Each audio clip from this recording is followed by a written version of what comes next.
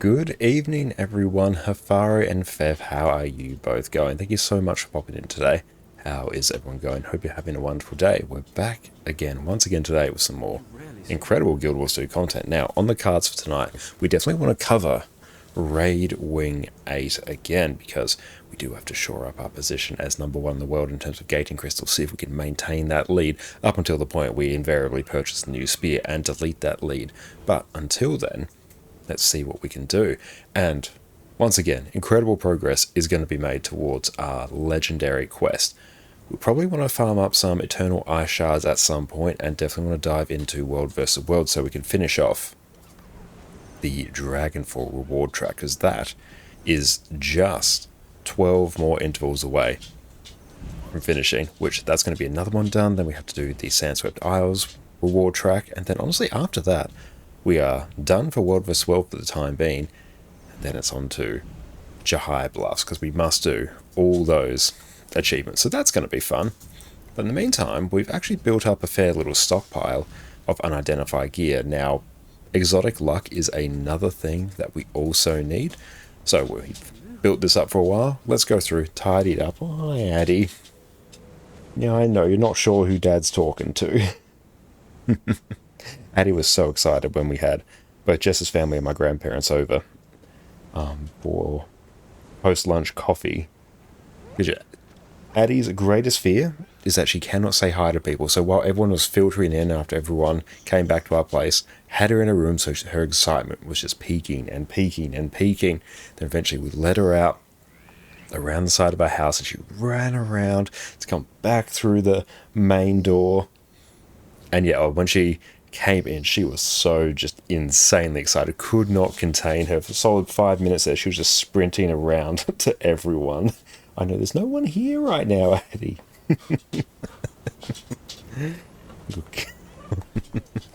But she was so incredibly excited, and it was adorable.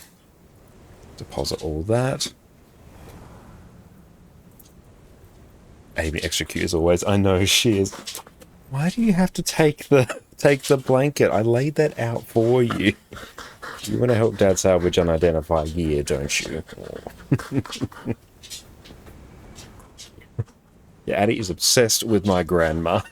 He's the one she singles out whenever multiple people are here. I think it's because she's the one who sort of slips her a little bit of extra food that Addie shouldn't have. So she's Addie's favourite. I know, you've got your blanket. It's not really your blanket, it's our blanket that you use. Coral, how's it going? Welcome in, mate. Hope you're having an exceptional day. Oh good, she hasn't messed with the game. That's good, that does happen on occasion. And Jess, you would too if your grandma snuck you a block of cheese. He was very generous with the cheese. That's the key to Addie's heart. Cheese. You rarely see one of those. Okay, let's grab some of this. 70. Once we get a big enough inventory where we can actually efficiently process unidentified gear, that's going to be fantastic. You wouldn't mind some cheese yourself? I'm also a big cheese enjoyer. I was snacking on some red Leicestershire cheese today when Jess was making lunch. They were steamed potato, or loaded steamed potatoes. That's the term for them. It just escaped me for the moment, but they were absolutely amazing. We worked out as quintuple onion, because we had leftover French onion dip from yesterday, so we put that on them. Had some spring onions. Jess pickled some red onions yesterday, so we had those. And pickled some regular brown onions that we had growing in our backyard. So it worked out to be 5 different servings of onion, so it was quintuple onion. It was very, very good. Absolutely amazing. A kilobyte, welcome, you just came in. You would love a block of cheese too, wouldn't we all? That would be one hell of a stream. Just mouse in one hand, block of cheese in the other. How much onion? Yes. Oh, it was certainly a how much onion can you possibly consume situation. It was phenomenal. Absolutely fantastic. Love onion. Didn't love it as a kid, but then I grew up. Onion was so good. And yeah, for the first time pickling brown onions, so very small brown onions, because we didn't separate them when we planted them, so they're all bunched up, and then when we pulled them out, they're all just like little tiny things. Honestly, they're about that big, so they almost look like The normal pickled onions you'd find in a jar. They were very, very good. Had a burger yesterday, 2 things in it. Smoked Gouda on grilled pineapple. Damn, that sounds really, really good. It's funny how people's taste change when they grow up. Oh, I know. So many things that I enjoy now that I did not enjoy as a kid. Mustard's a big one. Love mustard now. Did not enjoy it as a kid. Because other stuff, you really like that combo. That sounds like a really good combo. What's some other foods that people used to hate as a kid but now absolutely love now they've grown up?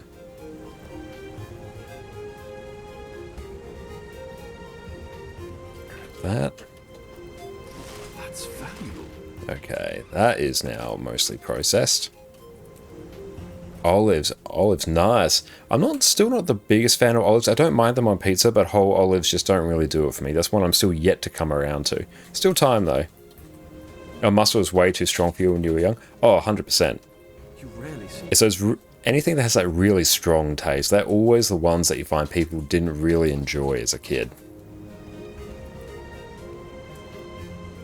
And honestly, you had it with the Impossible Burger Patty because you're curious, but honestly, you didn't really taste it. Maybe the other flavors were just overpowering. It was a damn good burger, though. Ah, is that one of those meat substitute burgers? In which case, really cool.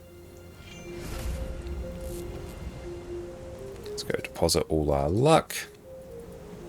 Then we'll jump over to another character to start processing it as well. We've done all our parked characters, except for, honestly, this one. I need to park some more characters in Bureau Marches as well, actually. Then there are some people who just love to bite into raw onions when they were kids. Are they in any way related to the former Prime Minister of Australia, Tony Abbott? Hang on. We gotta find that. It's a reference people in Australia will not get. Yeah.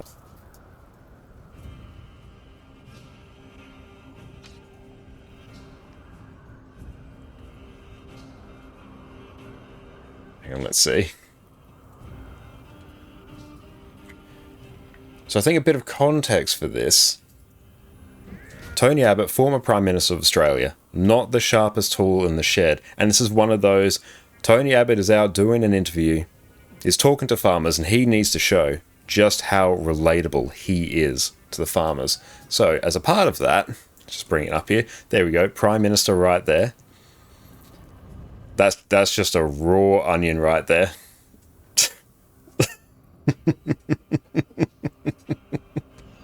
Can't be worse than the breakdancing Olympics. It was one of those ones that almost made him slightly endearing, as well, just by the fact that he was just a royal prick. But yeah, he's definitely a raw onion chomper. That's so embarrassing for us in the nation. I know Australia has many embarrassing parts. The full clip's so awkward. Yeah, we couldn't find the full clip just there unless I like start scouring YouTube for it. But that was all over the news for a time. And it was just like, what are you doing? Yeah, the breakdancing was terrible. There's another, I think it was another Tony Abbott clip where he was doing an interview on the side of the road. And then, yeah, in peak Australian fashion, news reporters there, they're going live, they're talking to him, and you just hear a guy driving past. He's leaning out his window and just shouting, "You're all a bunch of wankers," and just trails off as he drives off into the distance. It's fantastic. Just peak Australiana right there. If you want to know what Australian culture is, it's that.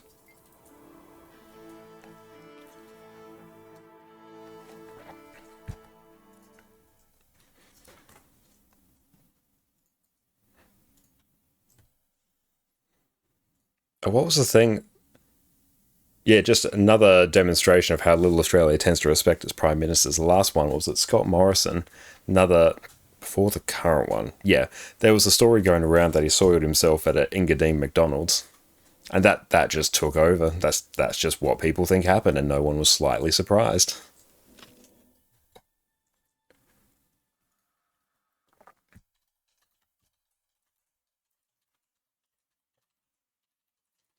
Australia is the height of culture and sophistication.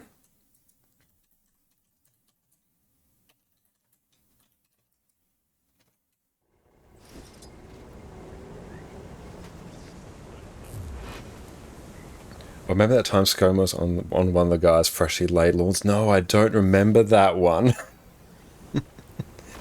So you might have to explain it. So was it someone's just immediately like freshly laid lawn, and was he scolded to get off their lawn? Mine. All mine. And he used to be in tourism as well. Just another one of his specials. I think he was responsible for the tourism campaign. It was northernmost state in Australia. Well, it's not a state, it's a territory. Not quite sure the difference, but it's the Northern Territory. And the tourism campaign was the abbreviation CU in the NT, which of course you know what that abbreviates to as well. So angrily told to get off the guy's lawn. It was so funny. Oh, that's spectacular. The lack of respect just Australia had for Scott Morrison was brilliant.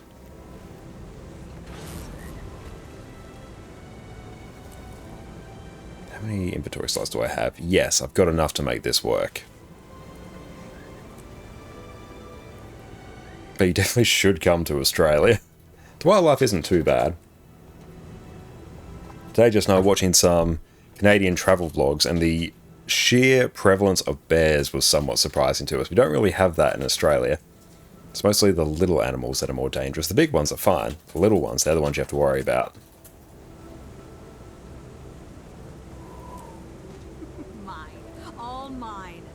Okay, I think we now have dealt with our luck, which means we can start refining it. So we still need 6 stacks of exotic luck to finish off our gifts of research.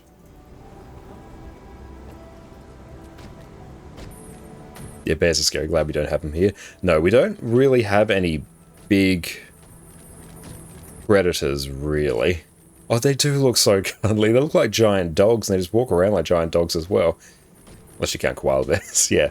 Then it's the chlamydia you have to worry about. Just don't let them dribble on an open wound, and then you're fine. Or else you have like something really awkward to explain to your partner.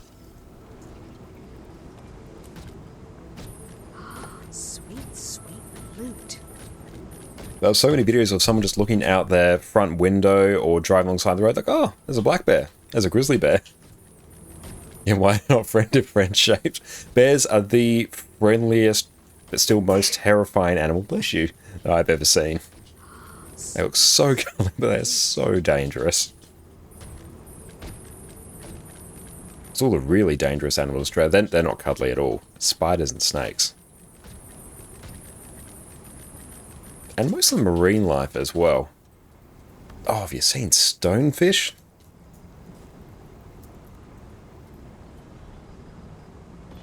Hang on, let's go. They look exactly like just a rock on the ground, but the barbs, I believe, on top of them are horrifically poisonous. And I think the effect it has, because the trick is they just look like rocks, so kids want to pick them up and throw them because kids are not particularly bright, so they just hang around in quite a few Australian beaches. So you don't pick up rocks in Australia, just never do it. But I think the description of the venom is that it gives you a sense of like impending doom and despair, which... yeah, that's pretty apt for Australia in general. Did I refine all my luck? Was I successful in that? Oh, I did. Nice. Sunday Scary times 1000. Yes, exactly that. Ooh, we got 4 stacks now. Cool, we're actually getting closer. Nice. Well, they were milking them for all their venom, which looked quite creepy. That sounds horrifying.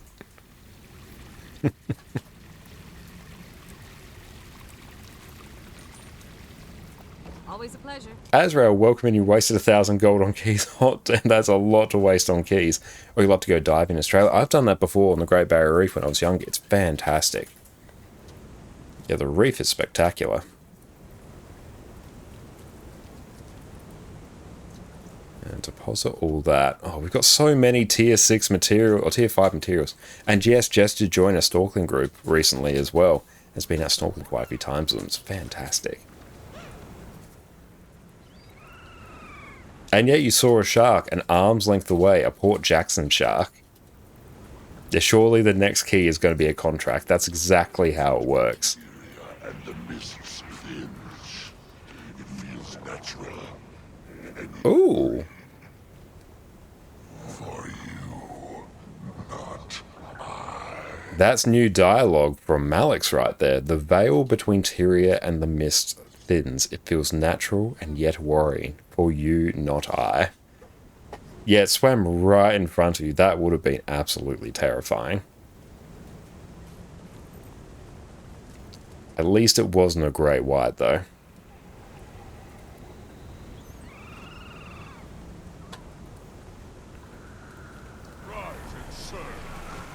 I think it depends very much on the sharks. Some are way more aggressive than others. Because the worst ones in Australia, they're typically... Tiger sharks usually quite aggressive. Great whites, not so much aggressive, but if they decide that, hey, I'm going to go have a bit of a look over here and a bit of a taste, they're so big that, yeah, any ounce of curiosity from me, like, oh no, it's a terrible mistake. Go for the eyes or gills. Yeah, that's apparently it.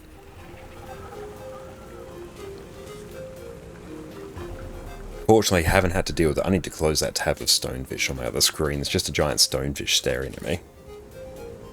Now, let's see what else we're buying, actually. The iceberg. Okay, we're still waiting on all those. That's fine. And don't wear yellow. Yeah, apparently they're attracted to the colour yellow for some reason. Sea life is really fascinating. Another terrifying thing was it box jellyfish. They're also like incredibly venomous. Blue-ringed octopus as well. Very, very small, very pretty, but insanely venomous. It's all the venomous things in Australia. They're the things that get you. So obscure. In Anios, is there shenanigans happening there? No, not yet. Because, yeah, we've basically placed buy orders for almost everything. It's just Guild Wars 2 efficiency is not really updating. But we'll take a look and see what else we need over here. So if we go down here, we've basically placed buy orders for everything here except the thermocatalytic reagents. Everything else we placed a buy order for. So we need to drop 100 gold and icy runestones. That. 5 gifts of blood. Why do we need 5? 5 gifts of its claws. Yeah, why do I need 5 of them? That's a really odd number. Gift of funerary incense, I probably need to do that. Gift of ephemeral magic. So I need to do 6 gifts of the astral ward at some point. And gift of stormy skies, we've got to get those. Just need to see if I can actually like tidy up some space in my inventory. So 3 gifts of mighty prosperity. And the magical prosperity. Okay.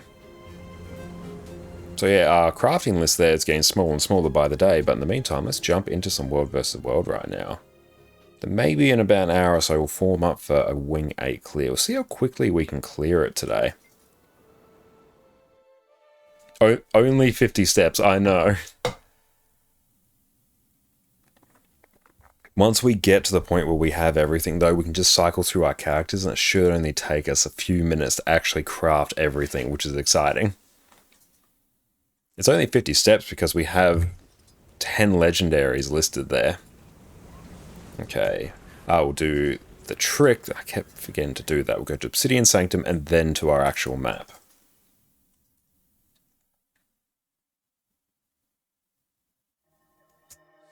B and then Eternal Battlegrounds. Do that trick, get our extra rewards. Now see if there is a tag up. We might need to... Oh, can we... grab that. If not, we might be roaming for a smidge. Oh, let's actually just ask /T any tags up.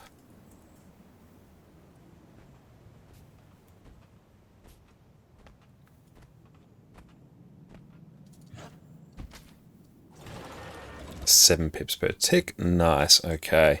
Let's bounce around. I don't want to do Desert Borderlands if we can avoid it. I never particularly like spending time in there.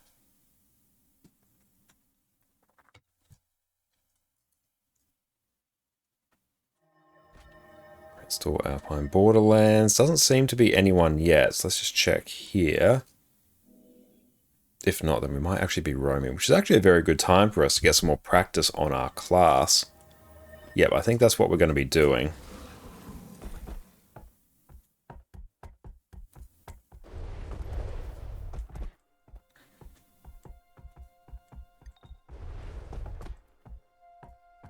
Okay, so we've got someone chilling up there.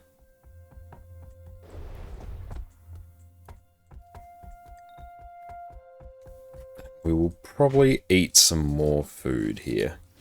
Oh, charged lodestone. That's nice, actually.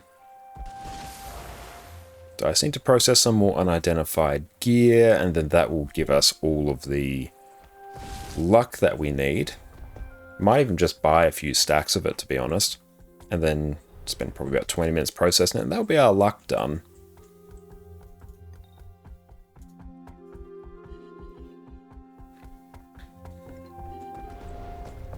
Okay, now this one might be a bit interesting.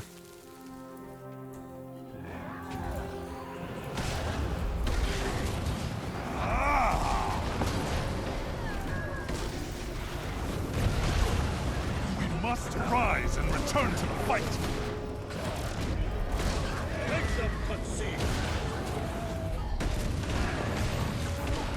Okay, that wasn't too bad. We just had to be a bit more liberal with our dodges.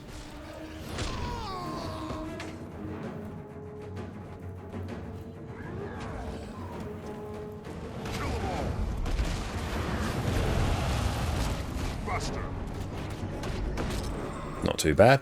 And here, because we are roaming, we're probably going to want the salvation trait line. And by that I mean I should probably actually just get some traits in here. There we go. Yeah, that's about right. Let's do builds, world versus world, roaming builds. And Killbone, what's your favorite class to roam with? It's usually Revenant.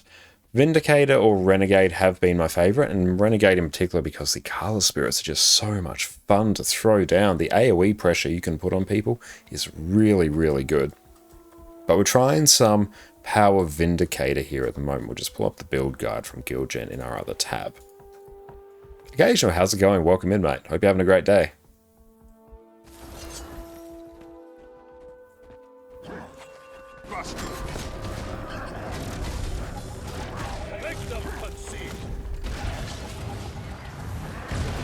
So these veterans here are going to be a very good chance for us to practice our burst combo. So Shiro combo is going to be phase traversal, sword 3, legend swap, dodge 2, 4, 5, and then weapon swap. 2, 4, 5. Yep, so we'll try and start in Shiro for that.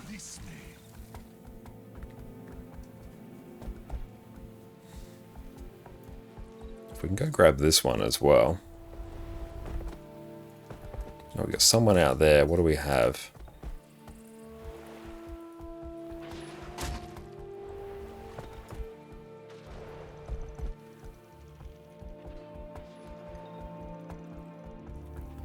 Let's see if they end up coming out.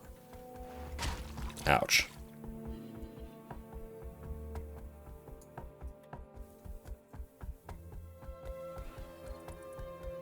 So they might just be chilling in there. Keep an eye. I can't see anyone coming. Alright, so let's try this.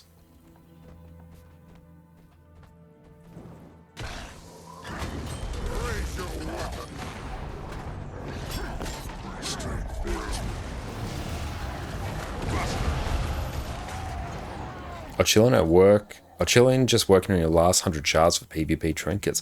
Well done, that's awesome. It's a huge accomplishment. Yeah, right now we're just finishing off some World vs. World reward tracks, which will complete a huge chunk of what we need for vision. Okay, so 2 dodge, Reaver's Rage, Greatsword, 5, 3. Okay, so just use good skills, basically.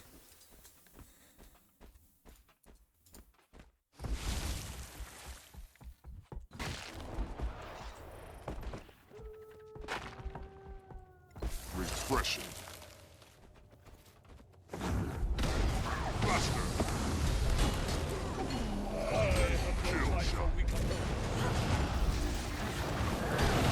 we got someone here.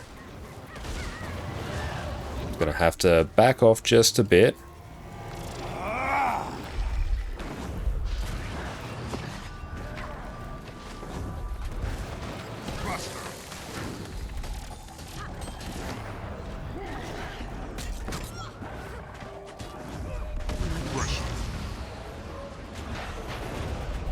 Get up. Dodge out.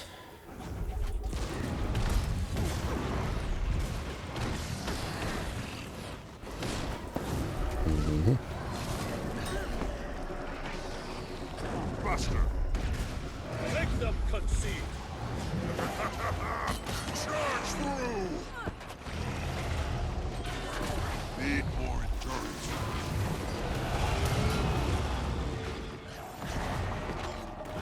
Ooh, that one hurt. Come on. Oh, that stun was brutal. Oh, that was close. Hey, PK, what's up, mate?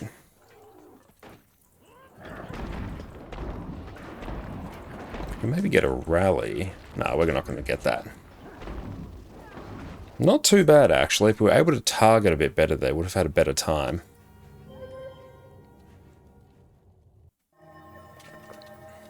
So we need to better manage in that case, probably going into Alliance stance. Alliance stance, St. Victor stance, so we can get some more Condi cleanse and some more stun break. Because we applied a ton of pressure to them there, but we just need to really focus them down a bit better. And not spam our skills as much. We definitely whiffed a few key skills there. Particularly our Sword 3 that could really help us stick to them while evading.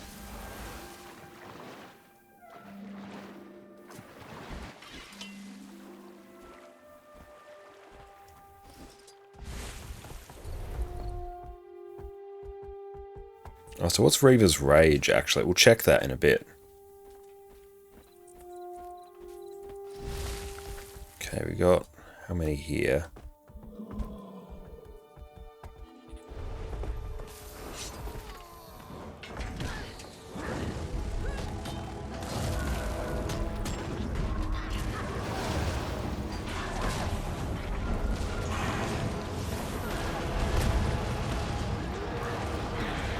Away. To fight at your side.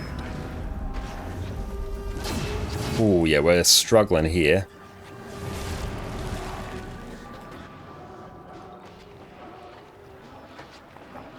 Okay, so what do we have? We had Scrapper and I presume some sort of Selly Harb.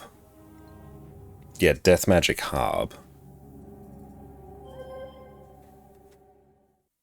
So our Alliance combo is going to be Spear of Archimora, Scavenger's Burst. Let's actually check this. Reaver's Rage is our stun break. It's going to give us some stability. Because we definitely don't want to get our Greatsword 5 interrupted.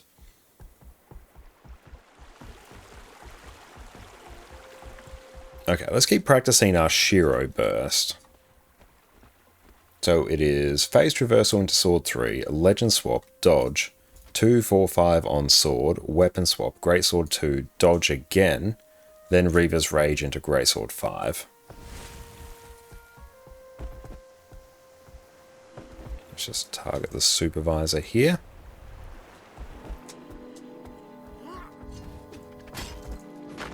Oh, come on, off we get. Back in fighting condition. Raise your weapon.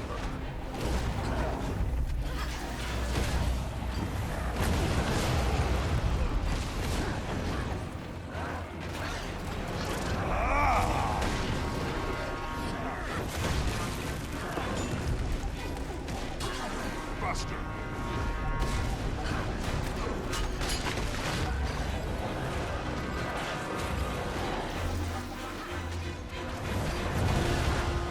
That one's really starting to hurt.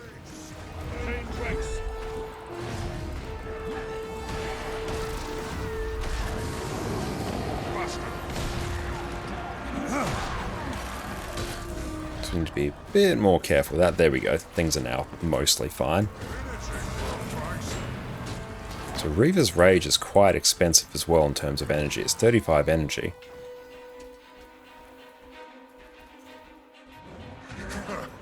It's my turn.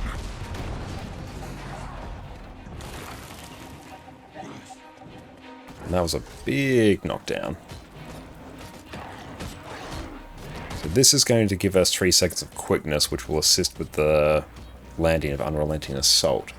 So Spear of Archimor, Scavenger Burst, Greatsword 3, then 2 5 dodge weapon swap. And Sword 4 for the Immobilize. Entoplasma, what's up? How's it going? Keep an eye out here.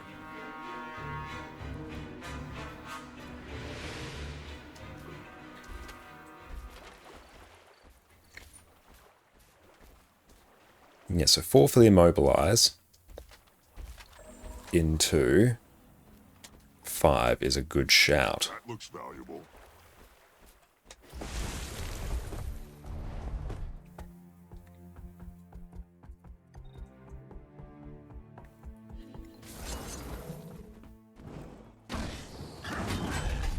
Finishing for a fight.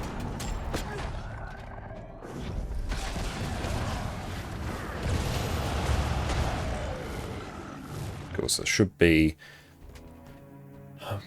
rotation should be... Weapon swap, Greatsword 2 into the dodge, then Reaver's Rage.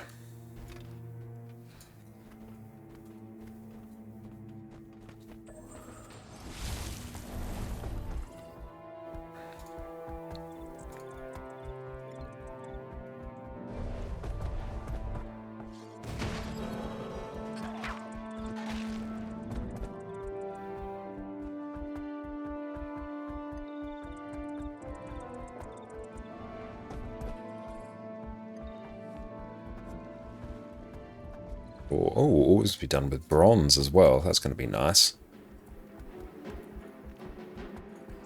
So here, Spear of Archimora, Scavenger's Burst, into Greatsword 3, Legend Swap.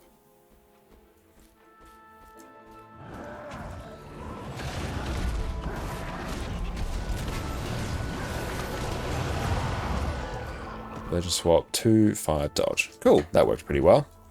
What's our dodge actually do for us here? Is this the right trait? Oh, it is actually. Okay, just Forerunner of Death. Cool, that's just good burst damage.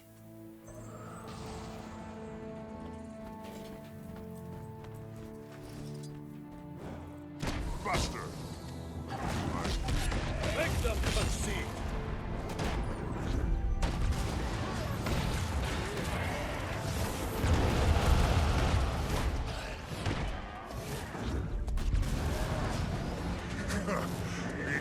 I demand that you release me.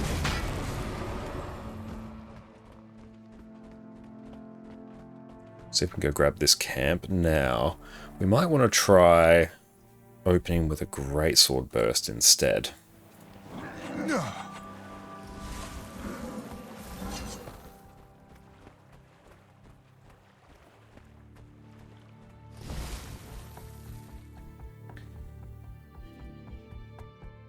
Let's try and group them all up again.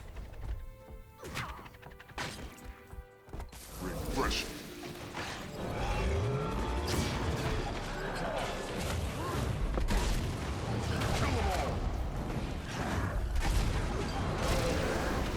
Oh, cool, we got someone here. Nice. Oh, not being able to dodge while immobilized sucks. Oh, we got someone here. Nice. It's my turn. Buster. So we get a heal off. Does this heal allies more? Heal allies in an area. Nice.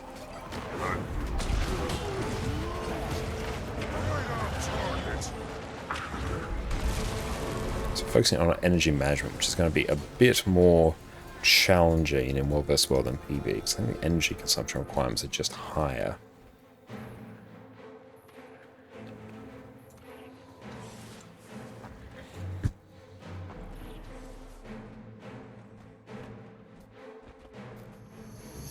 Nice, that is bronze done. Too much treasure. And a Warlord's armor box, which is pretty nice.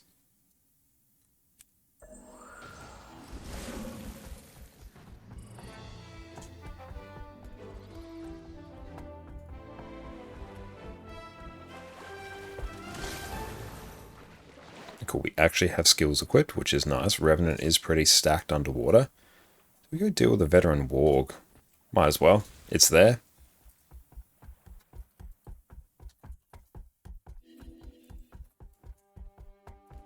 Oh, we got someone coming through here. What do we got? Dragon Hunter, nice.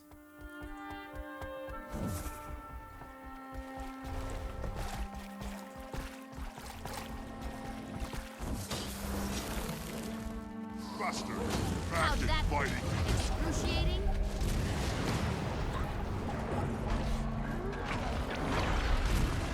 Kill them all.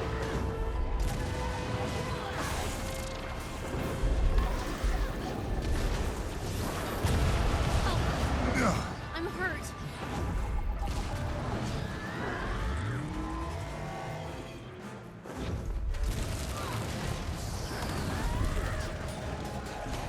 Refreshing. Very nice. That felt pretty good. Buster.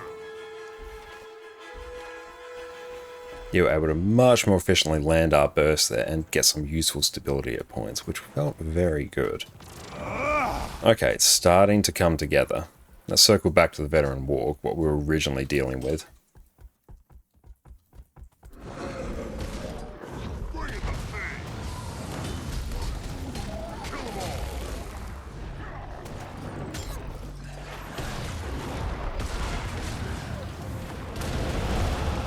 It's good as well doing some actual solo roaming because we can get a bit more to grips with how to play Vindicator. Possible Oz just seems to be too expensive. Compared to just if we're in a Zerg and then we're kind of just spamming our AoE. Both evasion is fine. Our stats are probably a bit off. Always swap between Luxon and Kurzik stance. F3. What do we got there? We've got Dragon Hunter again. Nice.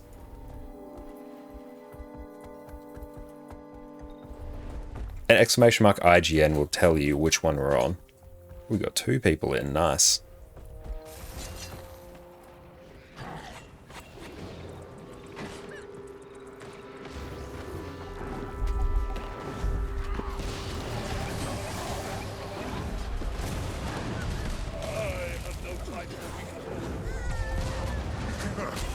It's my turn.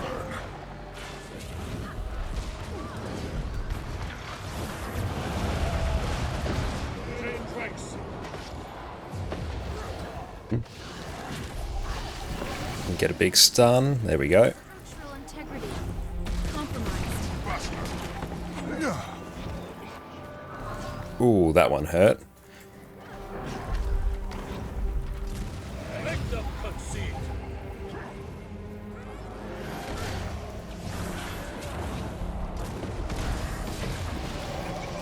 Big fear.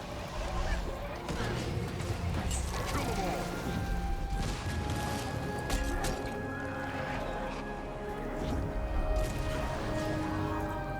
Constant fear.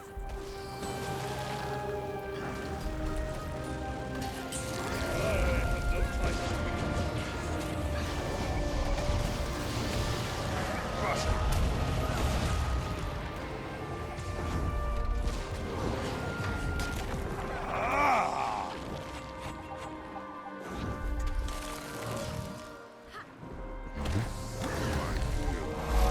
Strong.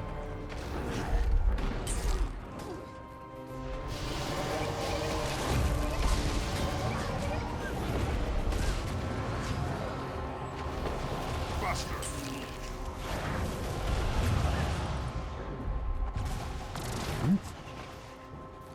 Yeah, but just constantly getting feared here, which is a bit annoying. There we go again.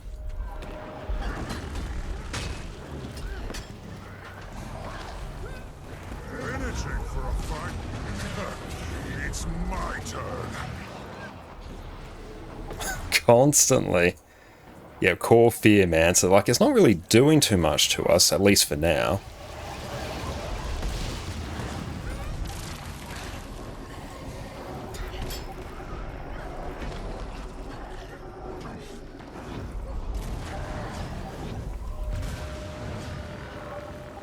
Let's just wait there.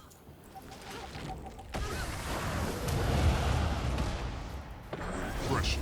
Why did we do that? That's not really going to do too much for us. Target. I demand that you release me.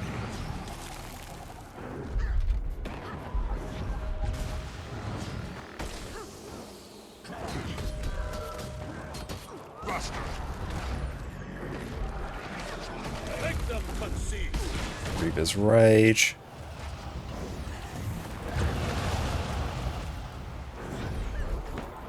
Oh, we got two people here now.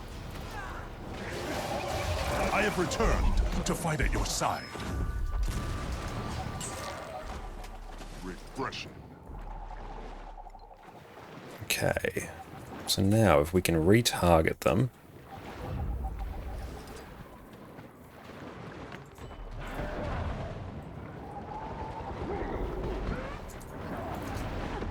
What do these skills actually do?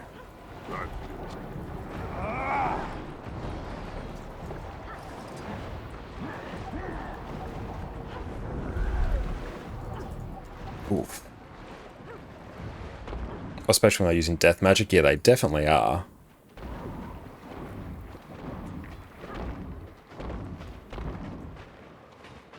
Oh, we've got open tag and EBG. Nice. We'll keep roaming for a bit because having a good time for that. We'll just let this run out.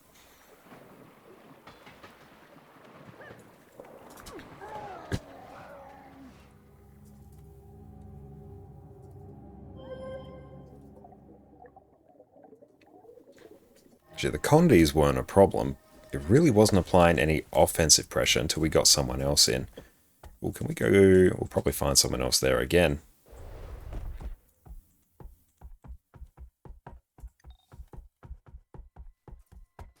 We'll get some more tomes of knowledge in our belt as well.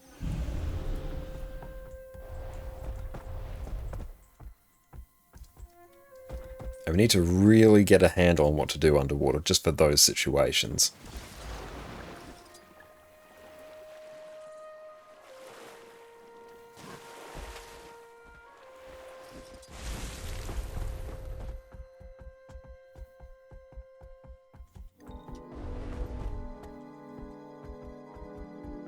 Just press all buttons underwater. Love it.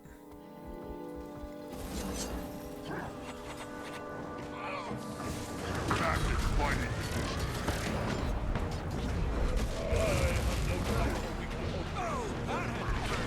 Buster.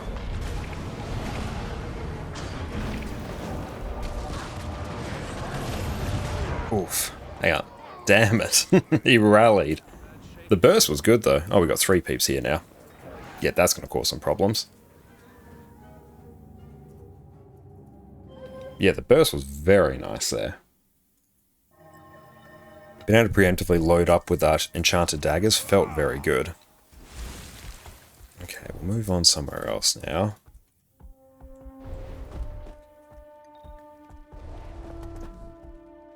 Oh, nice, we're partway through silver, and that is getting close to done. And Robson, does anyone know how guild halls synthesize work? When can I harvest the nodes from 2 guild halls because it does not look like it's a synth level? Yeah, I believe as long as it should be, correct me if I'm wrong, everyone, if each guild has a different level, I think it's a synthesizer output upgrade, you can harvest their nodes separately. I think it's that one particular upgrade. So if each one has like a level, one is a level 5, one is level 4, 3, 2, 1, you can harvest each one independently of the other. But if you harvest from one that has the same synthesizer output as another, it means you then can't do it. That should be how it works. At least the last time I checked. It's based on level of synthesizer. Excellent. We must rise and return to the fight.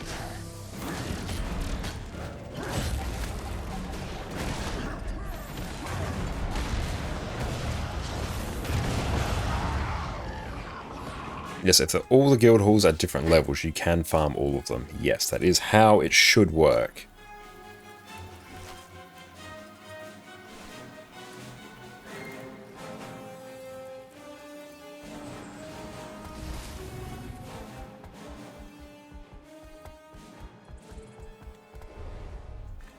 Good. Open tag, Eternal Battlegrounds. We might hit that one up after this. Let's see if we can finish off this reward track.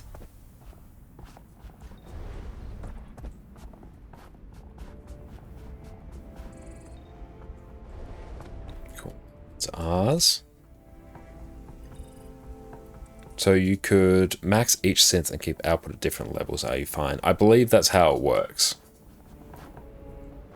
It's not one I've really paid attention to too much. It's more or less a happy accident whenever any of my guilds have different levels and I can salvage them independently. What should you do with the relics you're not using and just sitting in your inventory? Just salvage them. If you know you're not going to need them, just salvage them.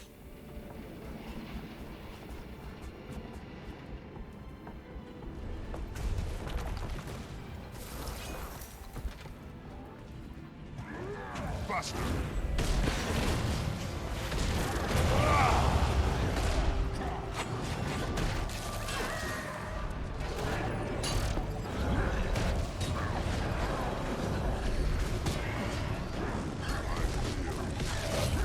Right on target.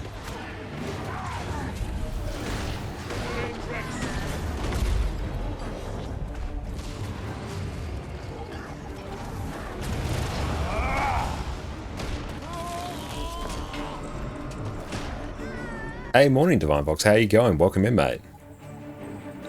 That? Gotta be getting close. 33 or 40. Nice.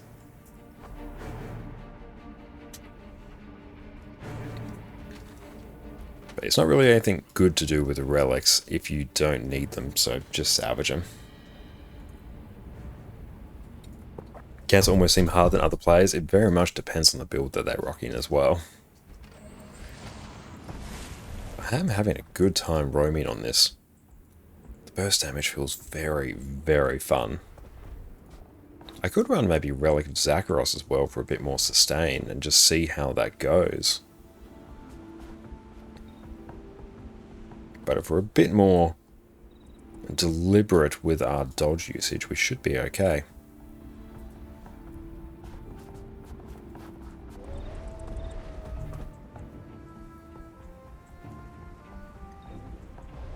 So we're loading up on Spirit Shards as well, which is nice.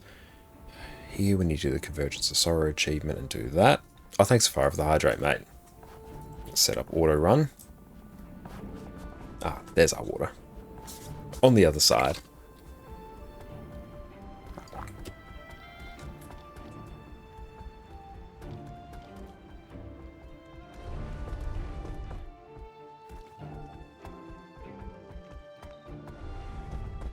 So even just roaming feels incredibly relaxing for the most part. Aside from when we face someone, then we actually have to focus. We have food, we have all our boosters. This character is stacked. Does need some not exotic gear though. Oh good, he actually does have upgrades in his trinkets.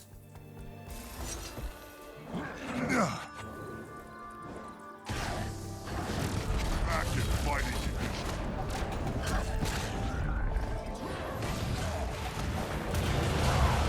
Buster.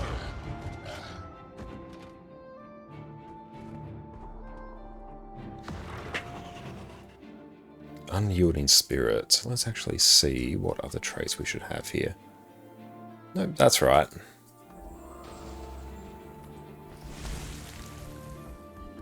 Do we do devastation instead of salvation? That might be more fun.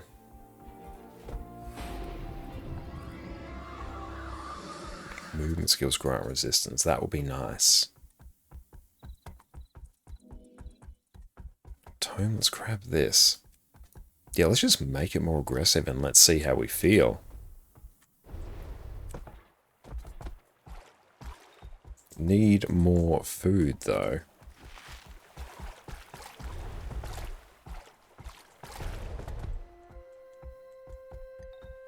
Do I have a hammer on this character? No, it doesn't look like it. I probably had a hammer on a different character.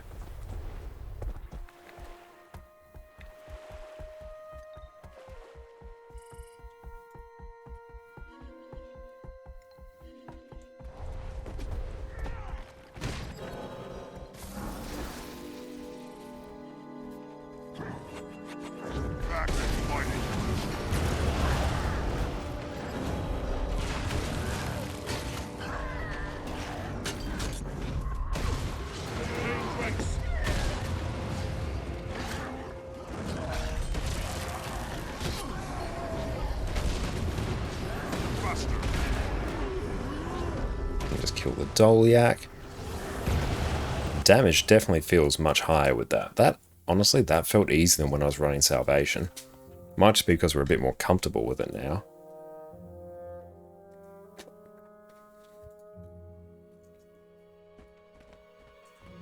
Anything for a fight.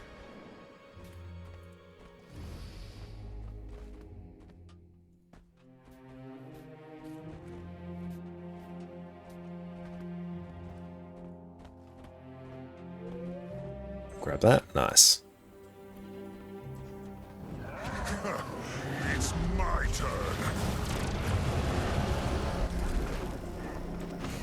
turn. Why did that... Oh, I love how these port. It's really fun. I have no time for weak opponents.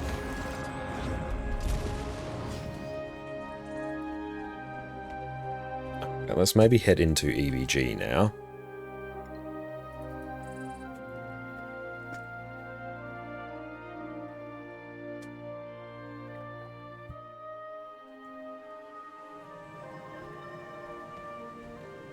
We've got some people here. Nice.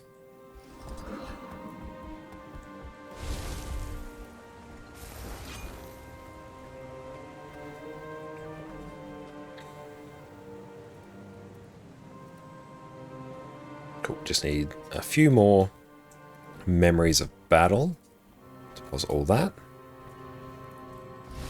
Then if I keep an eye on my crafting list, we'll see how much else we need.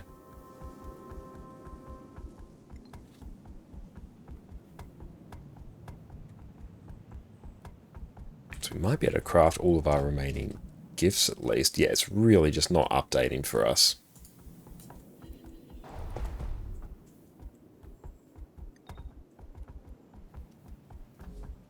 $34 of 40. This is a lot slower now that we're not rocking the extra life and the new player boost buffs.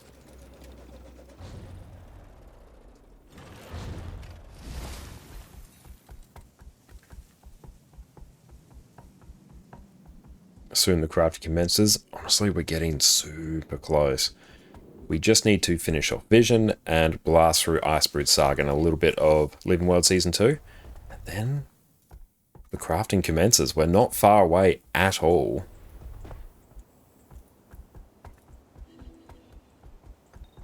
How's it going, Lex? Happy Monday to you too.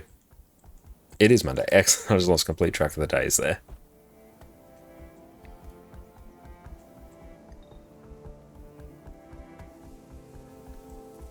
It is Monday. Good. That's good to know.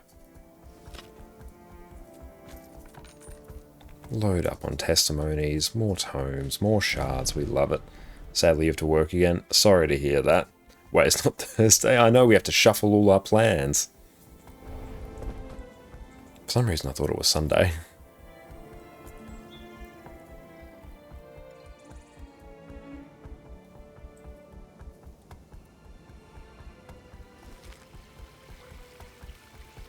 I got 60 in the wallet.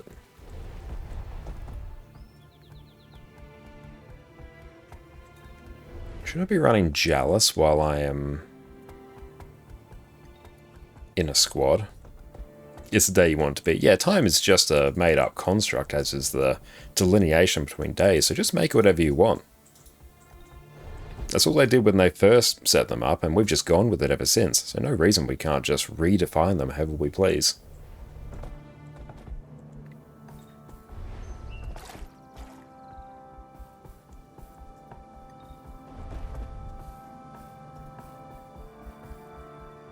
Oh, we got people there. Nice.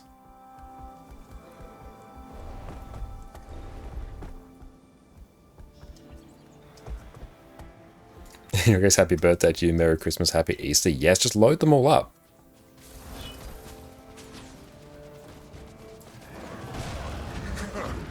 It's my turn. Can't breathe. I have gained ranks.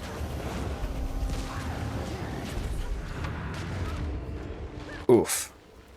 And can we fear them? Rip. I will see if we actually get rezzed here. We might actually. That's a shame. We should have just like run straight through there.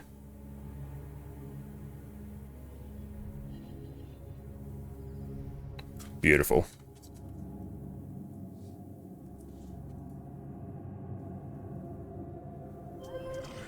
Back in business.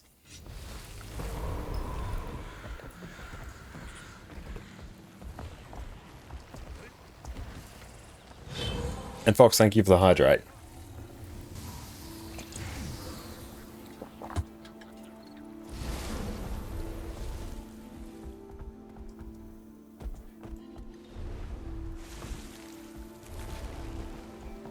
Thank you for that, mate. I do need to get gathering tools in this character.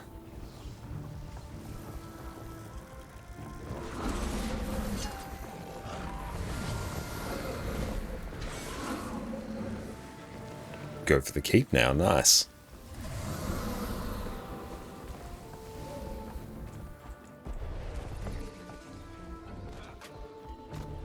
Do the Warclaw abilities from Janthe Wilds transfer to World vs. World? Unfortunately, no. It's just really the standard Warclaw skills. I think maybe, did this used to have charges? I can't quite remember, but you don't get the fancy jumping that you do in the PvE version.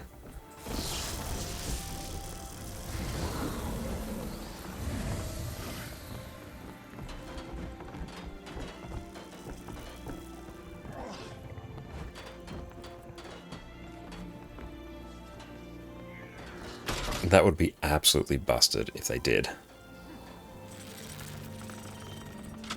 Supply capacity, you get 25. Yep, so we've kind of maxed out everything else we sort of need for now.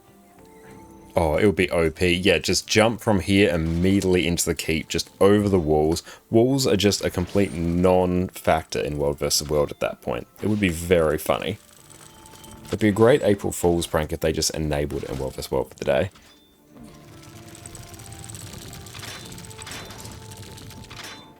Yep, imagine just an entire squad of 50 people parachuting in over your walls. And the sudden realization that everything you have set up is for naught.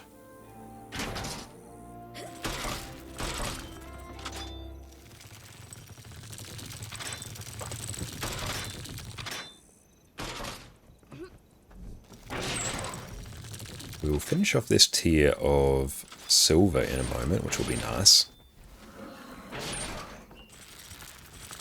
So close to being done with that as well. Then just Sandswept Isles left.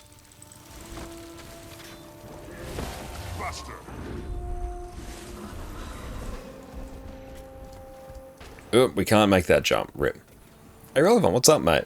What's going tonight? Well, right now we're blasting through some World vs. World, and then we're going to move on to Raid Wing 8 later, get another clear of that under our belts. I think that's going to be a very fun time.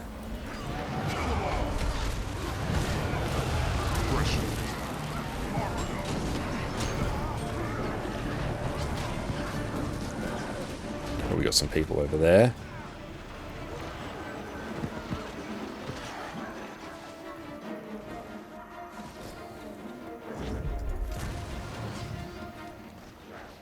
Just waiting there. How can we not get him?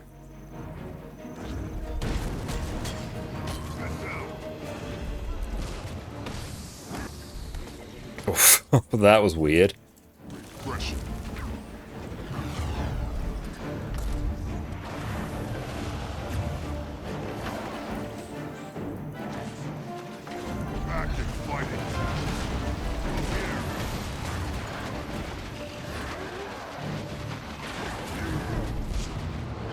That was weird.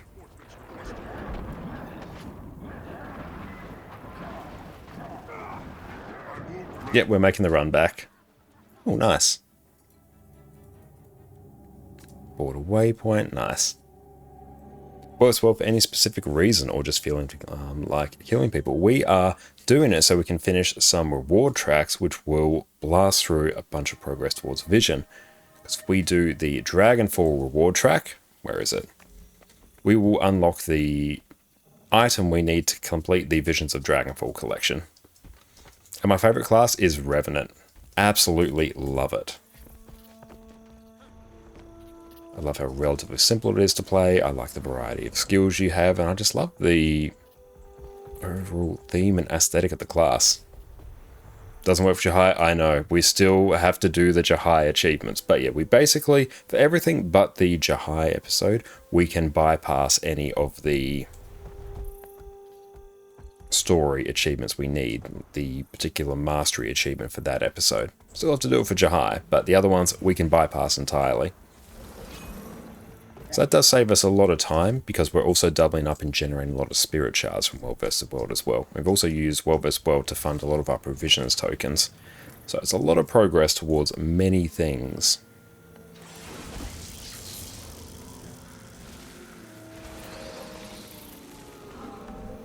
$37. Then we just have this reward track and then Sandswept Isles. Then it's on to Jahai. So yeah, for that we need to do the Star to Guide Us Mastery Achievement to unlock that, and we need to do the Convergence of Sorrow. That should, I don't know, take us about an hour or so, just looking at the wiki of what that needs. Thunderhead Peaks, we're almost done. We just need to craft 2 more Dragon's Blood weapons. So that's really just a matter of how quickly can I farm Eternal Ice to convert into the Branded Masses. I have everything else I need, it's just only the Branded Masses. We won't bother farming the map, we'll just get Eternal Ice and convert it. I need to take some of my characters that are or were parked at other locations and shift them towards Bureau Marches and park them at some of the chests there. We've only got 1 character parked there at the moment. That is actually slowing down our acquisition of Eternal Ice quite severely.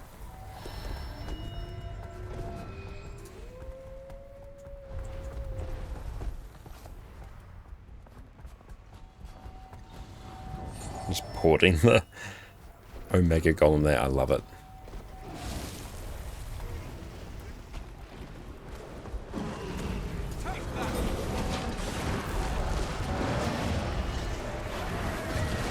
Do I have Snap Target on? It kind of feels like it. I do. Do not want that.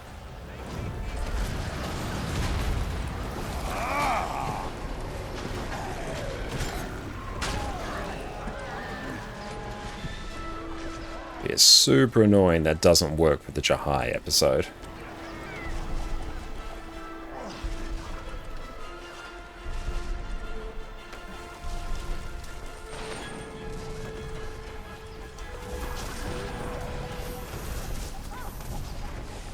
Raise your weapon.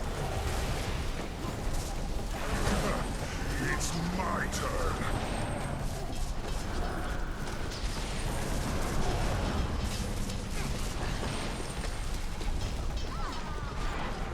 Cool. Oil is now gone. Can't really pull them down here, can't I? Buster. And Kraukatai is the mat you need the most. Yeah, I'm all finished with Kraukatai, fortunately. We did that with Eternal Ice as well.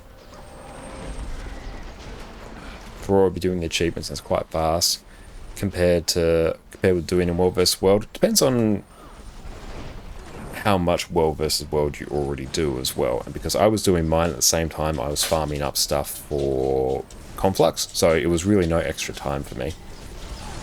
Oh, you can get the Season 4 currency box. Nice.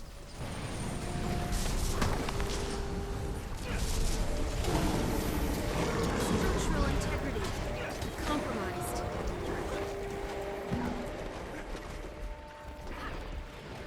The achievements aren't too bad now. So I'm not too worried about the Jahai stuff. It's my turn.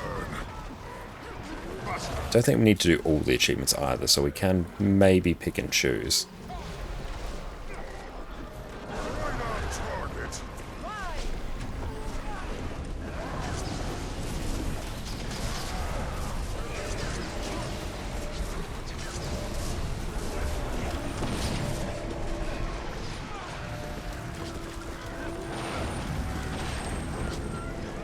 What's hitting us with Torment here? With time, Legendary Armory will grow? Absolutely. Let's get some Condi Cleanse on people. So that gives us resistance. That's going to be very handy. That's prot and stability. That's just regen and condi cleanse.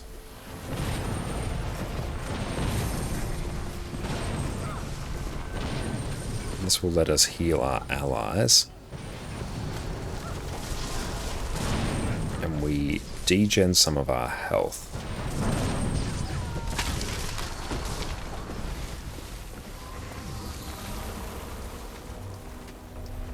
Until you're full purple, and then you realize ascended weapons were the better quality of life. That is kind of true about ascended weapons.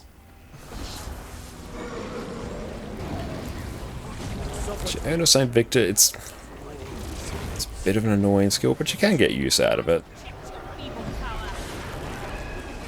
So you can give your group some pretty key boons, but it's not a great skill. It never really feels great to use.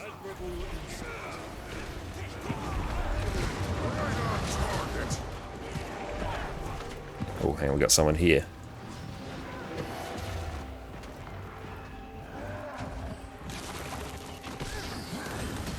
There we go. Oh, nice. Do wish they reworked it to a ground targeter skill. That would be very nice.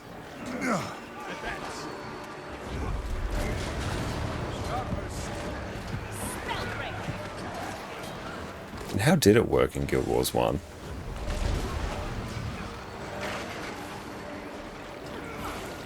That was a very bold choice from the Harbinger there.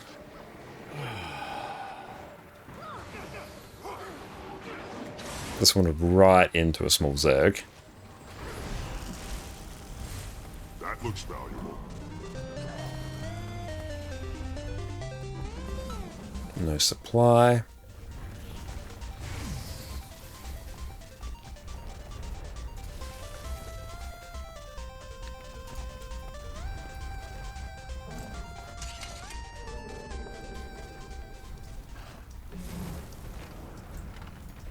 You had the skill effect while you had the bundle equipped. Alright. Do need to play some more Guild Wars 1 as well at some point. 37. Super close. Like OG Warrior banners, damn, that's a callback.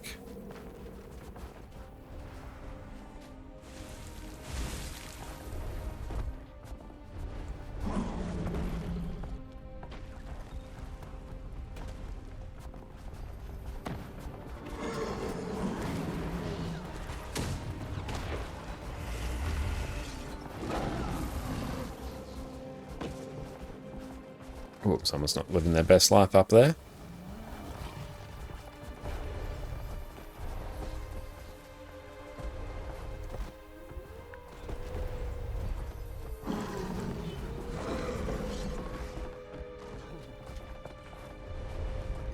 I want that spider pet from your Ranger in Guild Wars 1. Oh yes, it is a bit annoying that there are unique pets that are only obtained if you did a ton of Guild Wars 1. At least you can get the same effects from other pets for the most part, I believe. But yeah, that is a bit annoying. Guess we will just have to go and get Guam in Guild Wars 1.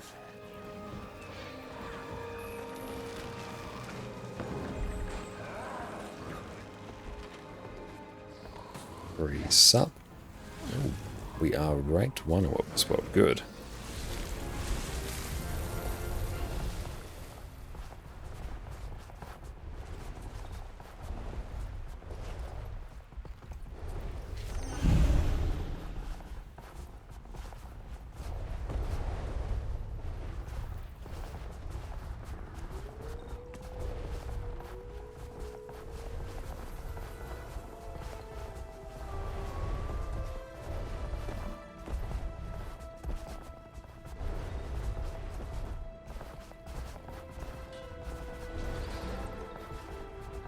Go deal with the sentry over here.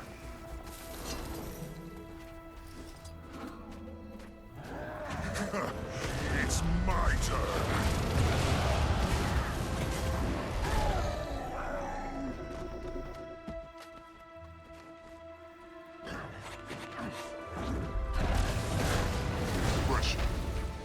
Yeah, that's just gonna go do its thing.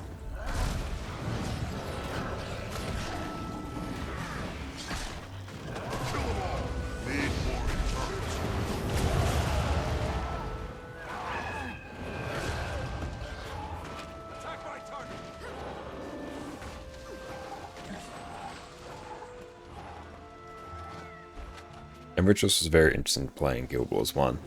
Sad they don't have something similar in Guild Wars 2.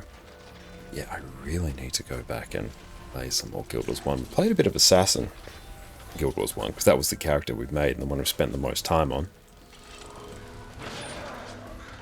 More Legends would be very fun. We did get some of the new Malik's dialogue earlier when we were just chilling in the Mistlock Observatories. That was quite fun. Okay, let's try and stick on the group here.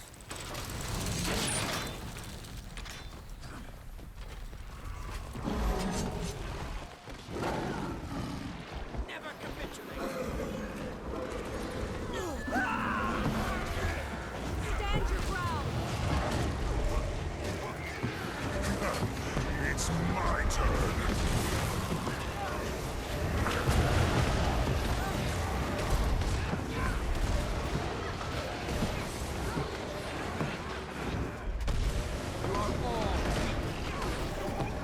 Very bold to jump in there.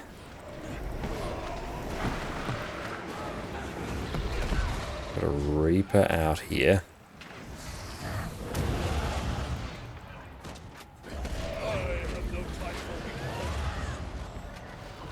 Yeah, they're just vibing out and going over there. We can't really do too much there. Never capitulate. Another core trait line would be fun. Structural integrity compromised. Replica, thank you for the follow.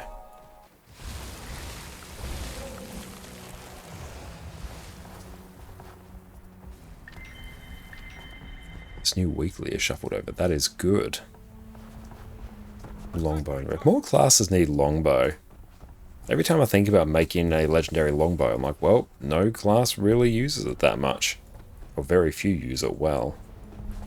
Ranger would be the best one for it, but it's basically Ranger, Warrior, and Guardian.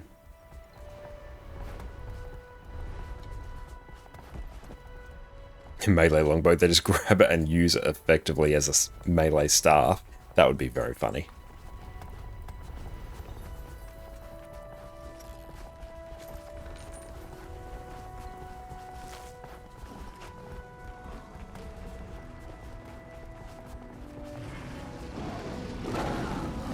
We get a hit on that Dolyak? No, that's gone. 38, we are so close.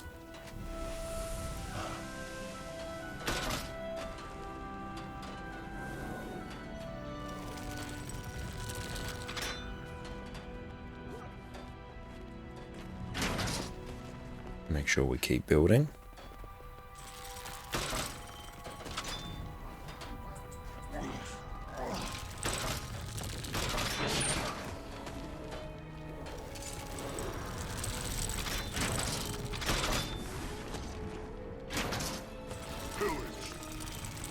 Tome of Knowledge, nice. I think we are on the last, the last interval before we are done there.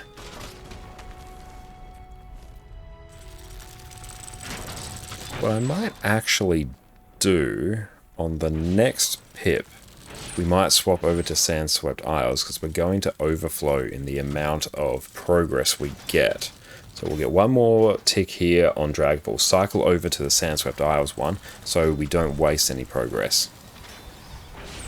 So if you want to maximize Jade, Silver Farm, you should be putting in any extra Magic Find. Not sure how those actually work with Magic Find. Do they interact with Magic Find?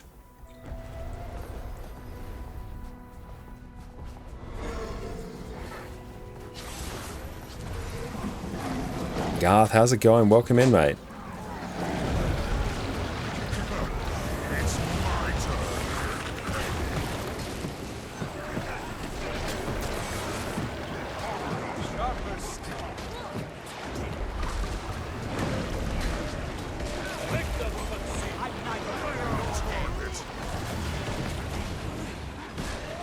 Very nice.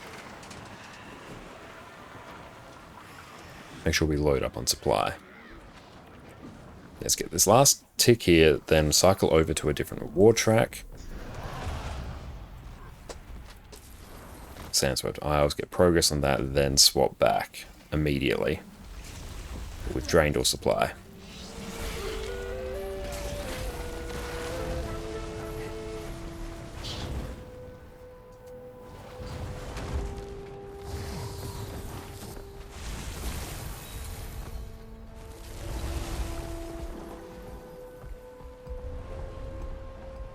Weedy.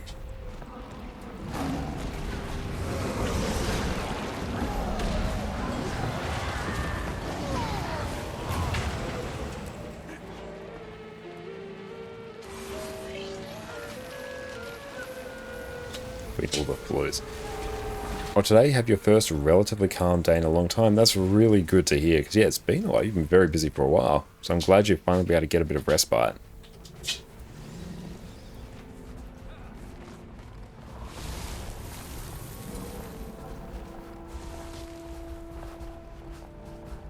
Beautiful. Our next reward will be the Dragonfall Cash. Now remember, in 2 minutes we must swap over to Sandswept Isles reward track, so as not to waste any points on some dud reward track that isn't useful to us.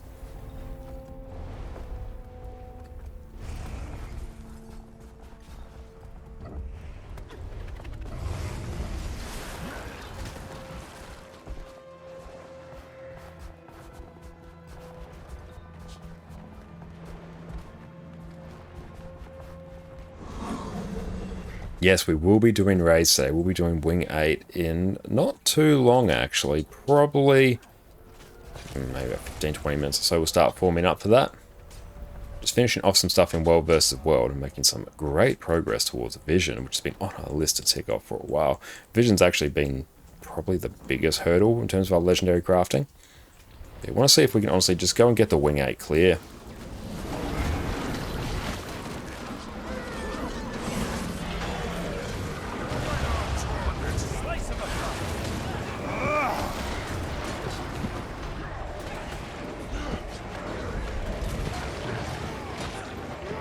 Al, how's it going? Don Contacan, thank you so much, mate. How you going? It would be good if you queue up reward tracks. I wish you could. That would be amazing. Okay, we find lore around your nickname. Curious, of course. Connor is the name that Jess and I have chosen for when we get married, and chili con carne is one of my favorite foods, and alliteration is inherently amusing, so that is where Connor con carne comes from.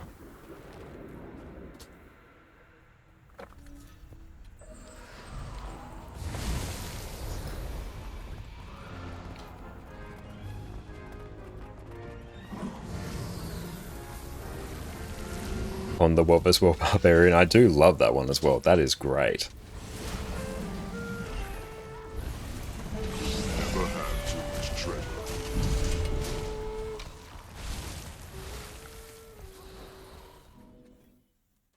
I wish Skill Wars 2 efficiency not updating for others, because it has been updating the amount of materials we've earned. Okay, cool. So that, oh, we're so close to that. We need to toggle over now to the Sandswept Isles reward track. Want to learn Wing 8? Try with the guild, but it's hard to do something if people are negative and not taking it somewhat serious. Then come along to our raid train tonight, Garth. There's a good chance that we'll get the clear. We might actually dip and join up on Lizzie for the moment, because they are always a good time.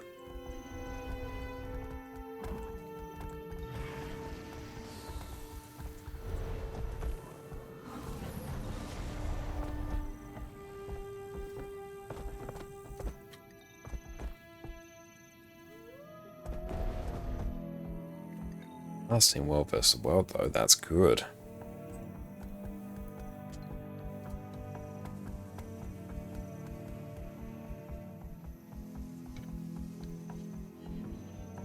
Oh, good. The cost is actually updated, finally. That update. Good. We just, for all our 11 legendaries we're working on, the gold cost is 130 gold. Which we have. We have that on hand in spades. That is not a problem. So everything else we need to buy Actually, most of it is the icy runestones. Then I need to just get 65 more memories of battle, 20 gold worth of thermocatalytic reagents. Yeah. We've almost literally bought everything. And then it's just going to be account-bound stuff. 123 spirit shards as well.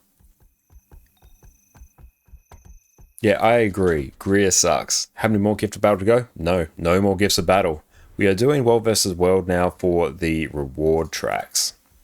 So we can finish off vision. See, we still have some of these vision achievements we have to work towards. We have to do the mastery achievements for the Jahai episode, craft 2 more Dragon's Blood weapons, the Elegy of Sorrow achievement for the Jahai episode, and then we're kind of done.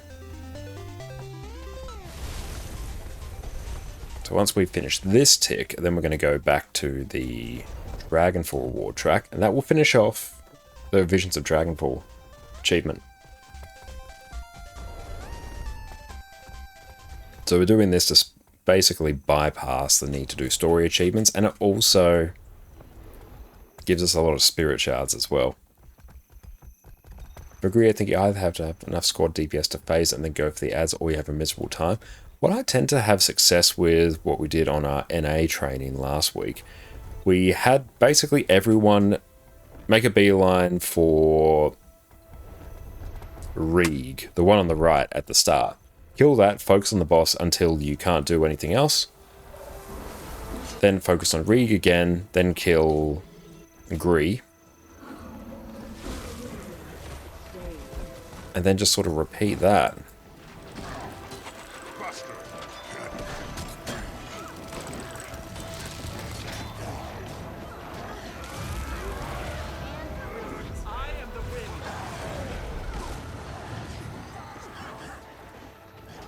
Illumia, welcome in. Good morning. Can you ask something as a beginner? Of course you can. You're not sure between Warrior and Thief as the main character. Both are a ton of fun. They are. You're more into DPS, no healer, no pets, and you love fast hits. Focus on arena, open world, and some world versus world. In that case, I'd probably focus more on Warrior, I think. Because Warrior just tends to inherently be more of a pure DPS spec. It does have some boon support builds. It technically has healer builds, but they're not really played that much. They do exist, though. That's the same for every class. And I think Warrior, especially in World vs. World, might be in a overall better spot than Thief. But both of them are good, and you love both short and long. If you want, Thief makes better use of short bow. Warrior can use longbow, doesn't really use that much aside from Condi Berserker builds. But honestly, both of them are very good shouts. And Guild Wars 2 is a game that encourages you to play multiple characters, so there's no reason you can't play both. I myself had 21 characters on this account. We played them all to varying degrees.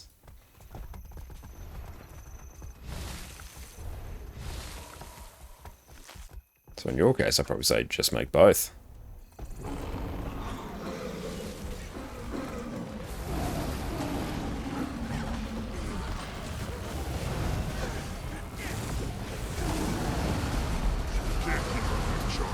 With 30 plus, you do play most of them. Guild Wars 2 really encourages you to play multiple characters. Of course, we've done that now, so let's use that. Of course, that ticks that one. So now we cycle back to the Dragonfall reward track there. So now we will tick that one off on our next tick.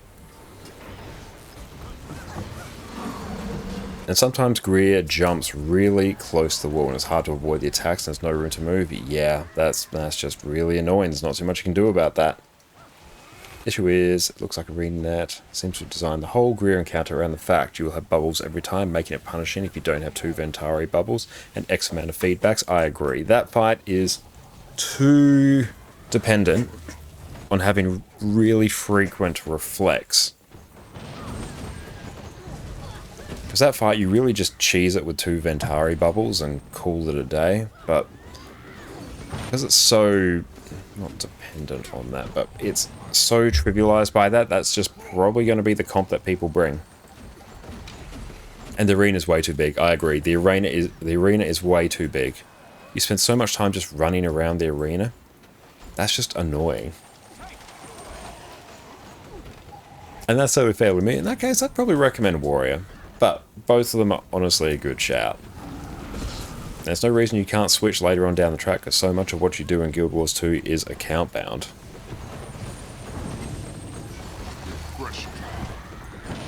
So this will finish off this reward track.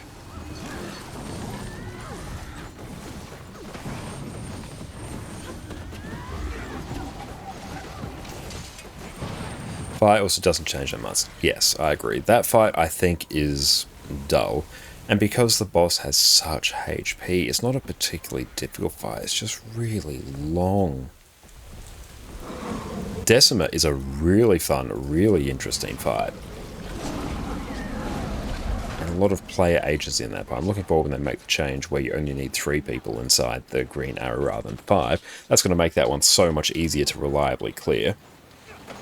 And Ura as well, I think, is mostly a fun fight. One of those fights where everyone must deal with a mechanic, which I think is overall a good thing.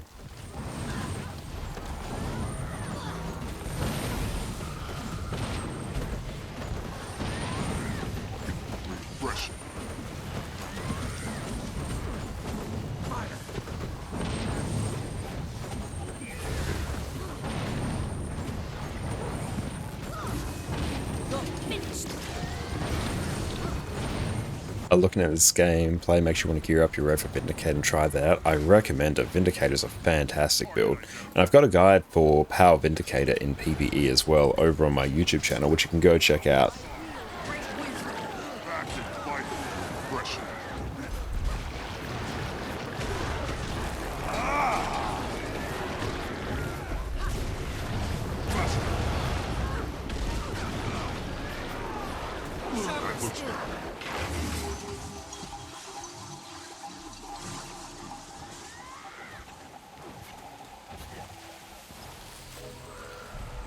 Deep Crusher is done. Nice. Some more badges of honor and claim tickets. That is good.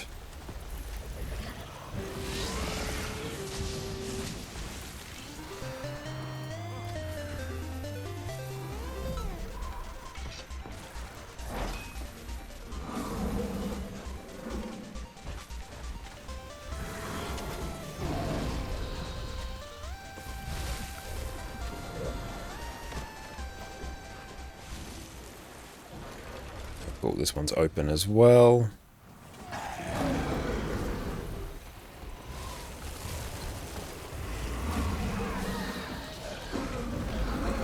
Doesn't it? Let's go.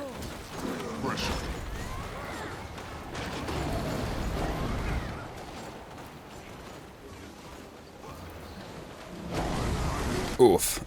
Poor Renegade.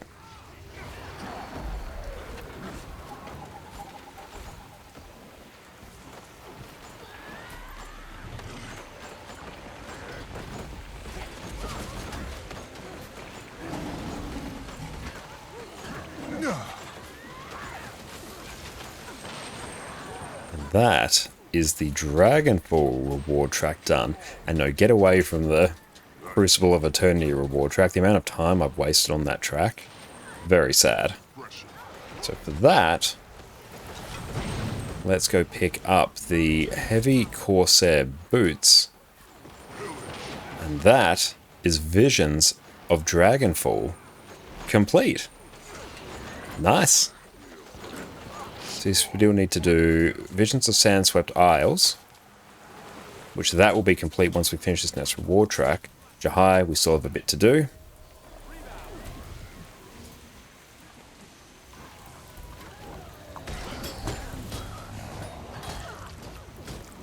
Bibsy, how's it going? Welcome in.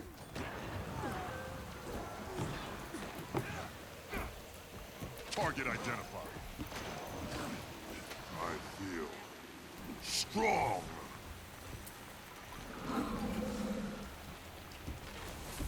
Shut us still. Just wait for people to come on in here.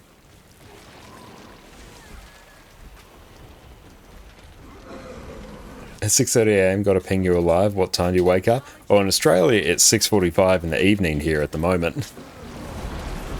So the joy of a very different time zone. was thinking if you're running Zerg, you can do Hammer, Greatsword, Bindi. Yeah, I was thinking of just swapping in Hammer. It's just so good for running in Zergs. Oh, I'm down under you in the UK. Very nice. Well, hello from the UK. No, we start streaming in the evenings on my end. What are we doing here? Let's tick off a weekly. Nice. And Joust with spinning hammers. Yeah, that would be really good. Just go dip from squad now. Go park our character just at our initial waypoint here. Russian same world vs. world team. That would be very fun. Now, what's been happening in Janthia Wilds? Haven't played since its launch, really. Did the story and quit. Well, we do have a new convergence to play as well, which I do think is quite fun. Got some more story to work our way through as well. And a new raid wing, so that has been broadly very, very fun. I've quite enjoyed that. We've got the heavy one as well. Alright, so let's take a look. We're going to have to... this inventory is truly one of the things of all time. I think everything else in there is mostly fine. Consume that. Oh. Yeah, there is new story. Is the Convergence CM the next major patch? I'm not sure. Nero, what's up? How's it going? Good day to you as well. Legendary Spear, that's right. Forgot to mention that we do have that. You can never have too much treasure. Honestly, here I might actually take a beat to go craft some of the stuff we need for our armor, because this is getting a bit of a mess. So, for that, let's bring this here. We need to craft... What do we need the 5 gifts of totems for?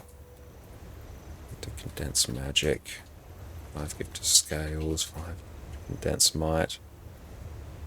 Alright, yeah, we'll do that. I need another mystic tribute. Alright. Yeah, we'll honestly get that done, because then that's going to free up a ton of inventory space. For Coalescence, which achievement should you follow? For Coalescence, that is under Raids? Oh no, it might be Collections, Legendary Trinkets. And then you'll have Coalescence 1, 2, and 3 here. You're basically going to have to do Raid Wings 5, 6, and 7 at least once to get the achievements you need. But yeah, we'll craft some of this, and this will free up a ton of space, because this is getting a bit of a meme now. They missed the Narco Spear for you. Acts like a throwing stick for warriors. Contrary to that, Throwing Liberty is launching Spear in 3 days. It's amazing. Well, that's good then. I'm glad you're enjoying Throwing Liberty. Not all spears are thrown. No, that's true. It depends on the class you're playing. Sparrow, how's it going, mate? It's so good to see you. Hope you are having an exceptional day. Right now, we're just waiting on this last little tick here in World vs. World. We finished off the Visions of Dragonfall achievement, so we are one step closer to Vision, which is nice. And now it's going to give us a bit more progress right there. It's probably not going to give us another tick, but that's alright. Cool. So, for this, we need to go... Weaponsmith. Yeah, let's do that. So we'll go to this character. This is our Weaponsmith. Have you done a few raids you think you'll try today? Hell yeah, that's awesome. What's a good way to learn World vs. World or just play? Any of the videos done by Valen and GuildGen, particularly the website GuildGen, will give you a lot of really good resources to get you started. There are certain other YouTube videos from creators as well that I'm not broadly aware of, because I don't typically do a lot of World vs. World. But yeah, whenever I want to go get something ready for World vs. World, I typically go check out GuildGen. Going well, haven't been playing much recently, but can never miss a stream. I'm glad to hear that, mate. Thank you for watching us while you're working from home as well. That's awesome. Okay, so let's do... Gift. There we go. We need to do many things. Let's craft 5 of these. Now, this is a find. Nice. Then it doesn't really matter. I just need to do quite a few of these, so I really should just probably craft everything. So it's Gift of Blood, Gift of Venom. There's literally 3 of these on a different character. That's why I can't craft 5. I'm just going to buy 3. Because I cannot be bothered going to get them from that different character.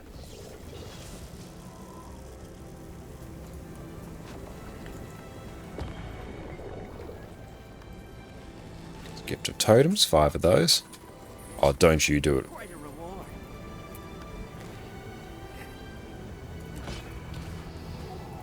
So we'll deal with that. We need 6 Gift of Dust. Oh no, 5 Gift of Dust. No, not 6.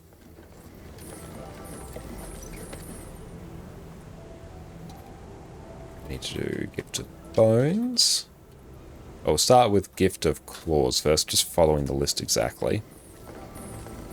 Quite a reward. And then it wants Gift of Scales.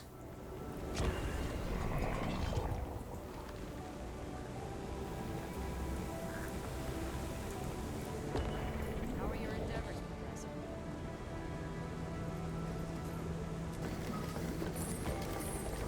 Then Gift of Bones.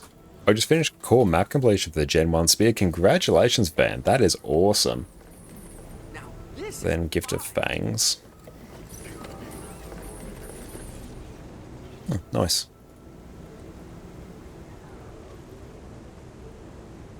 That's taken care of. So here we need... Let's see, what else are telling us to craft? Venom, Gift of Dust, we've done. So we need to go hit up the actual forge. Blue Dragon, how's it going, mate?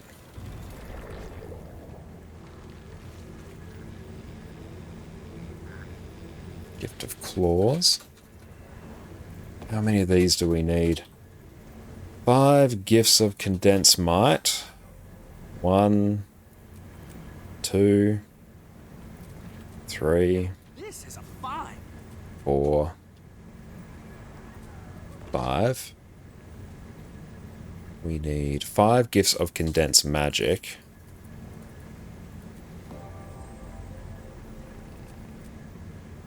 Two, 3,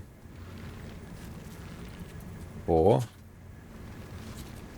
5. That's done. Now we need to craft a Mystic Tribute.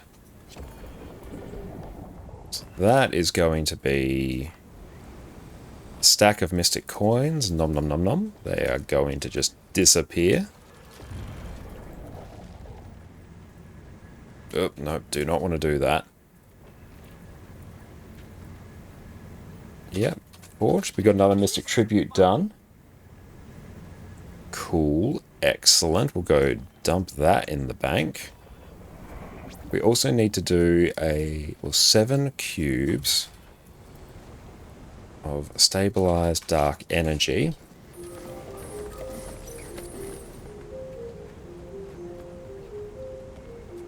I also need to buy 58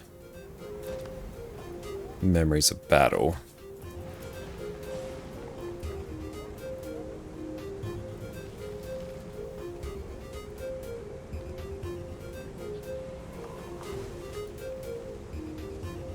Cancel that.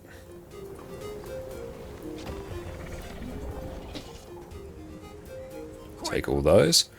So for this, need to buy a Gift of Glory. We're just ticking everything off now. Gift of Glory, Gift of War. Need to buy a Bloodstone Shard. Do we do that one now or later? Yeah, we do that one now. The Eldritch Scrolls are going to be for the armor down the track. So let's buy the Bloodstone Shard now. That is all. Let's also go and get Frostgorge Sound, our Icy Runestones.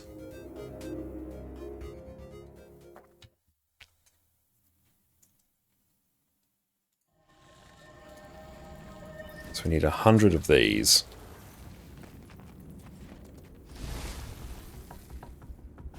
It's always 100 Icy Runestones, isn't it? It's going to free up a lot of bank space, actually, so that's nice.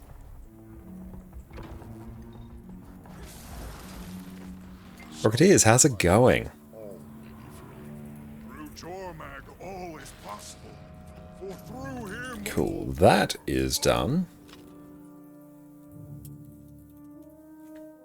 So we need to swap over and do a gift of energy now.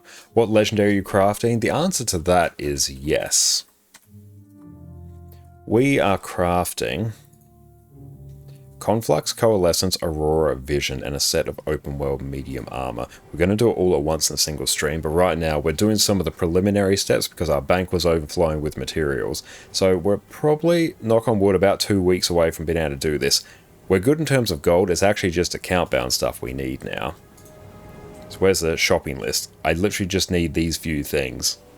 So there's some lantern runs here, I need to do a good chunk of Inner Nios, finish off stuff for Vision. We're done. But right now we're just sort of getting everything lined up that we need. We can deposit that. I need to do Shattered Gift of Prescience. Do we have that? I don't think we have that. No, we don't have the Shattered Gift of Prescience yet, but I do need a Gift of the Miss. So that I can buy? We need a Gift of Battle for that.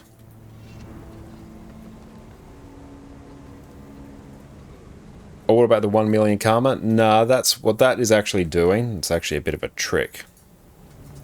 What that is showing is me buying this many Eternal Ice Shards for that much karma, which I won't do that. I'll just get Eternal Ice Shards through other means. It's just telling me to do that because it thinks that's the quickest way for me to do that. And Guild Wars 2 Efficiency doesn't treat karma as a currency of any value. So whenever it thinks you can use karma to bypass something, it will always tell you to do it.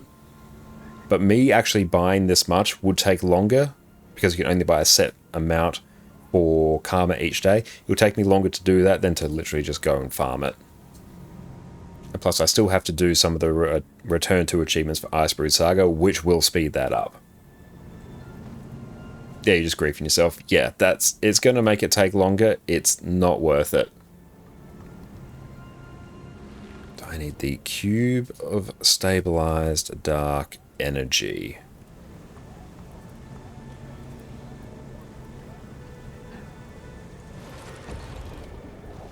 How many Spirit Shards do you still need? I still need...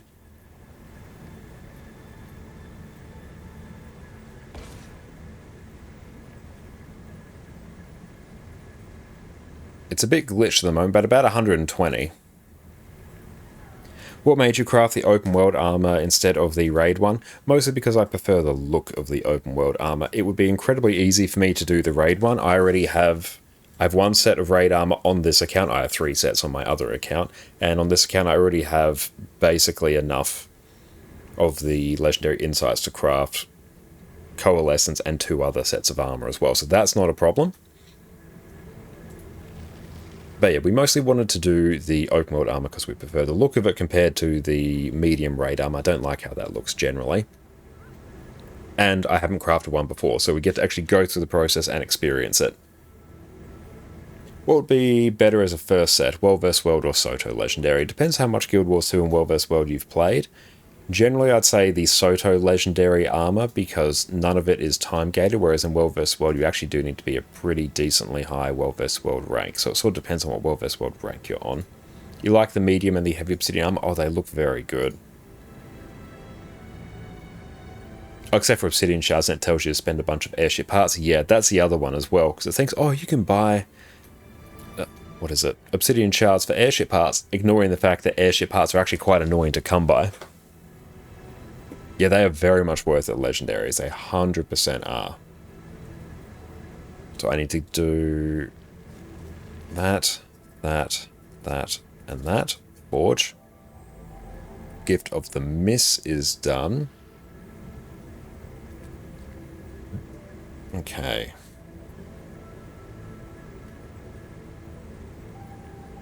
Gift of Arid Mastery we can't do yet.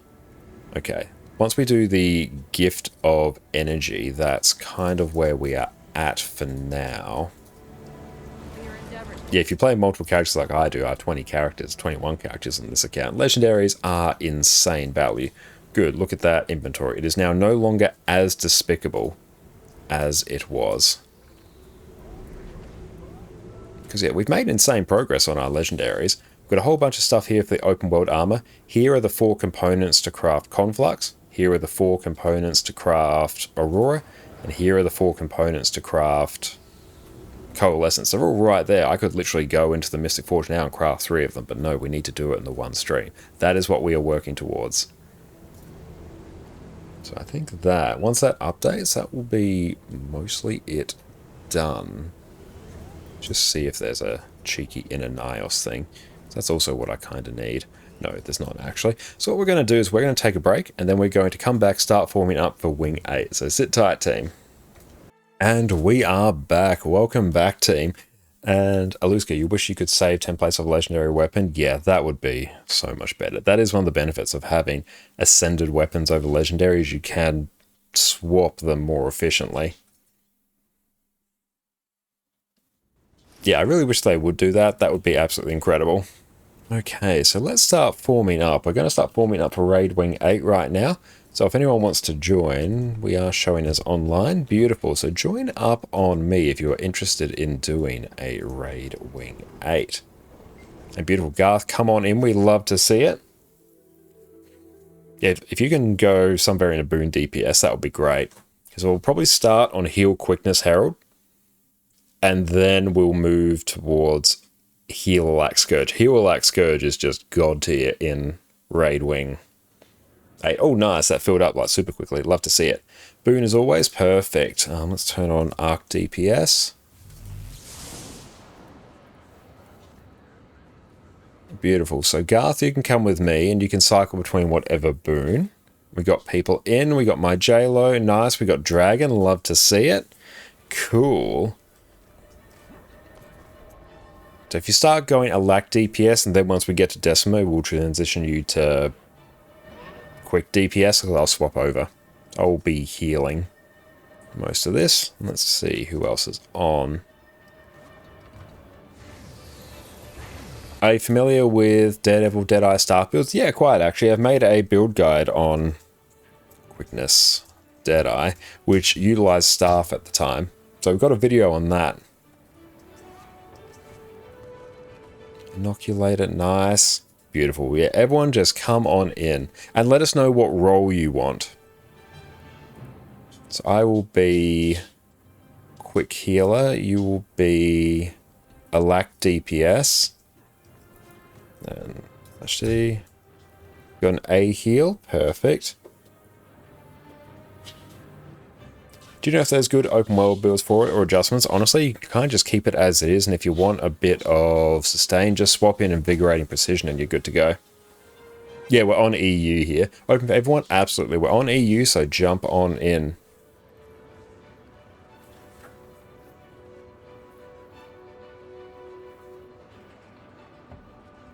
First time, so DPS for now. That is all good. Okay. So, go A heal. A heal Chrono. Perfect. So that's Chrono there. Let's find them. Oh, hang on. Were they... Oh my god. What? Oh, they're on the wrong one. Never mind. Okay. Got an A DPS. If we can get heal Scourges in here, like A heal Scourge. Can anyone heal Scourge? If not, I'll look for one, because that's going to make my life much easier, especially for Decima and Ura. And it'll be fantastic for Greer as well. Try and see who else is online. Cool, in that case, let's start. Yeah, I want a quick DPS and a heal. A heal Alack. Okay. So raids experienced. Wing 8 full clear. Alright, so I want a heal Scourge. I'm actually going to be a bit more specific here. Q DPS. State roll. But yeah, anyone is more than welcome to join. I'm just searching for these specific things here because it's actually going to make my life much easier.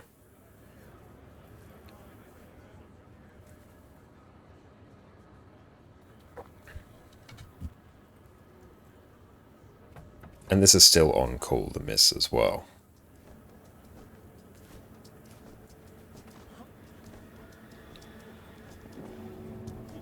Still 2 new terrain. That is all good. Like, honestly, jump on in. Like, now's a good time to jump in. We'll we'll drop the Discord in squad message as well so people can join just for some callouts. Not required to talk at all, but like if you're able to jump in and listen, it means you won't have to deal with the delay on stream, so I can tell you when to dodge certain things. But if anyone else wants to join, we need an Alack Heal Scourge, any Q DPS, and a DPS. Perfect, let's see what we got. Perfect, so they will be Q DPS, so they will come down here. Advertise, we need a Heal Scourge.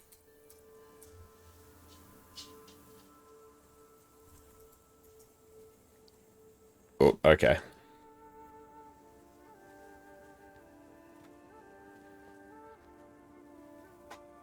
Your corpse, perfect.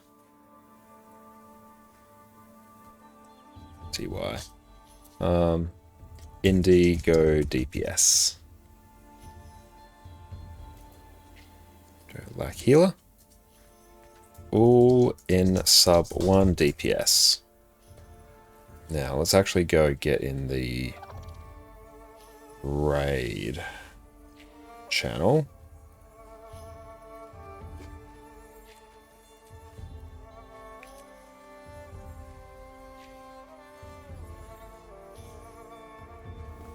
And what add-on adds the boon market? That is the squad roll add-on there. Run past all mobs up to Glenna. Moving out.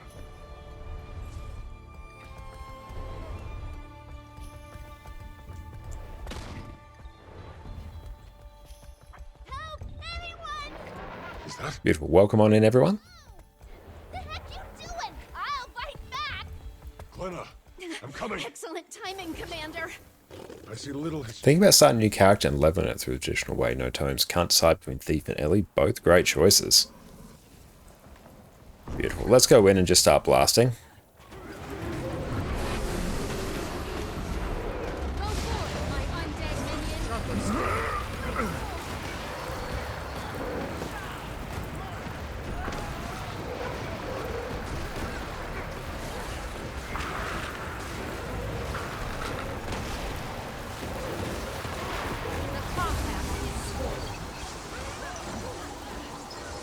Okay. Such might.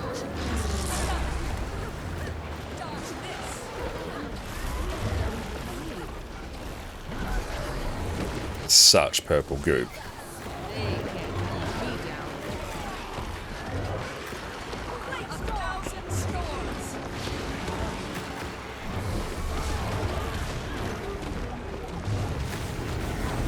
Together we shall gallop. I could use a hand over here.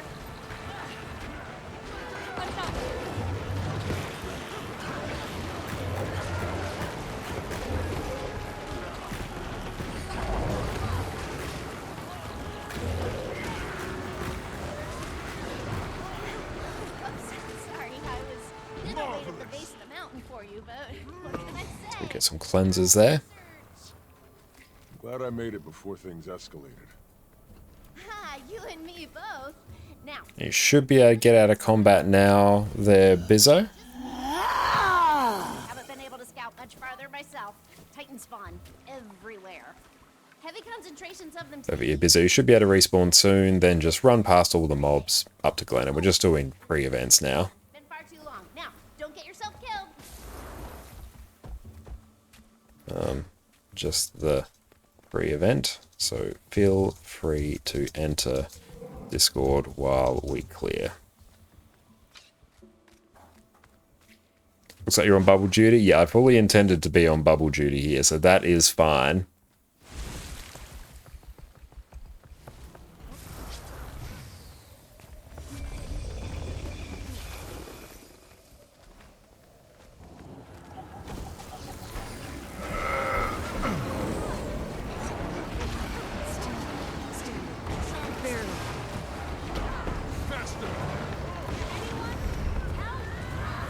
Get the reses.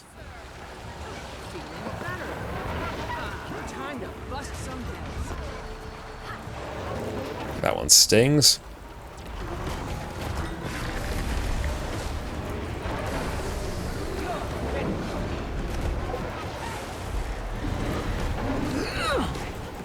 Get all the reses.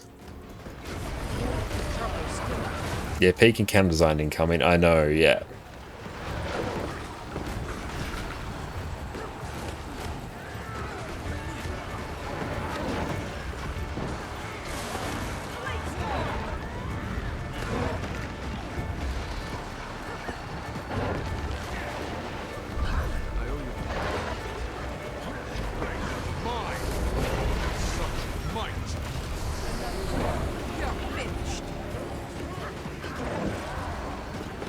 The compact is scored.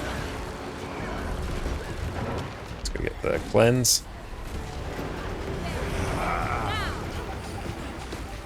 That's the Condi removal there.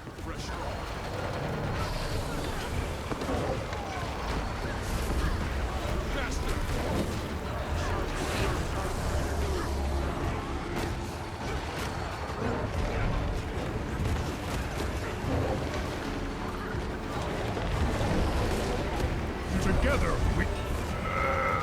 Get a ton of just baked in Condi cleanse. Nice. Break the bar.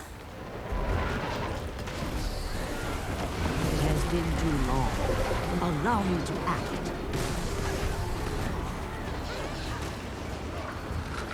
There we go.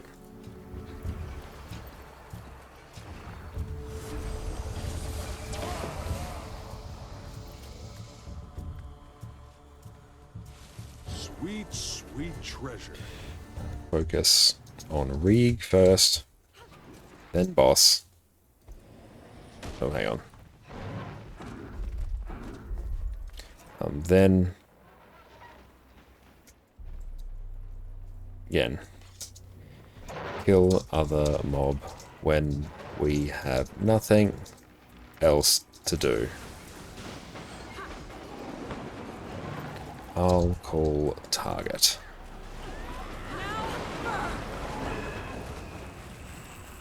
Perfect. Bring projectile defense if you have it. Andy, thank you so much for the follow.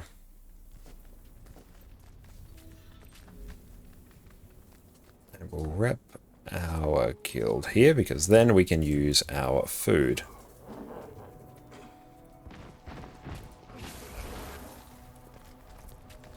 Food up. Yes, pick whichever food is appropriate for you.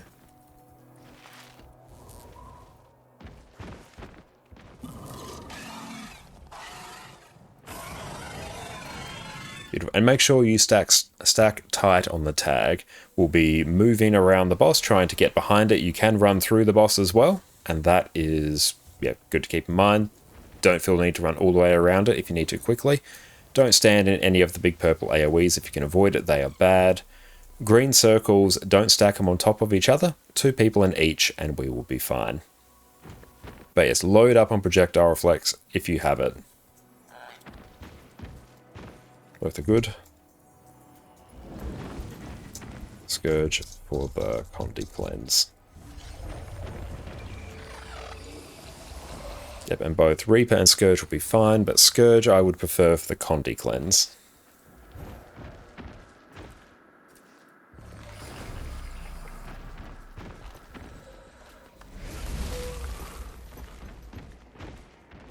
Faster! Yeah, there we go. We've got the setup so we basically have the infinite bubble.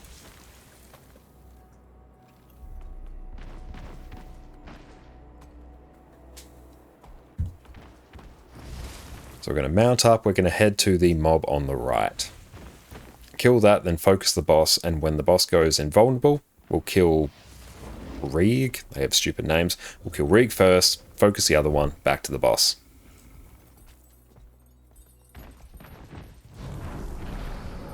You will obey. Yeah, don't run in just yet. Someone DC'd by the looks.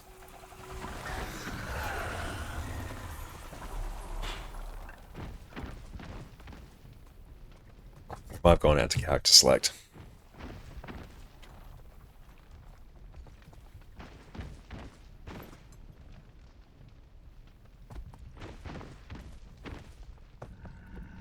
I can't use that here.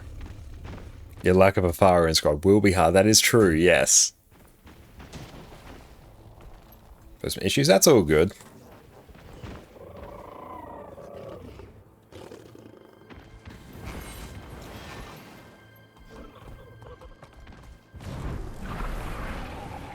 Someone DC, so let's get him to run on back past everything.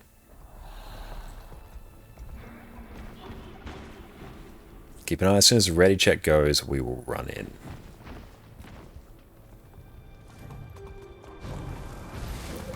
If you see people go down, make sure to res them immediately. And try and stay stacked tight. It's really annoying if you die off squad. It's hard to get you back up.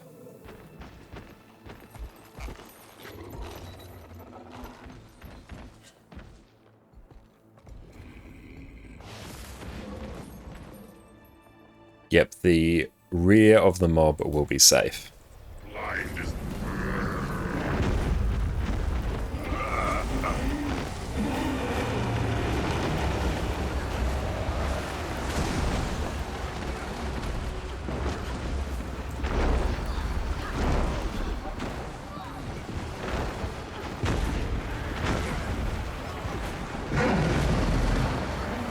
Don't stack them, 2 in each. Once you find a good position, stay still.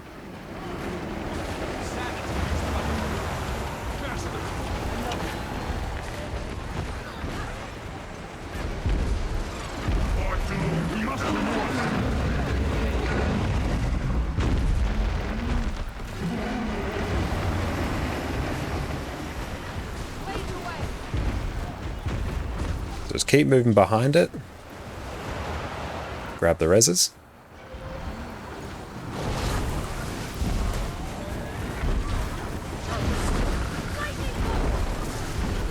That's fine, just stay in it. Avoid those big triangular AoEs, they're very bad, they're actually bigger than they appear. Jump or dodge over that. Yeah, it's our first boss here.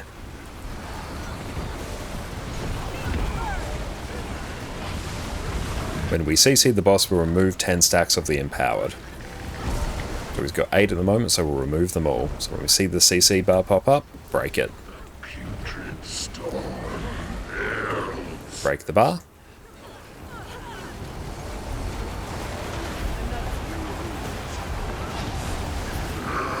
Perfect. Once the boss goes invulnerable, or we'll deal with these empowering mobs once they come over.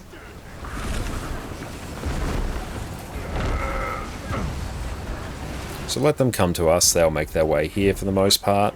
Dodge that. Then kill them.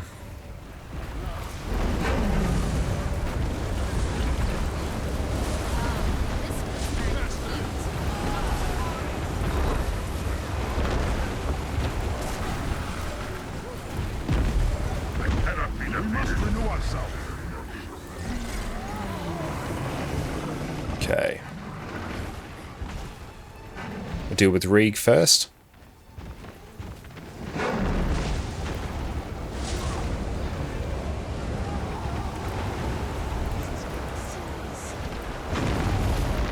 Get all the reses.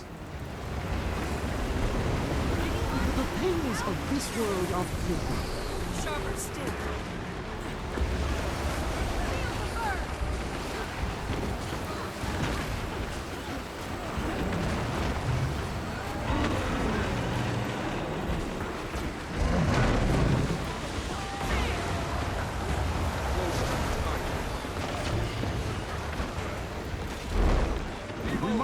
Just try and move around that if you can.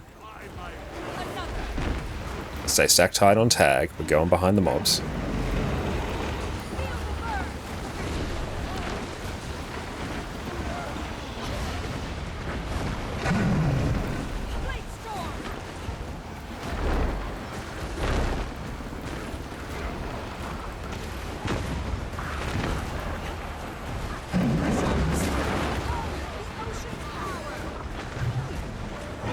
Beautiful, just stay stacked in that.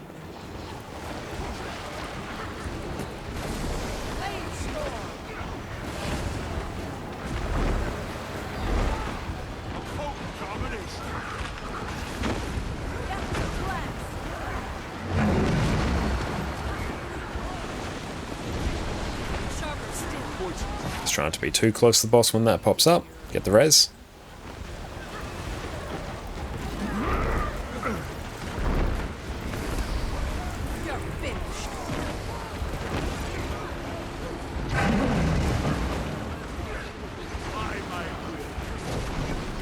Beautiful, back to the main boss.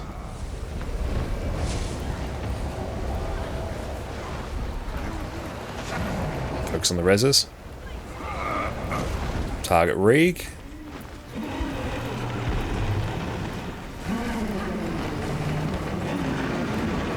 Two in each, don't stack them. And try and make your way back behind the boss and regroup. Want to be stacked up tight.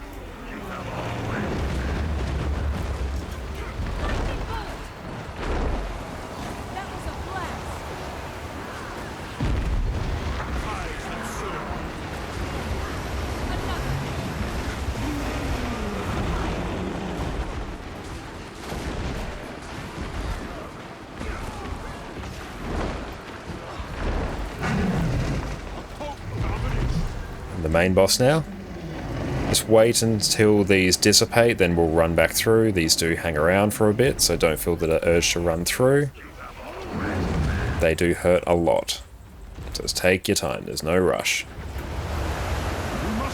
Get all the reses, focus on the reses.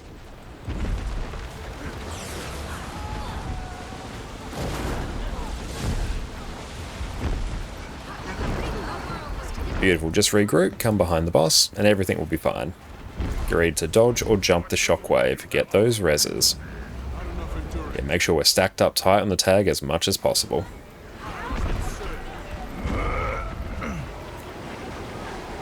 And the Ventari bubbles will block all the projectiles, so that is the safest spot to be.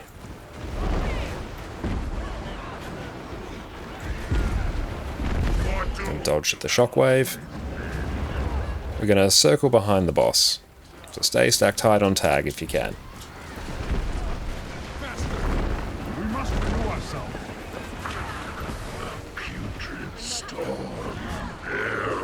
Break the bar.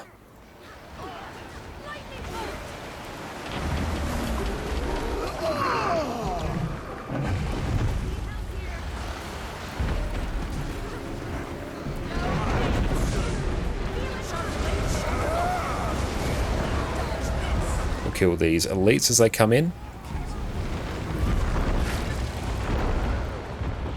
Get all the reses.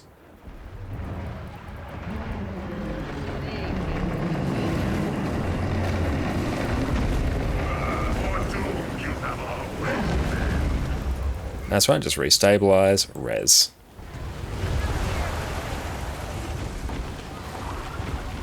Got 14 stacks, just keep that in mind. Kill these empowering beasts. Every time they fire an orb at the boss, they empower it.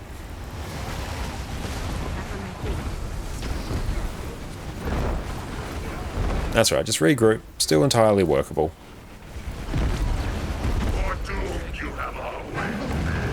It's going to be very important to dodge everything now. He's got quite a few stacks. That's right, just keep moving behind and we'll be fine.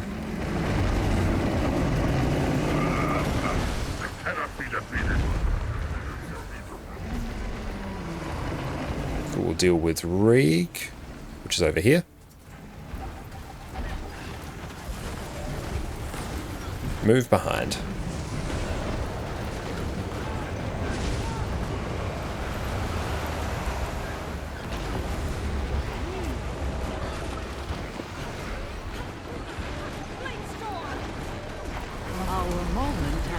finally come. I'm glad you approved, Divine. That's right. This boss is, once you have enough projectile reflex, it's actually relatively chill. It's a big arena, there's a lot going on, a lot of AoE, so you just got to stay stacked tight, because if you go down, it means we can revive you. The worst thing that can happen is if you die off the group. Or you go down off the group, because then, yeah, we can't revive you at that point.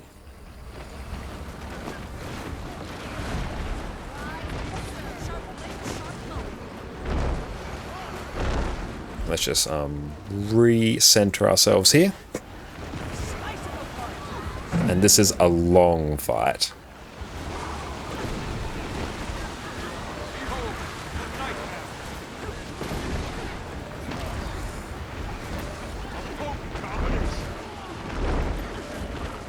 But if everyone just loads up on projectile defense, this fight actually becomes relatively okay.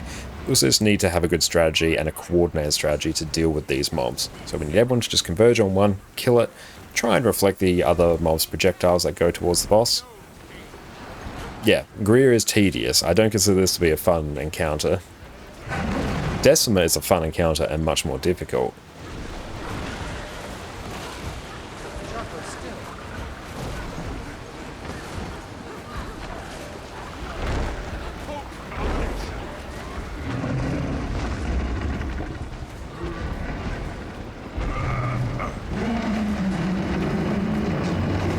Okay, that's not ideal right there. Okay.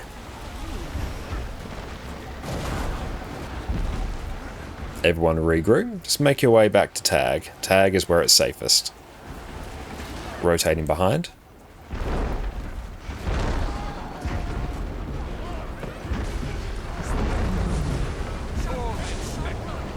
Just keep trying to move away from those. I'm gonna need a lot of reses now.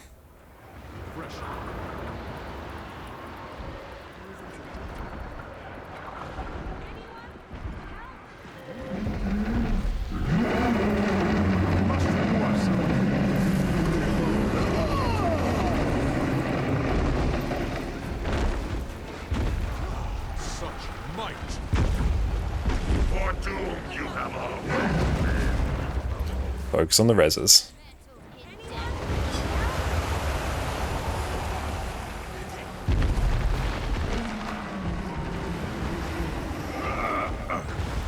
Still workable, this is just going to take a bit now.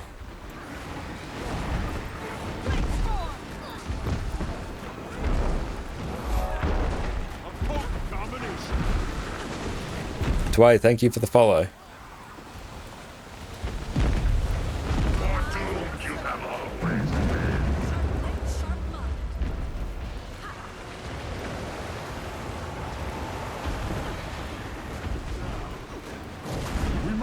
If we can remove some of those stacks, it's going to be way easier.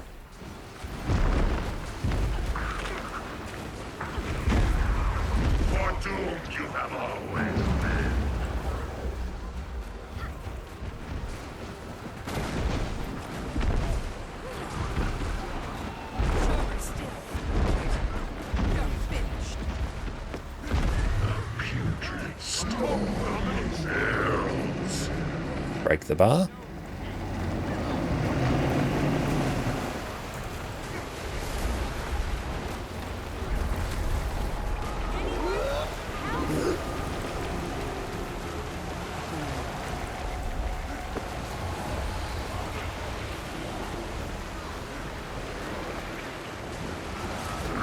Beautiful. Just kill these empowering beasts. Okay, this one might sting a bit.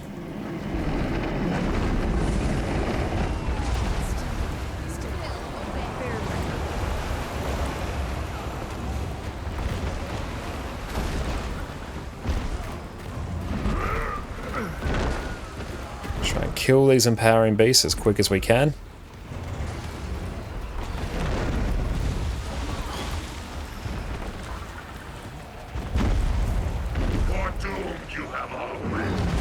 Jump. Use a hand over here.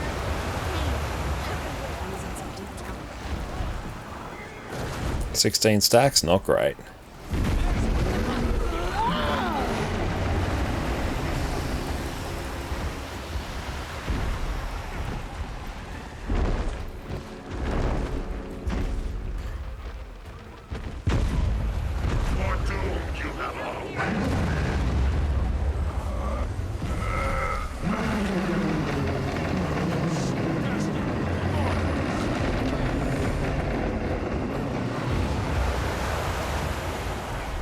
Yeah, missing the projectile reflect their hurt.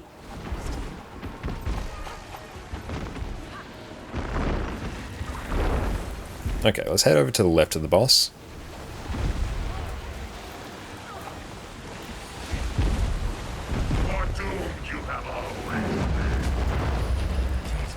Focus on getting our healer up.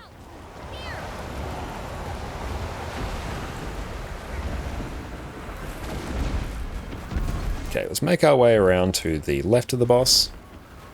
I finally tried to get us to last night. So far you're enjoying it? That's great to hear.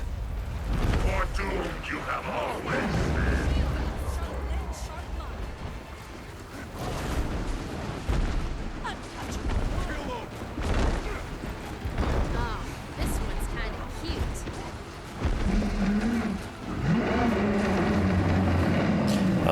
In this case, you might want to get off the group and then try and dodge as they spawn.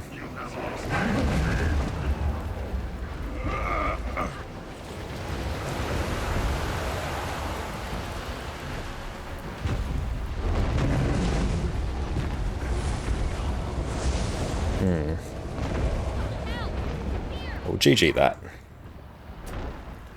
That's unfortunate there. Oop. We just really bopped our table there. Should not have done that.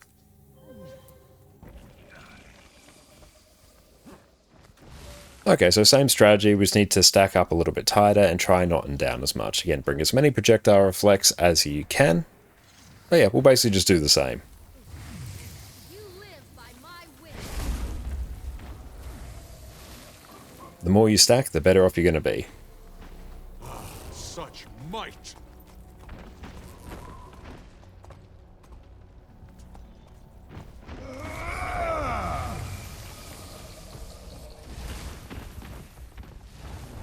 Blind is away from me.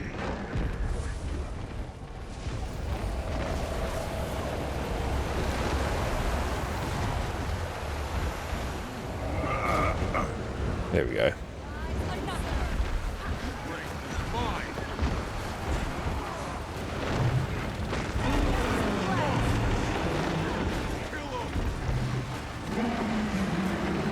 Yeah, not having enough people to deal with that was a huge problem.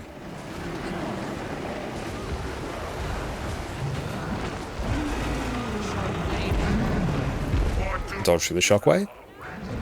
Oh, thank you so much. That's that amazing dinner, Jessica. It's a great dinner of pasta. That's going to be fantastic. Spinach and ricotta tortellini with a tomato and garlic sauce. That's going to be amazing.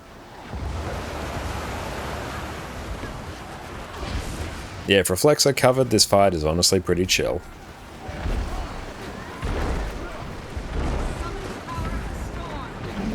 Just stack that on the group. Looks like just one.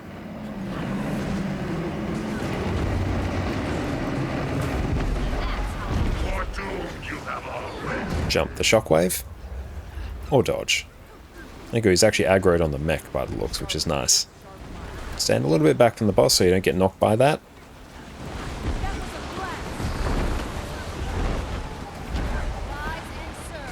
Putrid storm builds. Break the bar.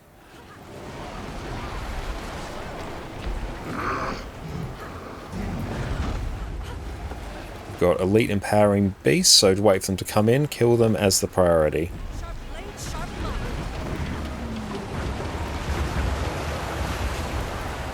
Rise and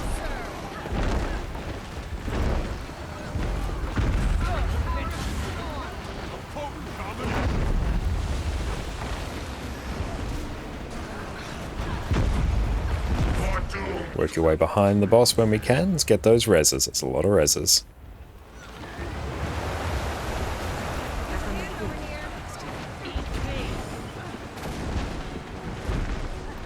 Beautiful. Great reses.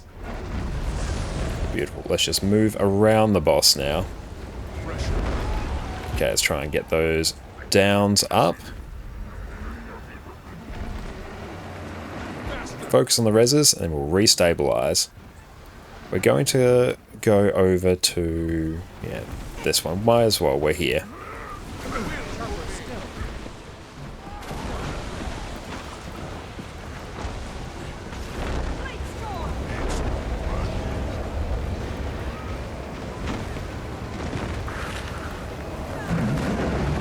Just work your way behind the mobs if you can.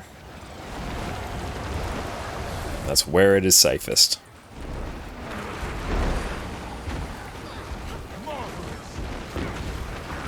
Beautiful. Reeg's coming over. That's actually good.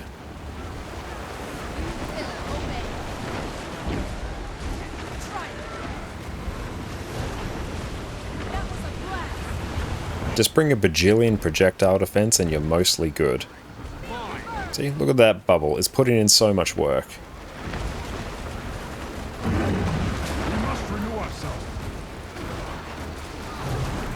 Move behind Reeg. Out of that, you can maybe dodge through it or stand a little bit back.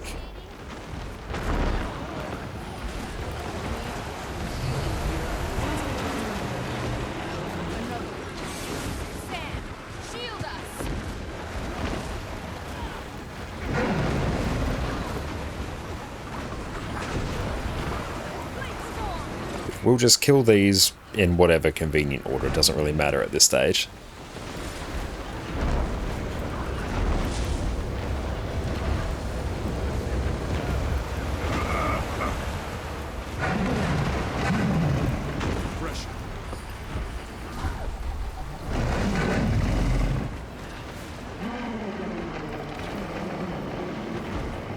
Let's deal with these, then we'll move on in. And deal with Reeg first, actually. Ignore the boss.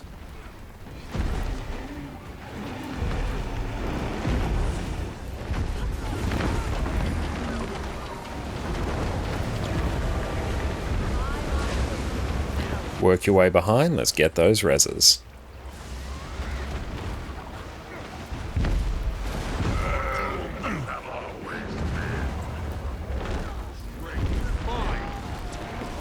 Beautiful. Let's just work our way behind. It's going to be a little bit tight here.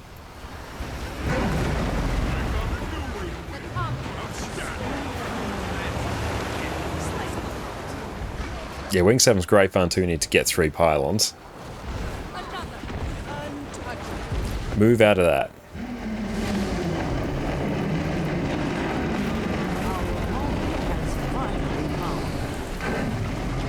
Our 20 sacks, that's rough.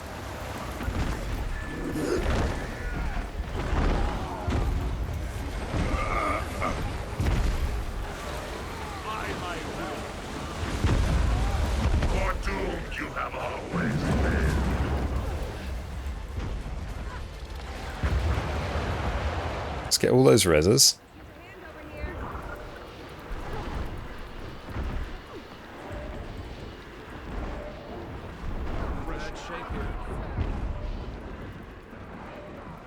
Oh, those knockbacks. Still workable now. Definitely need to get a res on me. GG. Agarth, can you go Boon heal Chrono? Yeah, if you can, just we'll run 3 heals for that.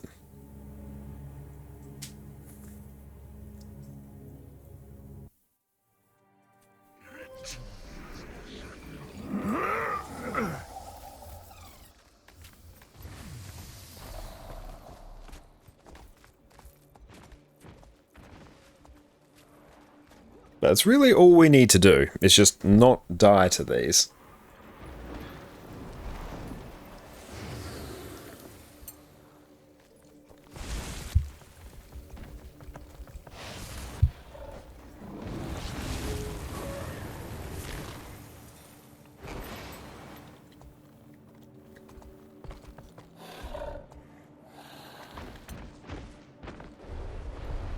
Blind is away from me. such might. Dodging through that. We must renew ourselves.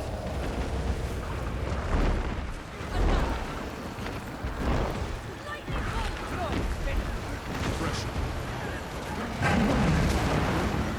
Faster. Mine.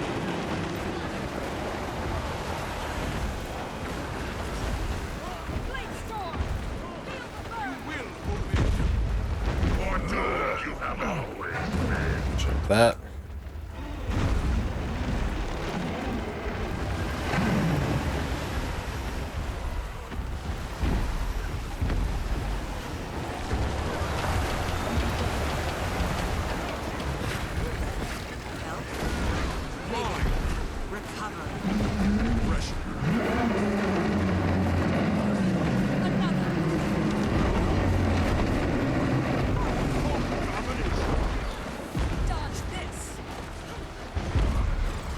For doomed you have always been.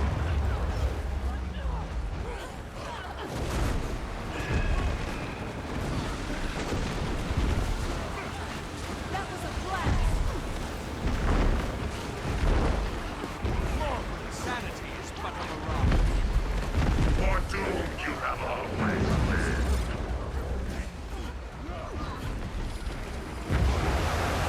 We must renew ourselves. Putrid storm builds.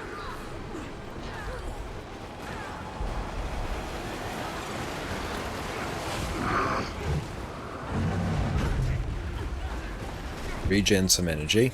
Oh, this one's kind of cute.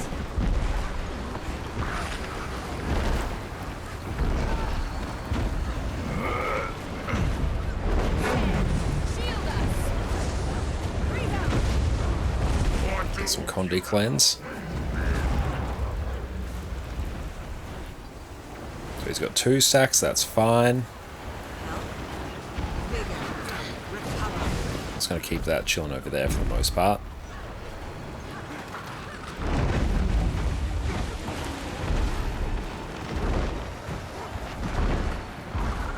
I cannot be defeated.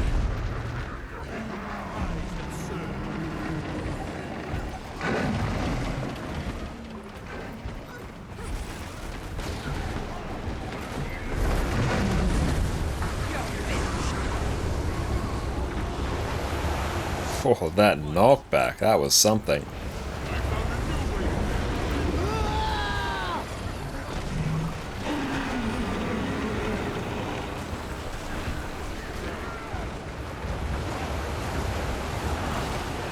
Sharp blade, sharp mind.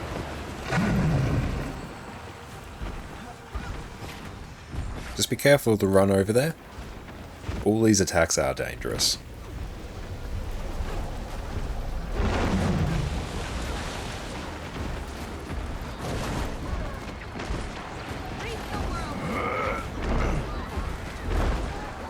It has been too long. Allow me to act. That was a blast!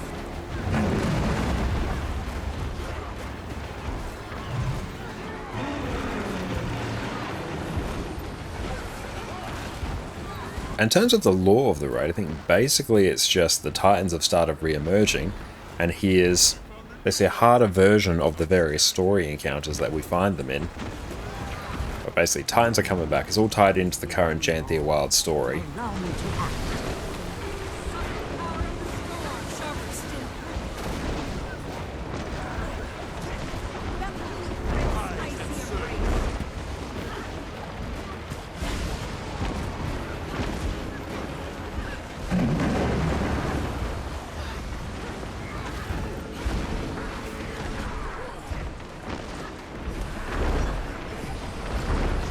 Dodge this!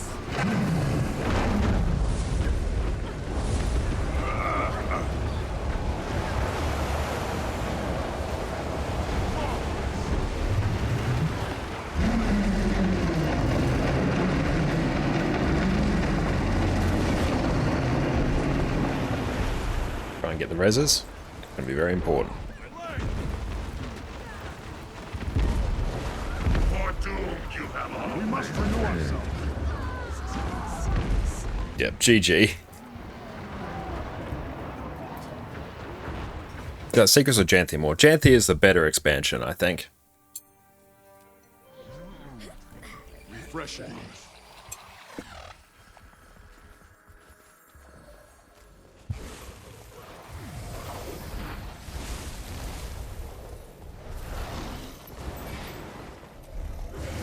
That's right, it's a chance for us to eat, so not all is lost.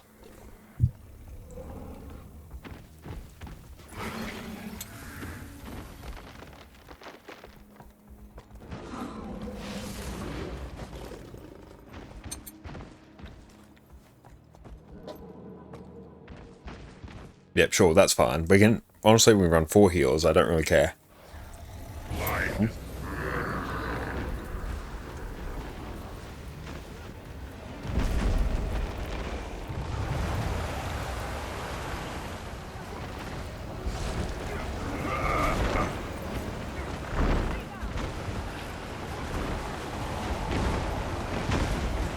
And block. We can't block that. That sucks.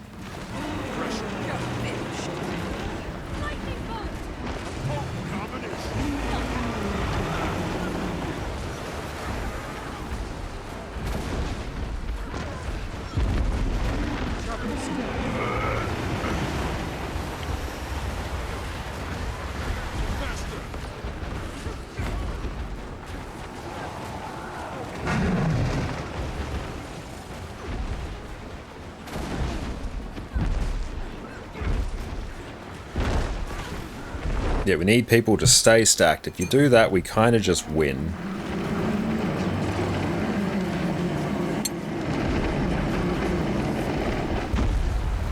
Fortune, you have always been. Potent combination.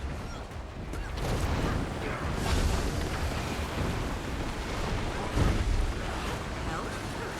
Bigger. Recover. We must renew ourselves.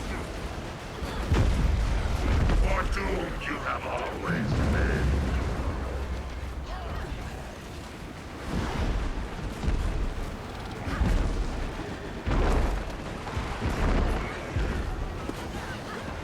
Sharper still. Fortune, you have always been. Storm builds.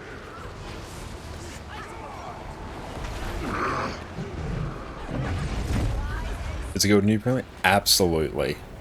Guild is 100% new player friendly. Got the target.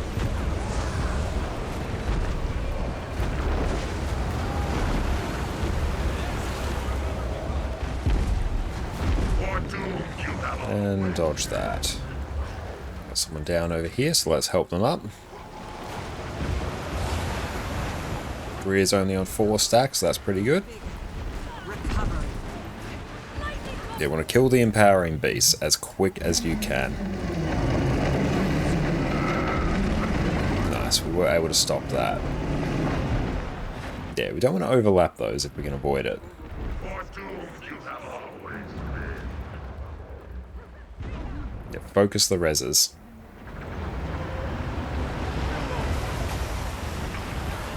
There we go.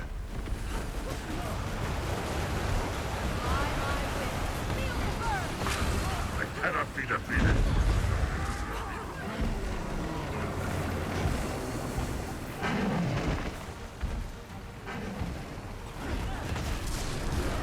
Guys fight more than Decima. Oh, I much prefer Decimatus. Decima is much harder, but this is tedious. Honestly, this fight really gets trivialized if you just load up on Scourges. Like, have every DPS player run a Condi Scourge, and it's so much easier.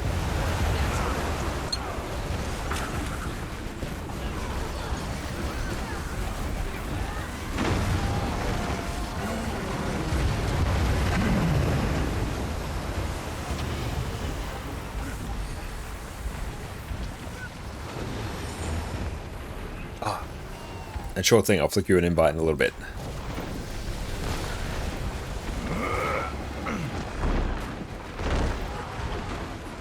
Sharp blade, sharp mind.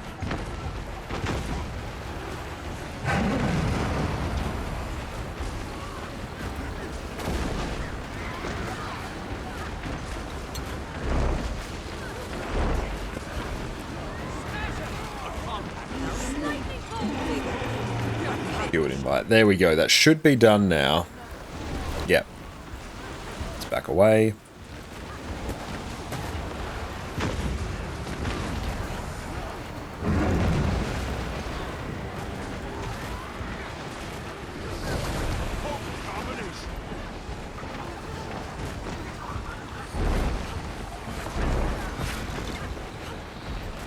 Sharp blade, sharp mark.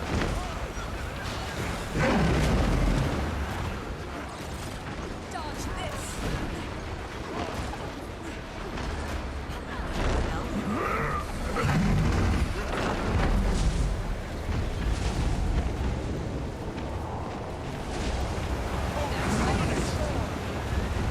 Sharp blade, that was a blast.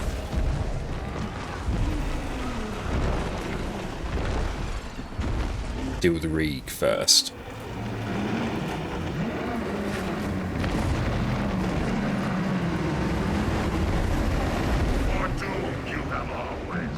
Yeah, don't overlap those if we can.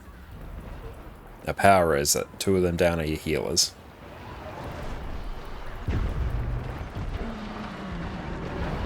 Yeah, we need everyone up. GG.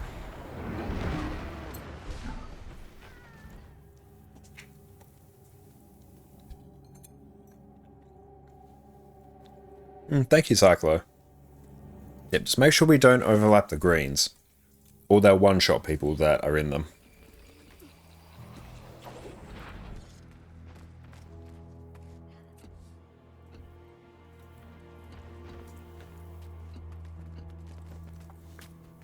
What's your opinion on Janthe Housing? I think it's a very good feature. It's not one I've partaken in too much myself.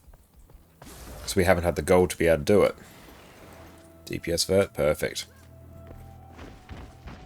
But overall, I like it as a feature. I think it's really good.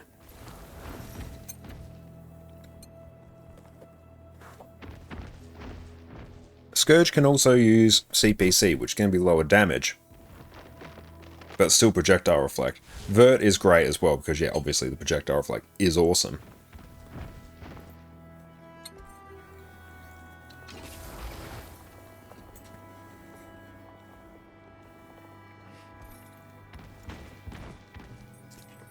Yes, projectile destroy, but it protects you nonetheless. Plus you have Condi cleanse for your group every 3 seconds.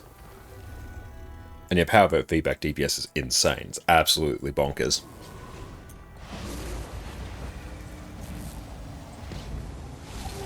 Another thing Scourge reports, Condi cleanse every 3 seconds. It's the barrier for everyone, the range revive. So many things Scourge has make this fight drastically easier.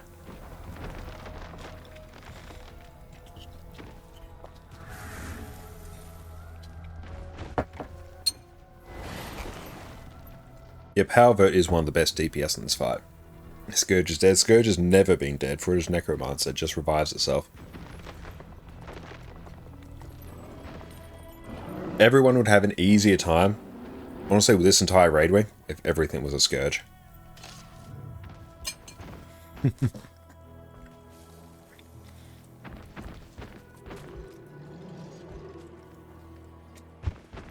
Yeah, everyone always says, oh, Scourge doesn't do 45k DPS. Joke's on you, it does 42k DPS and has insane baked-in utility for free. What's the best class when in down state to revive? Whatever your healer is. You want to get that one up right quick. Whoop.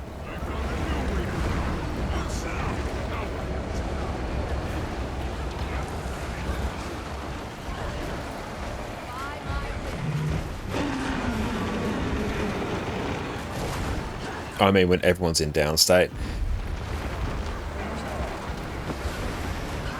Like, if you can prioritize your healers, get them up.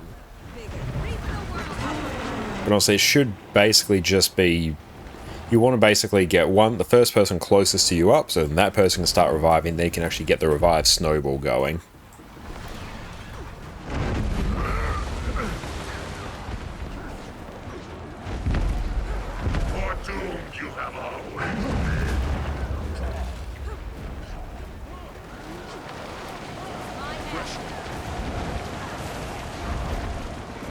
The Guardian downside glyph one's a good one.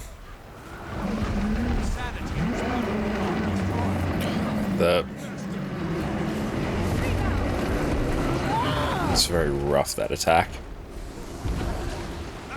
Every heal skill should run Relic of Mercy. Yes, they should.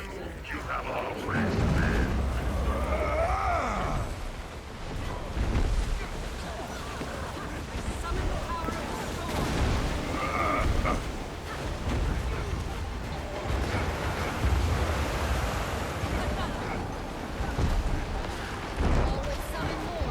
The compact is That was a blast. You're doomed, you have always. Jump. Need the revives.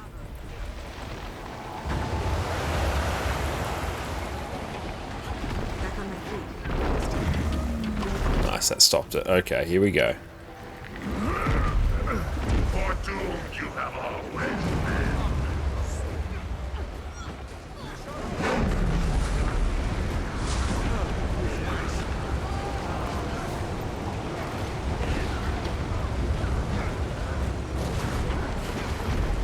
Rebound.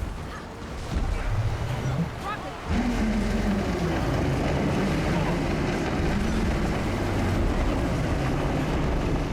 Perfect, there we go. Relic of the Flock is what you'd normally take.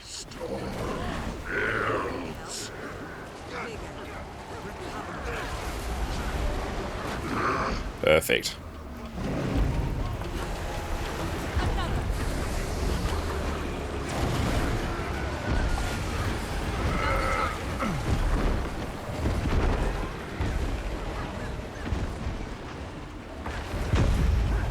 You're doomed, you have always.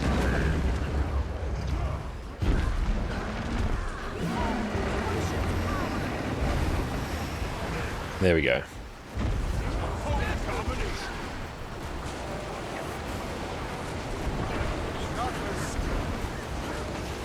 Put the timing down for that.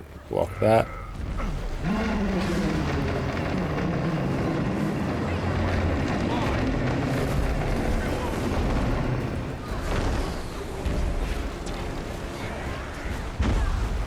You're doomed, you have always.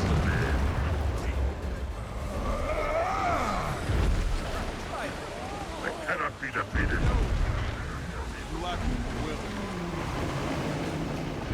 Let's go deal with Reeg.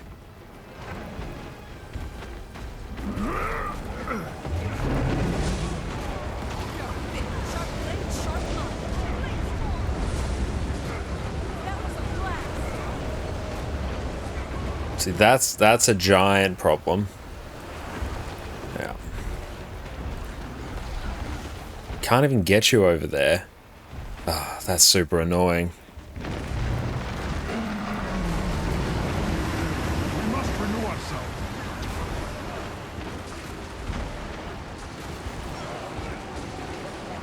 Faster. Sharp steel. Nice. We found a new way to win. Outstanding.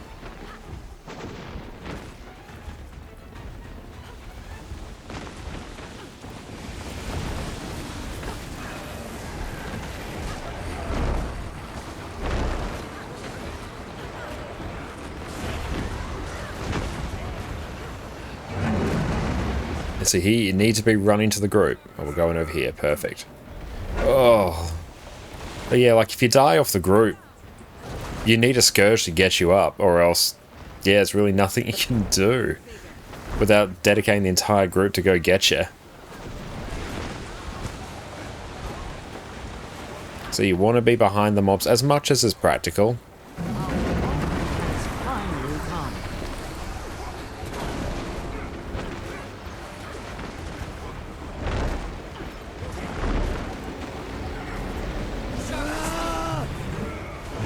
Together we shall gallop.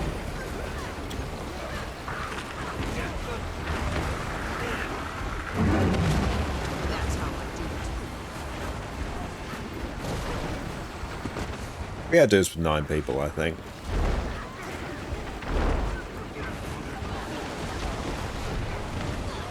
Yeah, the power mech is, or the mech is just putting in work because it's targeted it.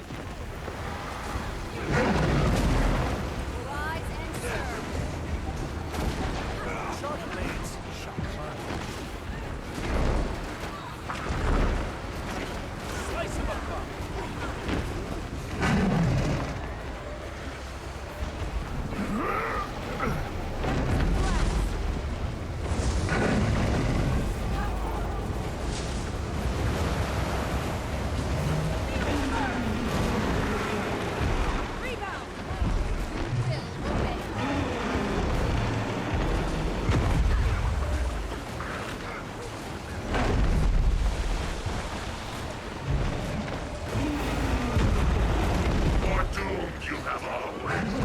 This party is going to be spicy because now they're right on top of each other. There we go. If we can get that res, that's going to be good. Stack. Good.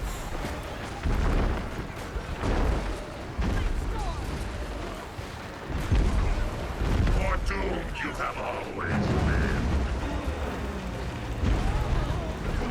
Yeah, it's really fun when these stack up. Someone left mid-fight. Oh, yes, they did. That's fine, though. This is still entirely workable. This position kind of works out pretty well. Dodge through the boss when that happens. Also, you can kind of stack underneath it. It's fine. My ally. For doomed you have Yep, someone stood in those AoEs when they shouldn't have, and there is nothing we can do to help them. So now we are down quite a few.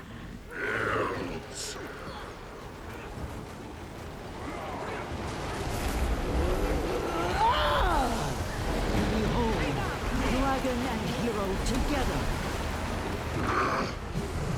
Yeah, the poison AoE telegraph is not right. That's a huge problem in this fight. It's much bigger than it actually appears. To keep us off that.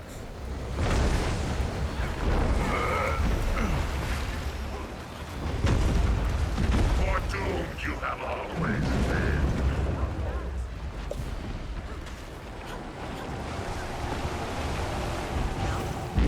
I've got the target covered.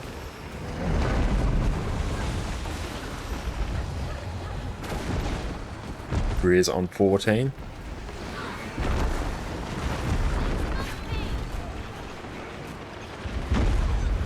For doomed you have always been. I found a new way to win. Outstanding.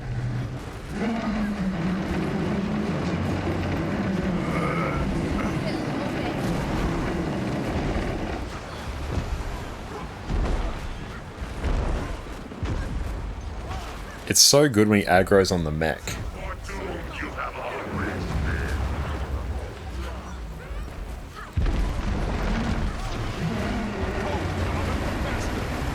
I cannot be defeated.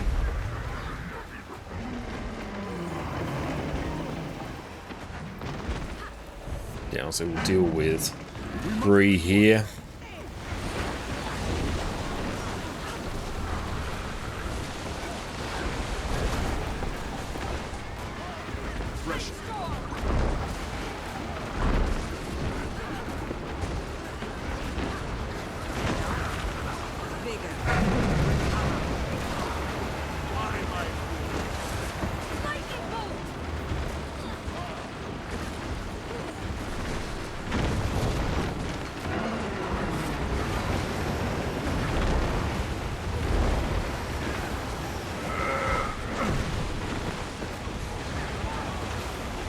Gotta trust the projectile reflect.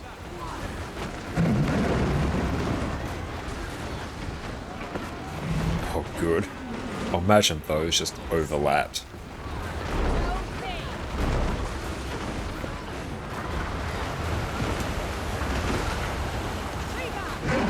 See, like right there, if you're not on the stack, you're probably gonna go down. There we go.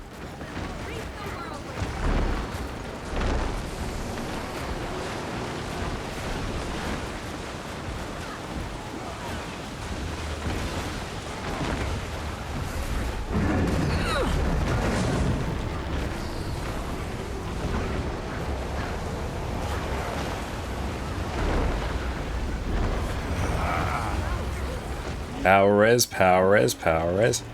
Good. Bust some. That was a blast.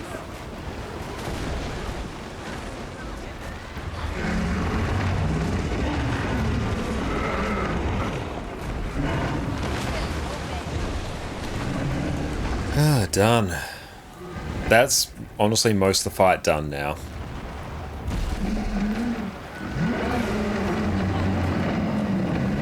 You don't stack them? Good. Yeah, people need to stop being in the middle of nowhere. Yeah, you need to be stacked high. You really just need to be keeping an eye. Where's the tag? Where's the tag? I need to be on the tag. It's like this. You can just keep walking around and it's fine. I can keep spamming Condi Cleanse on people. And you gotta know how to jump that or dodge it.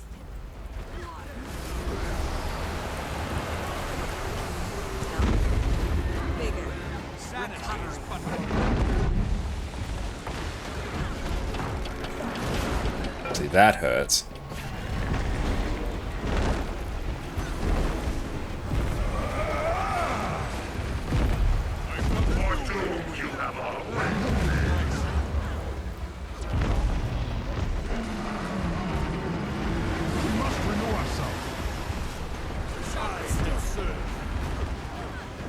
There's enough time for you to walk out of that. Generally treat it like bone skinner. Keep moving around to the left. Putrid storm bells.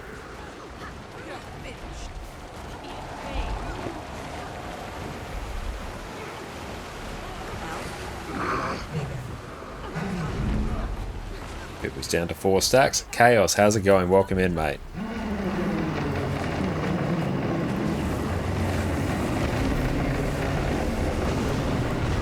Oh boy. Woo! That's a 1,000,000,001 AoEs and I don't like it.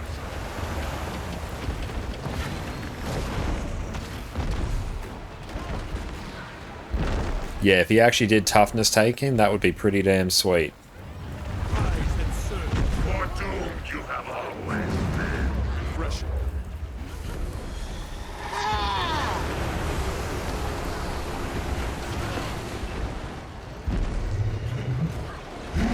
Don't stack them, don't stack them. 1 in each, there, 2 in each.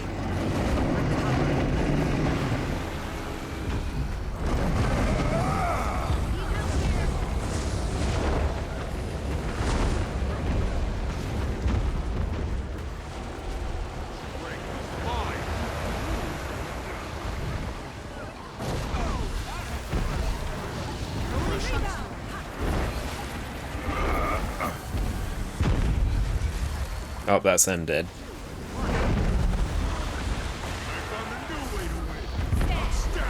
Foredoomed you have always been. Jump. Okay, still fine though. 8%. Need 1,000,000,000 reses. Okay, here we go.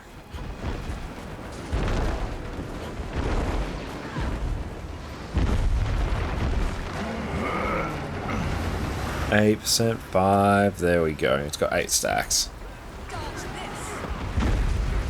Foredoomed you have always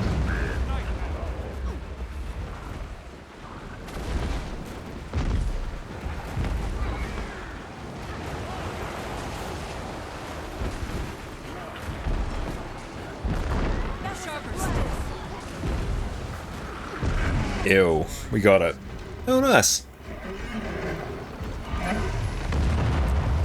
Lots of gating crystals, though.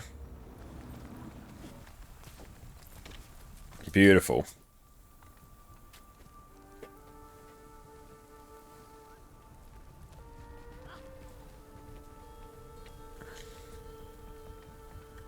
Okay, so let's see. I'm going to make this group here fully ranged.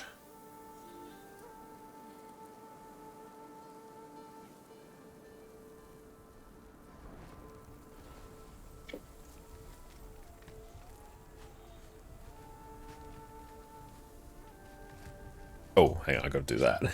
I'm actually keeping everyone in combat. Nice. Our moment has finally come. That's right, former number 1 in Gating Crystal World Holder. We'll see if we can get to number 1 again. Okay. We'll go Boon Heal.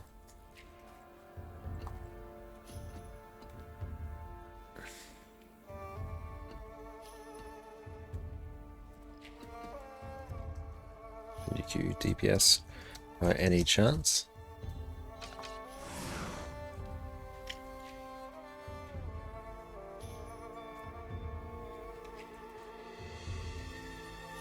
Okay.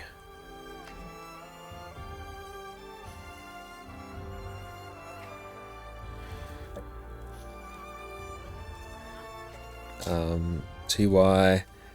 Let's go. My J low. Yeah. /D. TY. J low. Go A heal. So where's my J low?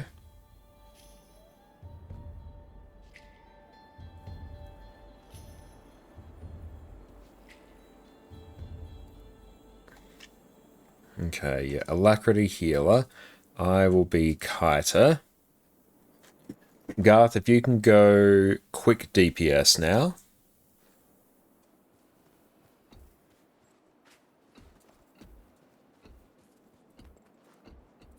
Wing 8.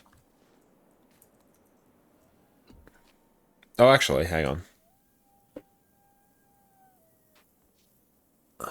Hang on, let's see this. Enough quickness healer. So for this, I need... Madfish, what's up? How are you going? I need a quick DPS right now.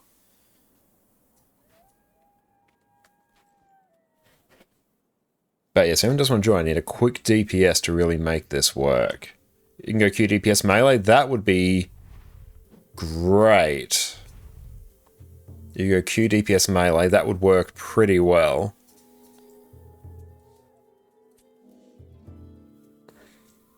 And then here for this, I can go Deadeye.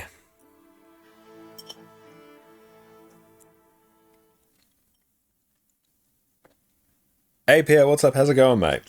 And yes, you do have to set up those Boon DPS builds.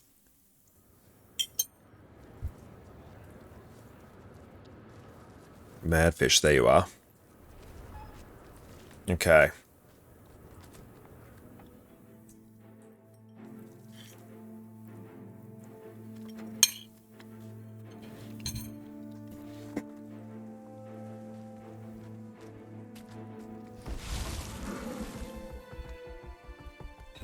Sub 1 will go melee. Sub 2 will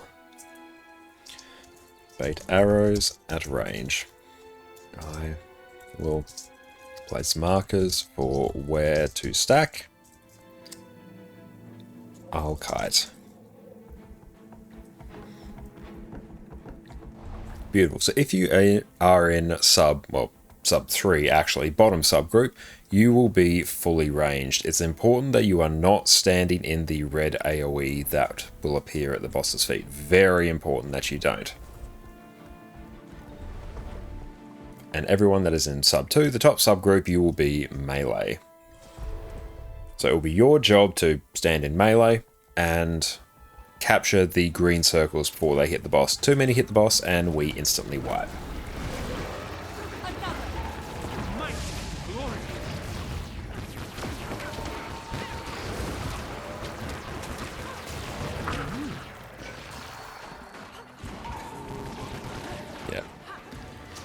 Sub 2 melee, sub 3 ranged. My bad. Ever played Medic Deadeye in World vs. World? No, I haven't. How does it play? I don't stand any of these AoEs, they hurt like hell. Just focus on one mob at a time. I make a pretty good team. You just beat Greer? Yeah, we just beat Greer. Greer took quite a bit, actually.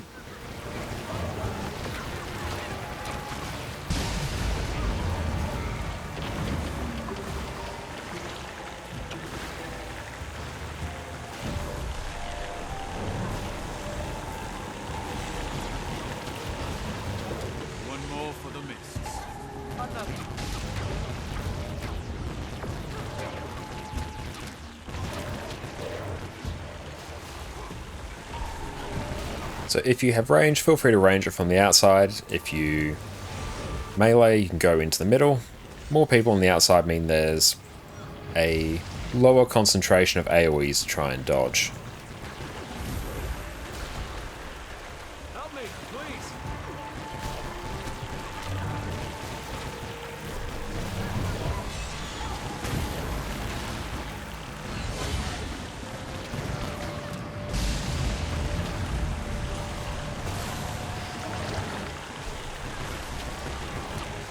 I make a pretty good team.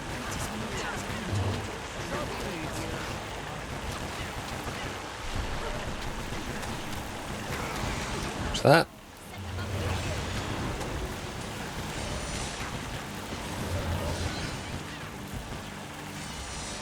Ouch. Now if we just flick a port out that way. This boss here is ridiculous.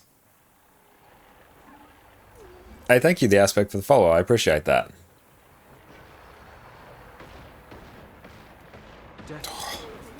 That just sniped us. Just GG. Do we just GG? Yeah. Reset.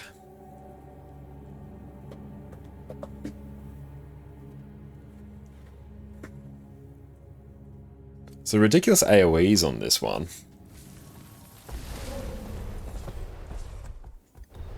This boss is definitely more chaotic than the real boss.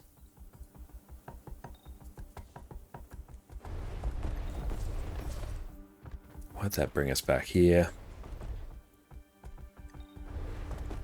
Alpha, how are you going? Great to see you.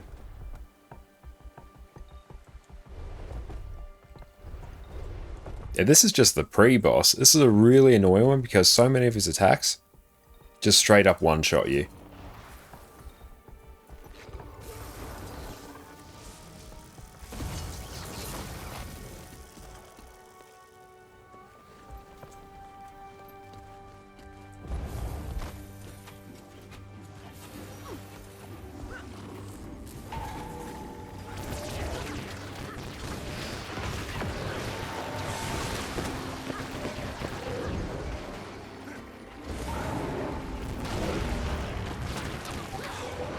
Did you see that? You're in my thoughts.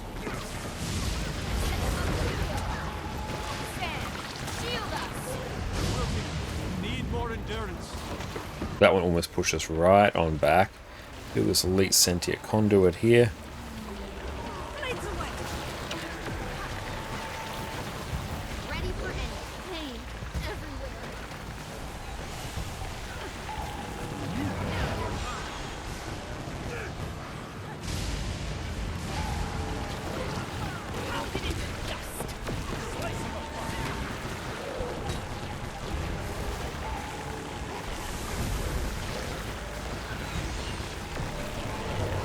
Everyone's alive.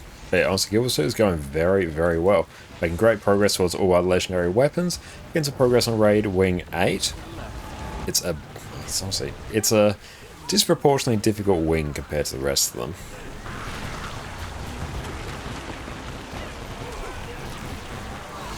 Dodge. Sidestep. Sidestep again. I like if a few people can stay out at range, because then it means there's not a million AoEs in the middle to try and avoid.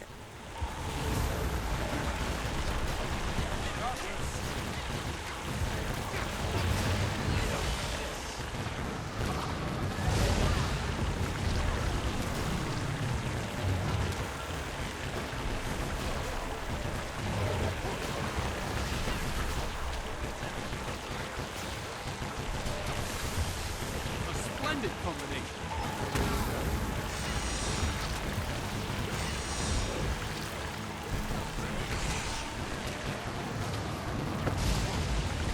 There we go, that's better.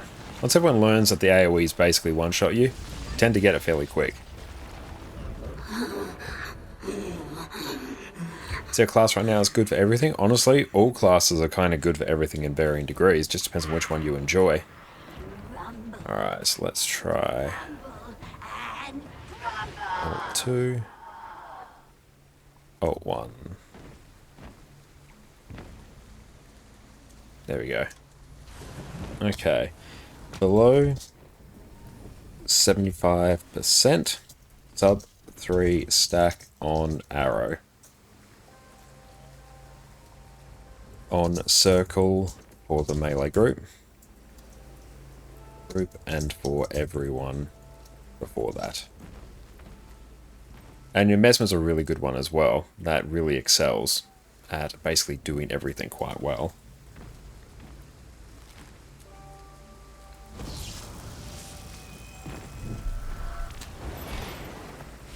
Because the most important mechanic here is the green arrow that will appear sub 40. We need 5 people to stand in it, so everyone in sub 2. If you don't, you will almost certainly wipe the group. That is the hardest part of this encounter.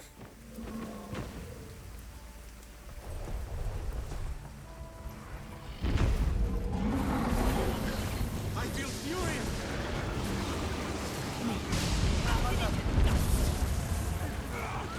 Oh yeah, bring stability if you got it.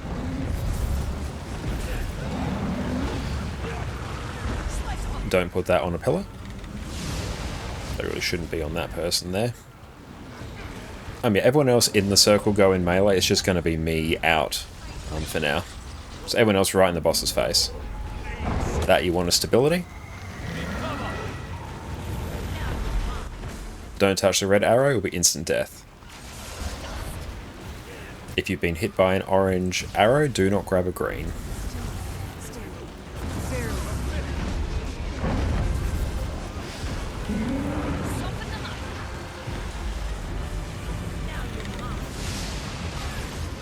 You can dodge those spread AoEs as well.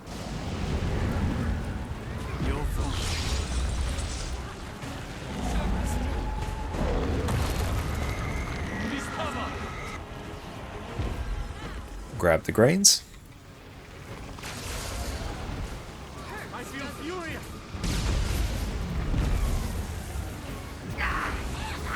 If you've been... Oh, GG that.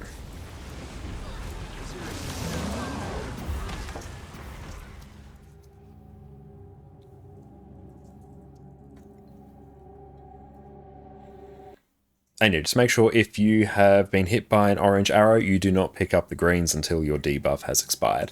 Else you take severe damage from them. So just keep an eye on that. But yeah, generally avoid the orange arrow during the first 25%.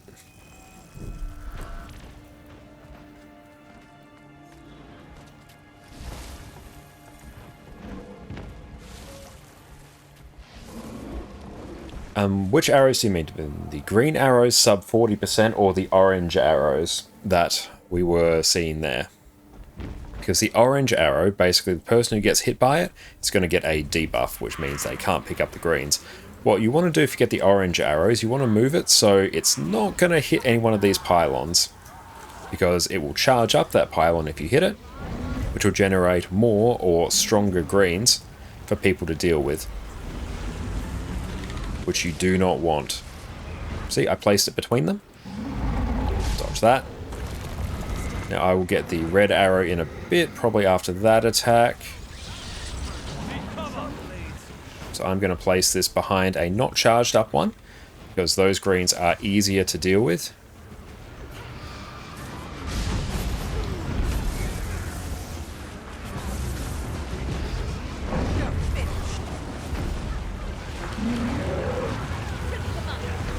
You can dodge those, Aegis them.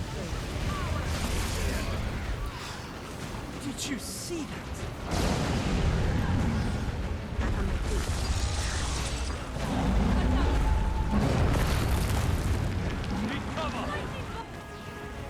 So this red arrow, I must be behind a pylon. It's going to charge that pylon. If I'm not behind a pylon, it will instantly kill me. Make sure not too many of those get in. Really, we want none.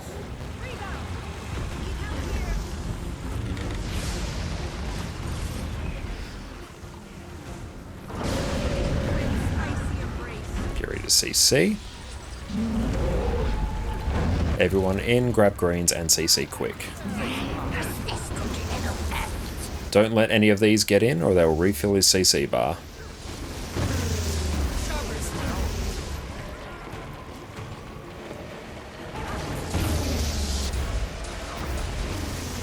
We gotta stop letting them get in.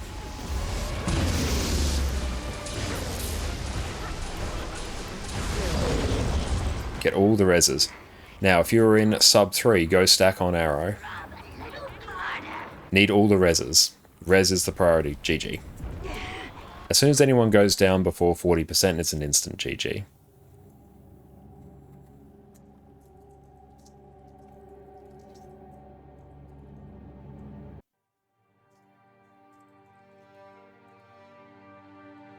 For every failed one, the CC bar refills.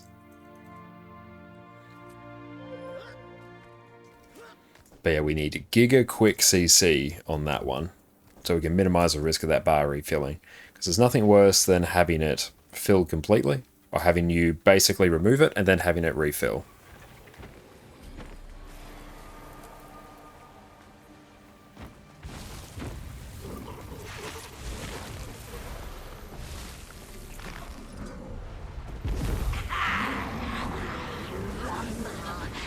Everyone in that red AoE, that red sort of electrified field.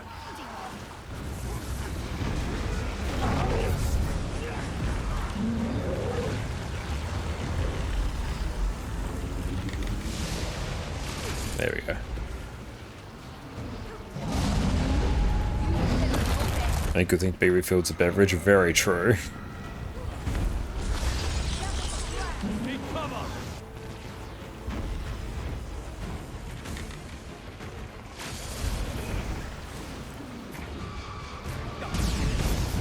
I'm glad to hear that, Divine.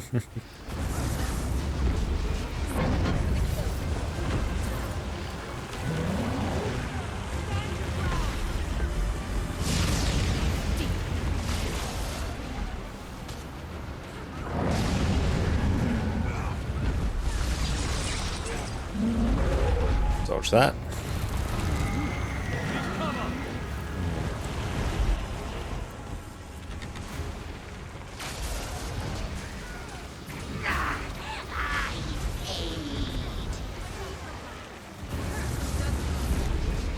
Should grab all the greens.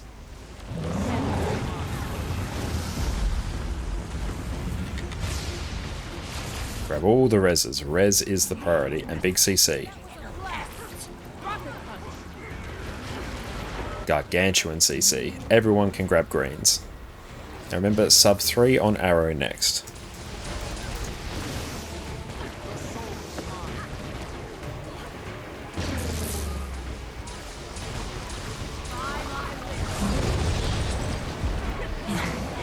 Focus on the reses.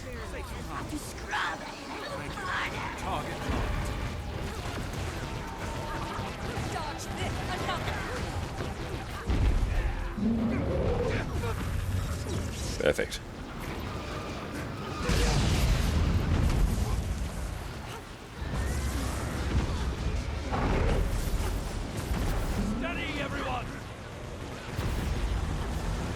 Just regroup them, don't put them on a pylon.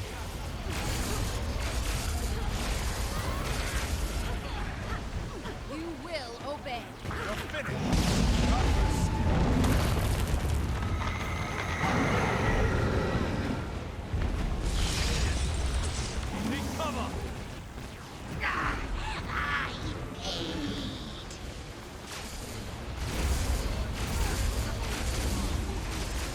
And don't place those arrows on a pylon or it charges it and creates a green, which you on the arrow group do not want to get.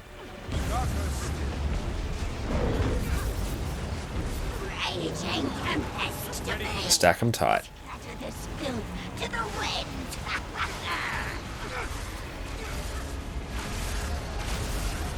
Focus on rezzing.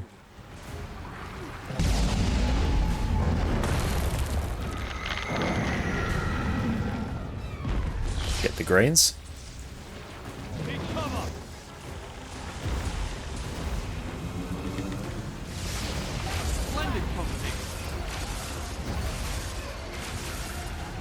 Get the reses.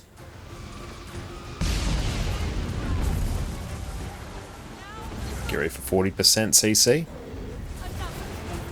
Raging tempest to me. Scatter this filth to the wind.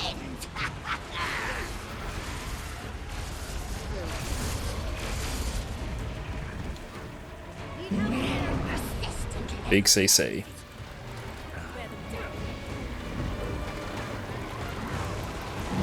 Everyone get greens. Now remember, for next phase we will have the green arrow. When you see it, 5 people must be in it. Get the reses. Everyone just take the time to power res.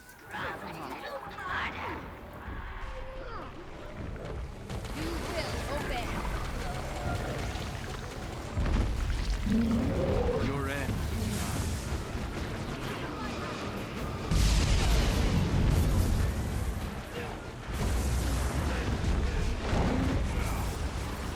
Does this ignite a memory?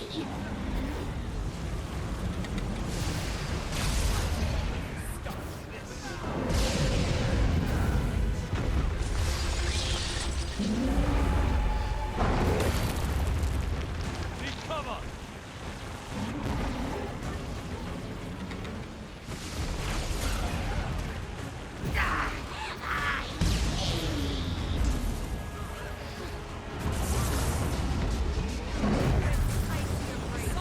Steady, everyone.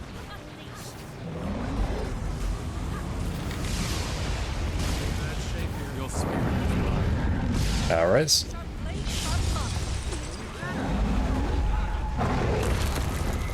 Watch for the green arrow. I feel furious.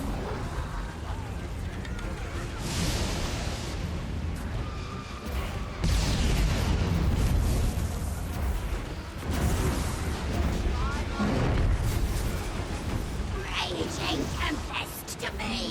Scatter this filth to the wind! And dodge.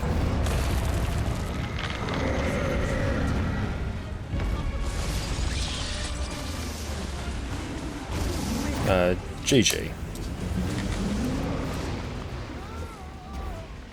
Legendary starter kit worth? Yeah, I'd always recommend getting that first. It's such insane value. You can dodge the spread circles. Place them in a line on the green. Or stack and dodge. Sure thing. There we go, that's fine. Rumble and rumble and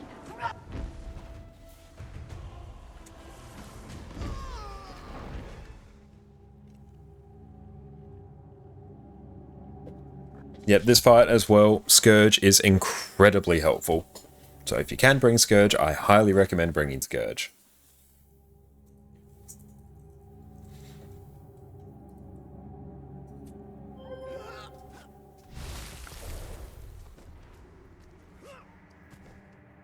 Okay. Remember, green arrow is the priority. If we fail that, we get exposed, then we'll likely wipe. We do it right, and we win.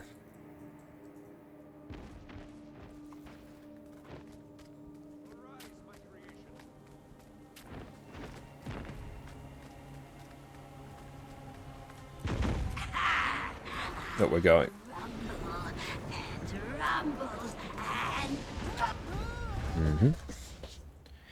Don't run in early, please.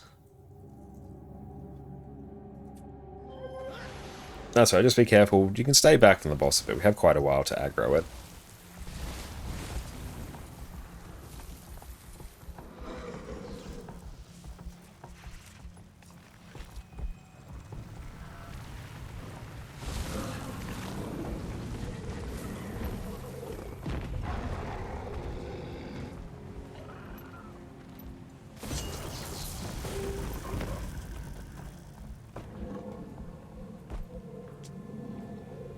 Can you unlock multiple specs with one character? Absolutely you can.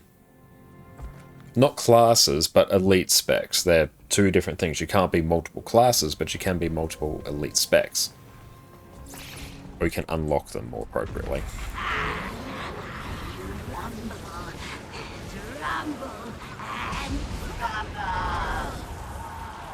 Safe from harm. This part here is generally pretty chill.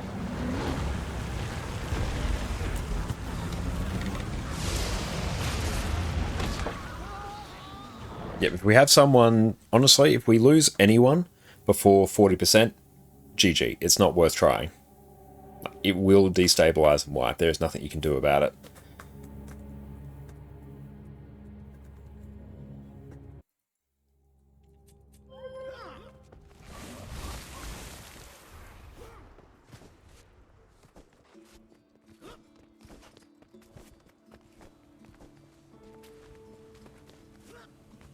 Spears are a great addition to the game. They really, really are.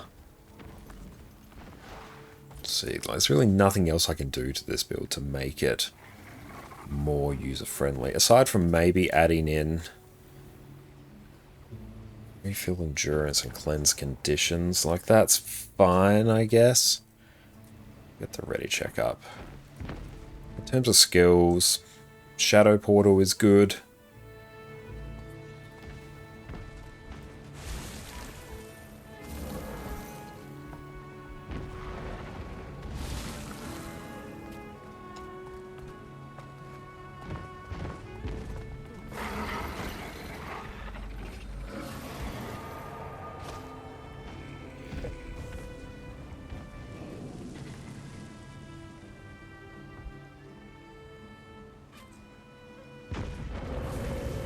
See, buffs.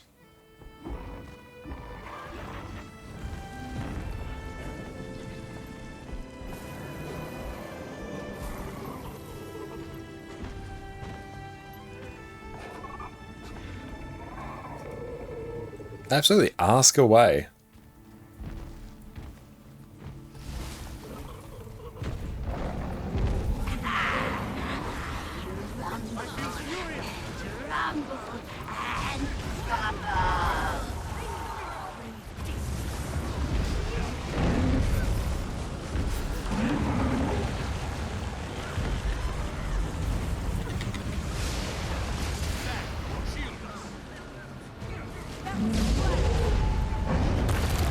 The Wizard's Vault reset will reset every 3 months. If you go over to the special tab in the Wizard's Vault section for all the achievements, where are we going?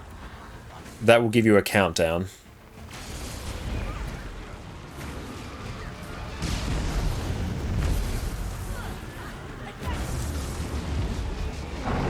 It's time.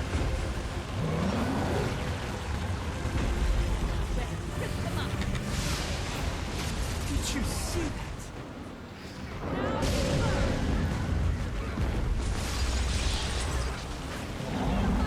I feel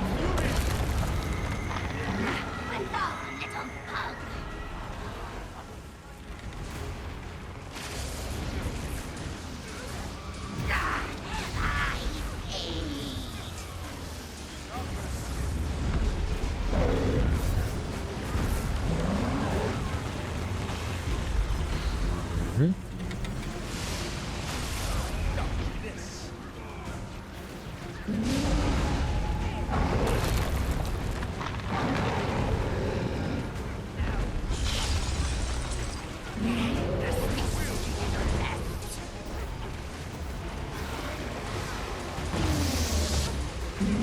Beautiful, there we go.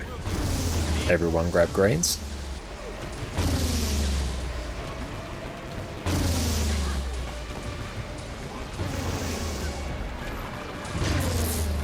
And yeah, it's the same timer as the special quest.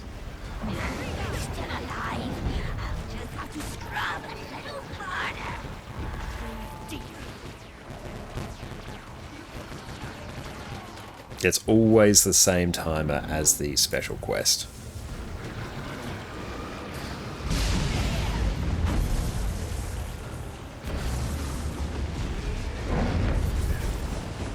Raging tempest to me! Scatter this filth to the wind!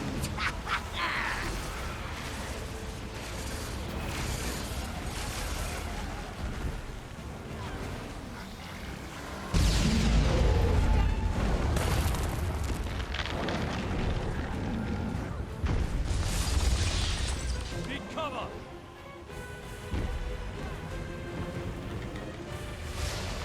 That's annoying. Glory.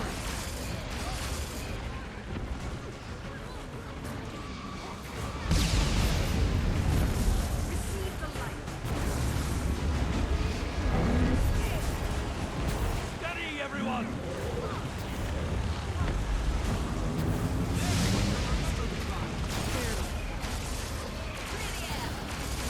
I feel furious.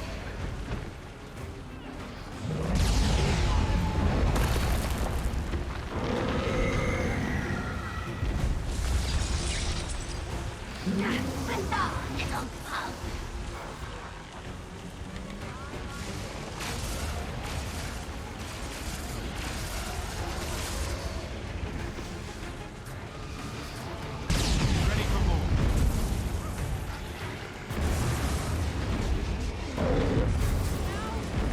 Steady, everyone. Hey coach, how's it going, mate? I'm going very, very well this fine evening. What about yourself? Thank you so much for that very kind greeting there. But we're doing very well, just blasting out some Wing 8. Decima is proving to be a bit of a thorn in our side as per usual, but nothing out of the ordinary. And blink over here.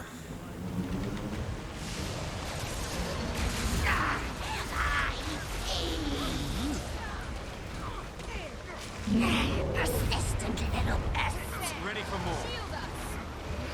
Chrono, how's it going? Welcome in. Everyone grab greens. I make a pretty good team. Had enough. Remember to focus on the green arrow and get all the reses if we need. Oh, I've been killing the last few weeks. Oh, thank you so much. I appreciate that. Yes, we are making sure to rest up as much as we can. But we're basically recovered from drops week, which is good. It was fantastic fun, but yeah, it was definitely very tiring. Had a great time though.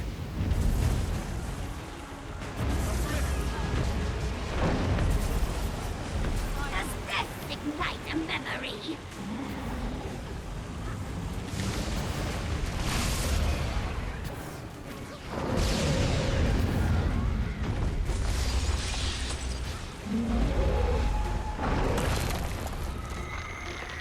Be cover.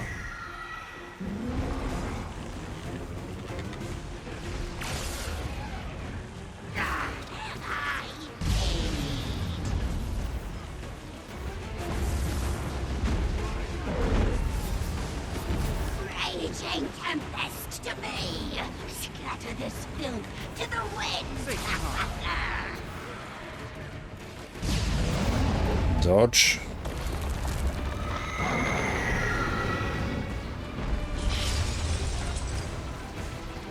Belong, little bug! Ah.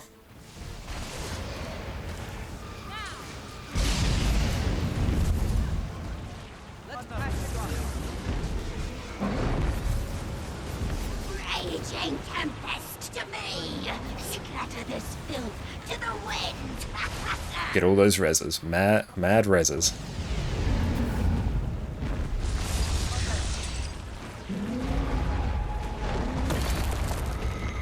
Be cover.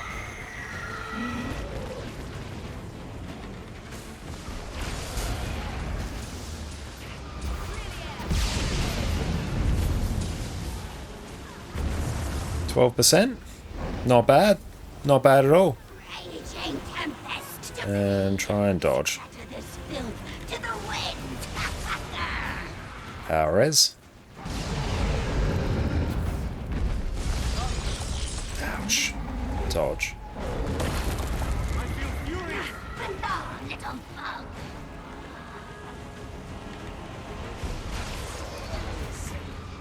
It's power res. Make sure you're not standing in that red AoE if you are on the arrow group. Raging tempest to me! And dodge. Scatter this Okay, cool. We got the timing down. Ooh, that hurt. Good job. Hell yeah, that is Decima done. Great work. That's excellent. That was really good, actually. Very happy with that. Cool, I think we got all our boons. Quick DPS.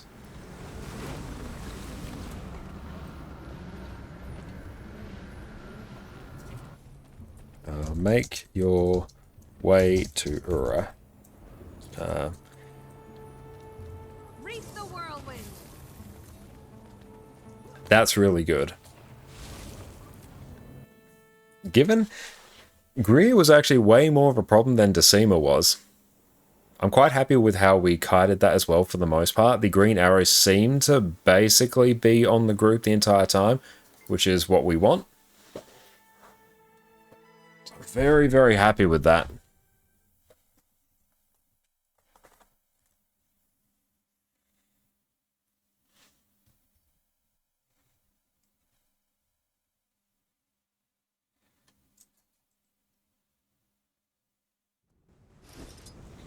How are we going on utilities here?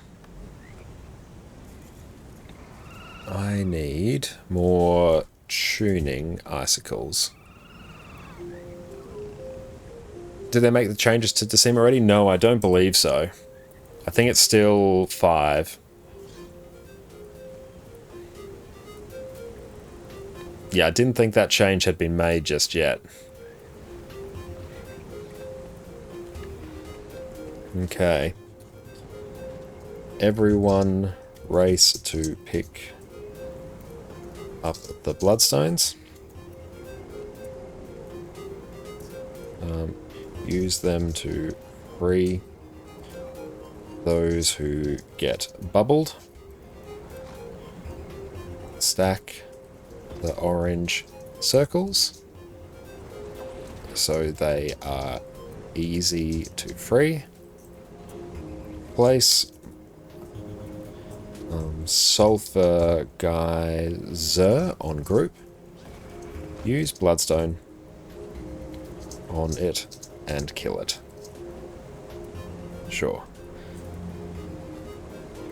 Kill Titan geysers ASAP. CC or kill toxic geysers as we need. Run the glowy circle AoE off the group. Yep, final boss now. This fight is much easier than Decima. Decima is honestly the hardest of the three by quite a significant margin. So the fact we were able to blast Decima out compared to Greer is pretty funny. Greer's an easy fight, but it's quite easy for it to destabilize when people aren't stacked correctly.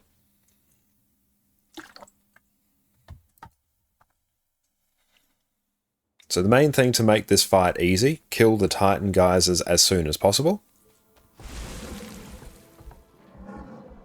Yes, feel free to start the fight for a good GG spot, and then just instantly GG. If you get the Sulfur Geyser, that very hard to see AoE, and the little indicator above your head looks a bit like the Doom Bomb. Do not run it off the group. Place it directly on the group. We'll use the Bloodstone on it to remove its shield, and then kill it instantly. They're much more annoying to deal with if they are off the group. So much better we just stack them on the group. And the big glowy AoE ring that will spawn on you, run that one off the group. And aside from that, it's pretty chill. Everyone make sure you race to pick up the Bloodstone. 2 of them need to be picked up at all times. If we don't, they leave a damaging AoE on the ground. And once you pick it up and use it, then you get a debuff for about a minute where you don't want to pick it up again. So everyone pick it up. Yeah, that's just a GG shortcut there. We start the fight, then we GG, and it opens up like a waypoint here. It just makes it a bit easier than having to do the full run back. So everyone pick up the Bloodstone shards. That's the main thing.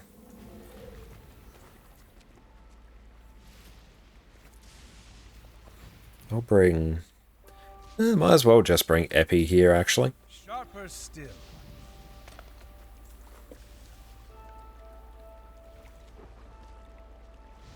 Oh, an actual GG shortcut. No, you just type /GG in chat.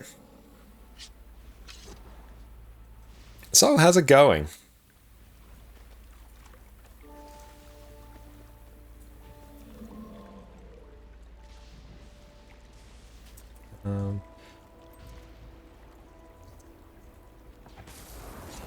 And revive whenever you are ready, Bizzo. Oh, they're taking a break. Perfect. Cool.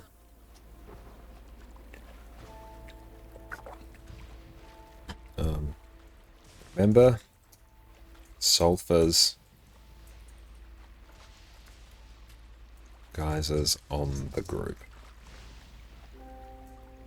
Use bloodstone, then kill it.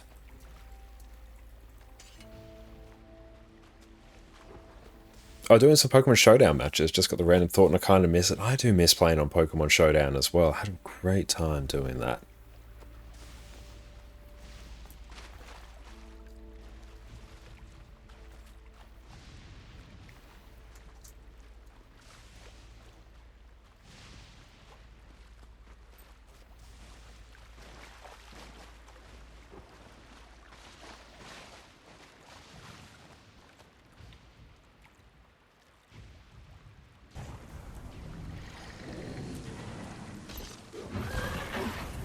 Come to me, minion, and do my bidding.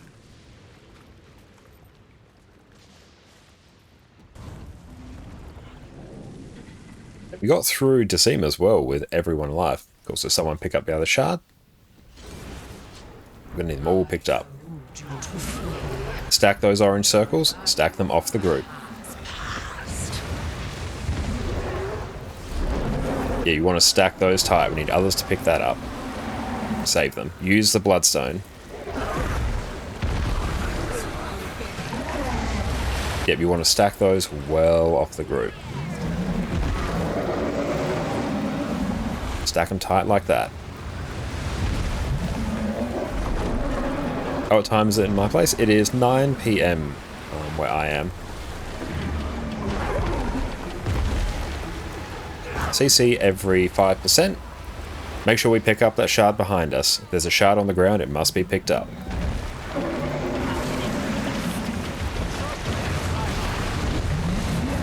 Need every shard picked up, always.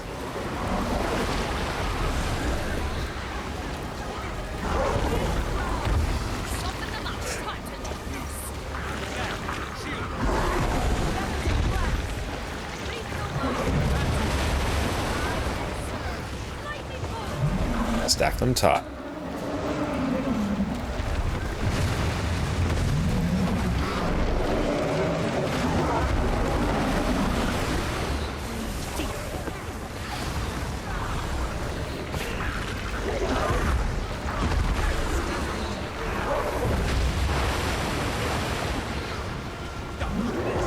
Stack them tight off the group.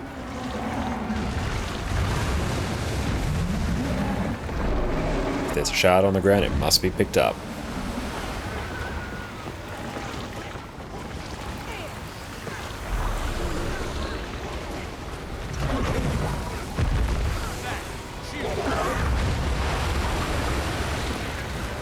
If you don't have the debuff, pick up a shard.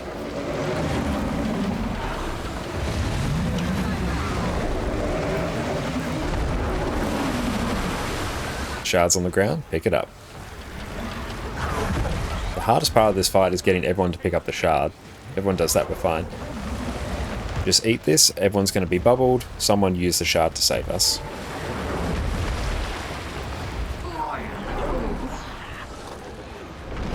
So race to pick up shards, kill the Titan Geyser. That's the priority. Else it will spawn champions. Just drop that on the group. Drop it on the group. Drop it tight on the group. We'll use the bloodstone on it and just cleave it. Get that off the group. That one needs to be off the group. Else it reflects projectiles onto us. Drop it on the group, use a shard on it, right on the group.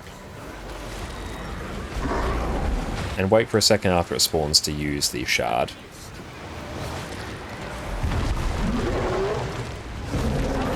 Run that off the group. Excellent, perfect.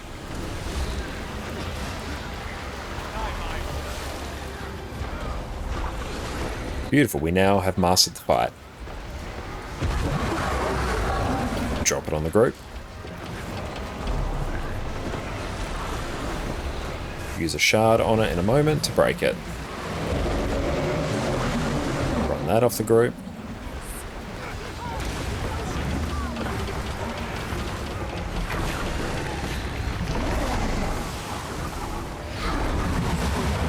Kill the Titan Geyser. That's the priority. Break it. Perfect.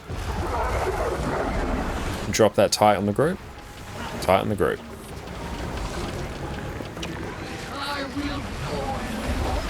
Stack that tight. Perfect. Stack it on the group. Grab that shard. Need that shard picked up. It's damaging us. Don't use the shards too quick.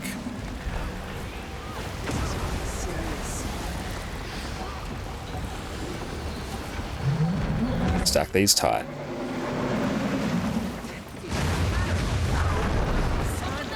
Gonna have a Titan Geyser in a moment. Kill the Titan Geyser. We need those shards picked up. They must always be picked up. Always, without fail. Both are on the ground. Pick them up.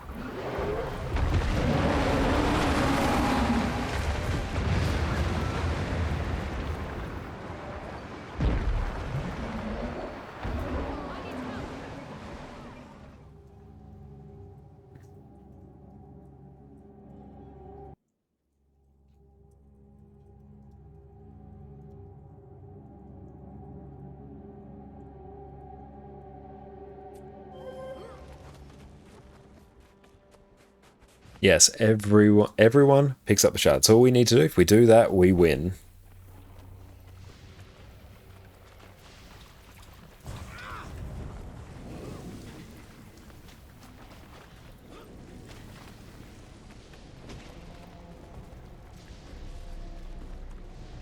Debuff.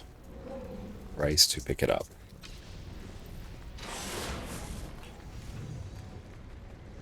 Let's actually see. I can probably actually see if no one picked it up.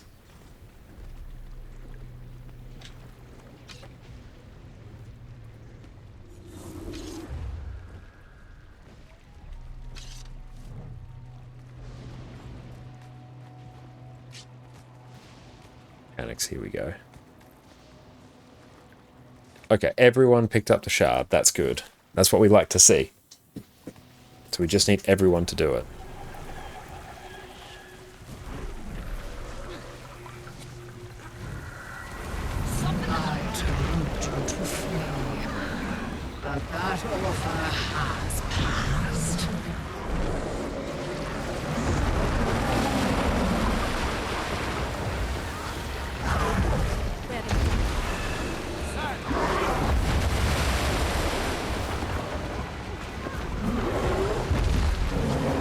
Stack those tight off the group. Should we go save our friend? Make sure you always stack those off the group.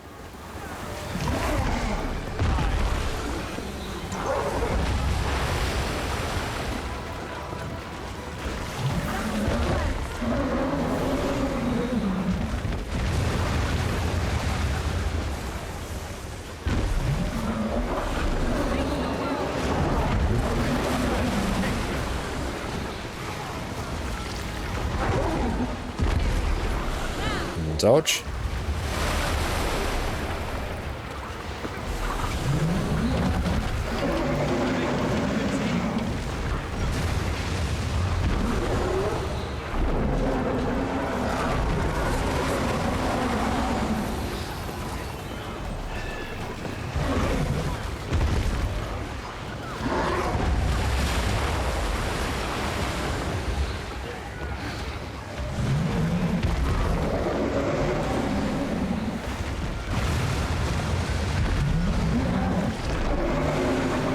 up those shards.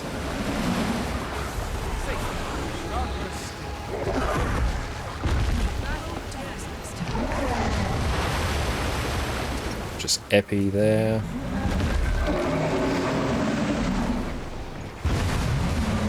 We still got the debuff, so we can't go.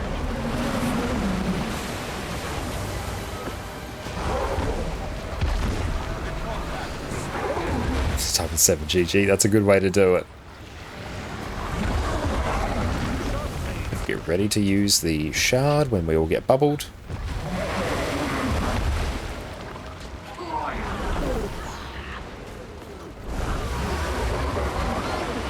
Titan Geyser. Quicker to CC it. Stack that on the group.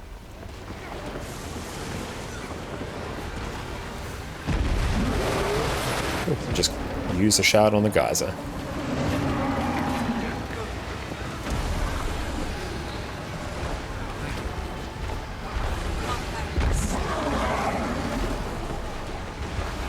Sulfur on the group.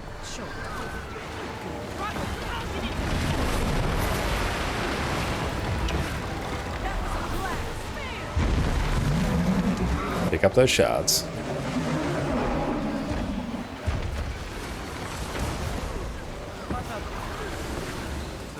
It's a shard on the ground. Pick it up.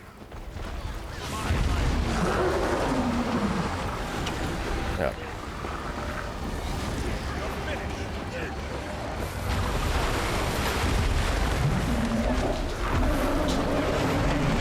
Run that off the group. Need to break that sulfuric geyser. Pick up the shard. Yeah, I can't pick any up for a while. Stack that on the group.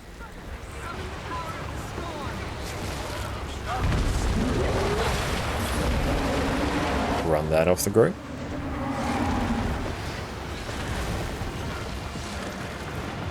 It's a shard on the ground.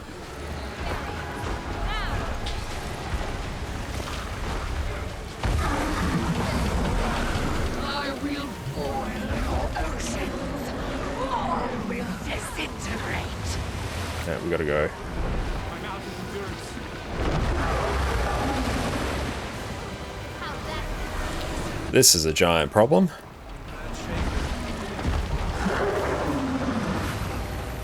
Kill the geyser.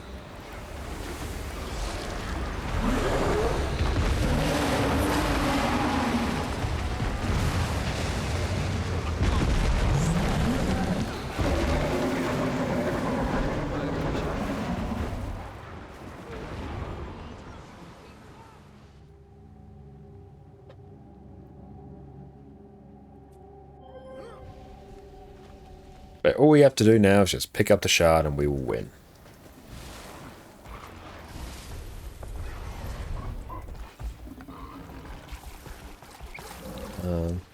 Take blink or stability to get out of reflecting ring.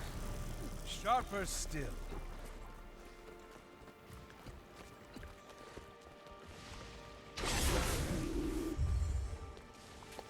Yeah, that's it. This isn't a hard fight, but if we start failing some mechanics, it just instantly destabilizes. I told you to flee.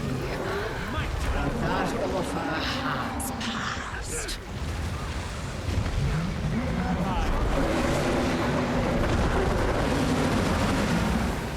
Like, even that right there, that was something.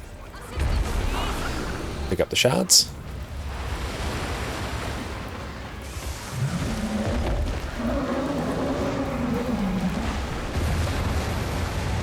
There's a bloodstone on the ground.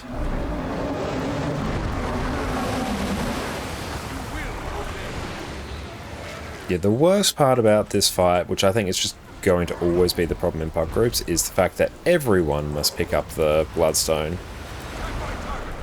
It's not a matter of, oh, someone else will pick it up, someone else will pick it up. No, if you see it, you are now responsible for picking it up. And if people can just do that, then honestly this fight will be very easily puggable.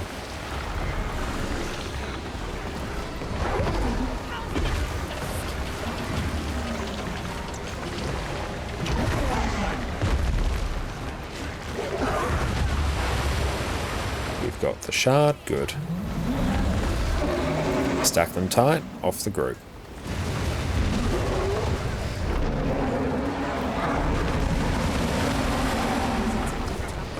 Both shards are down, pick them up. I'm glad to see at least in the logs that everyone was picking them up. Generally, there wasn't a person who didn't pick up one of the shards, which is what you want to see.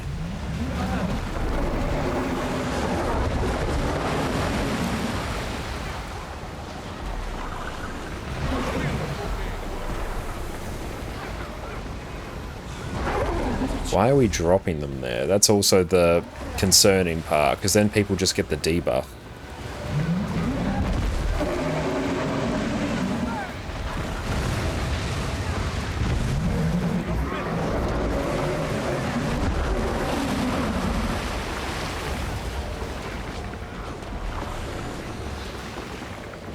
Get ready for phase.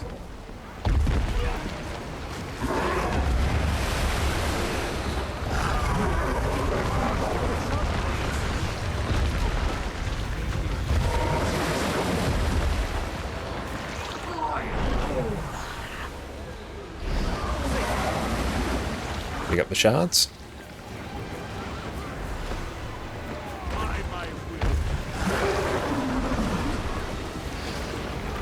Jump that.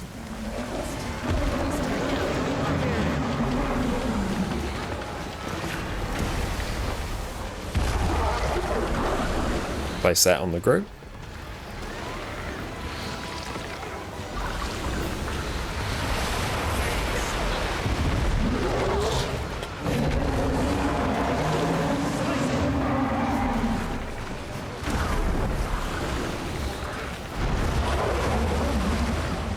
Kill the geyser. Excellent. Drop that on the group. Using my shard.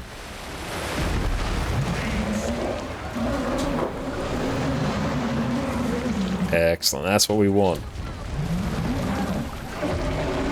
Run that off the group. Trade looks fun too. It is very, very fun to do.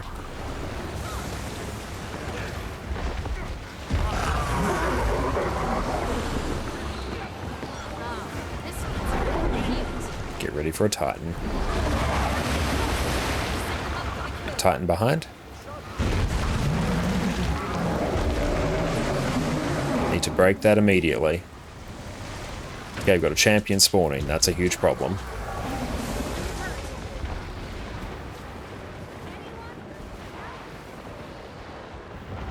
GG. Okay.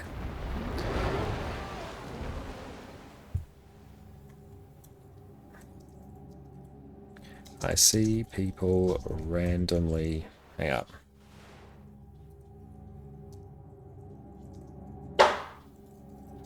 Using their bloodstone.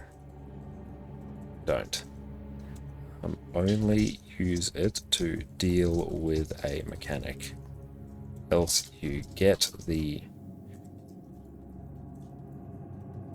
and waste a use. Then can't pick it up again.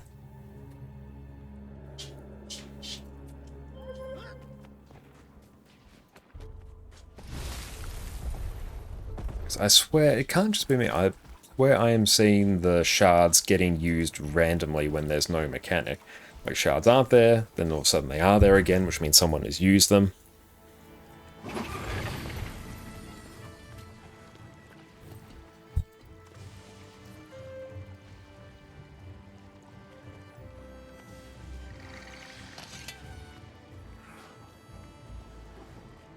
Maybe ping your sack if you want, if you will use it.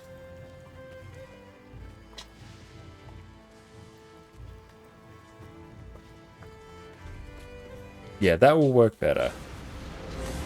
Might and glory. I told you to flee. But that Stack those up. past.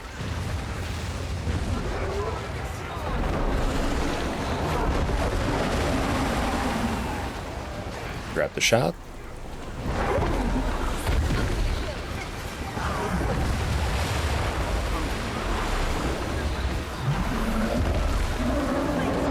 Shards getting dropped on the ground. We don't need that. Only needs to be done in response to a mechanic. That's actually the biggest problem I'm seeing right now. Because people are using it up, they're getting the debuff, and it's just spreading the debuff amongst the group, and then no one wants to pick up the shards because everyone's getting the debuff. Okay, once my debuff goes away... Thank you, Nomana, for the follow. This is a very cool boss. So he's surrounded by a lot of geysers.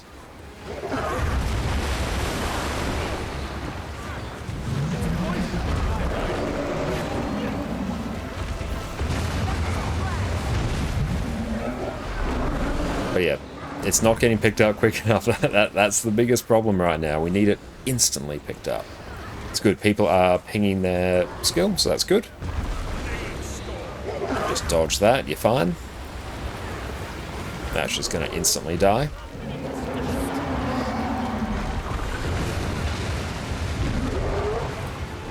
Too soon.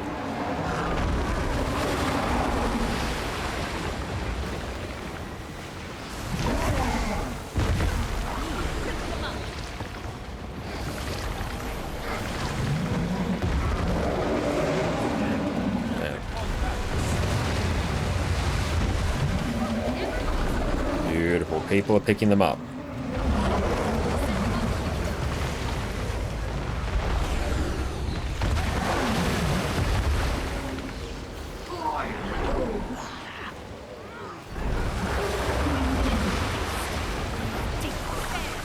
Perfect. There we go.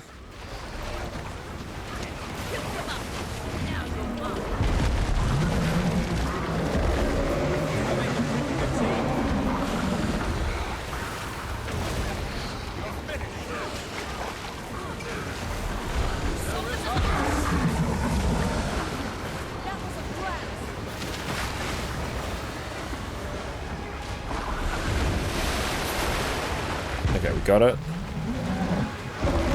I've still got my thing, that's great.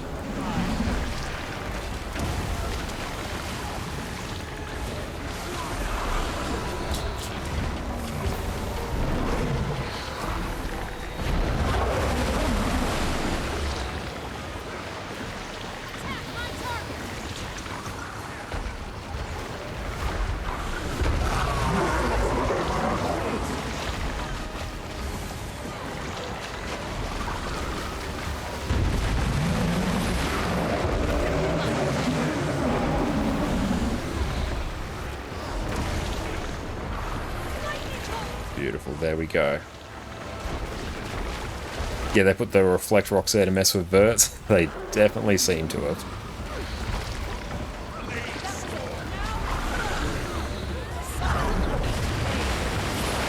There we go. That's just going to instantly die.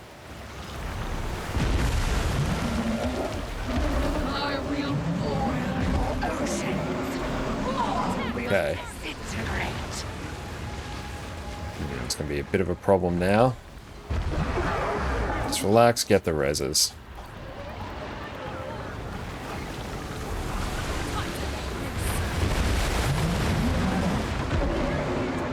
Yeah, like that just destabilized immediately.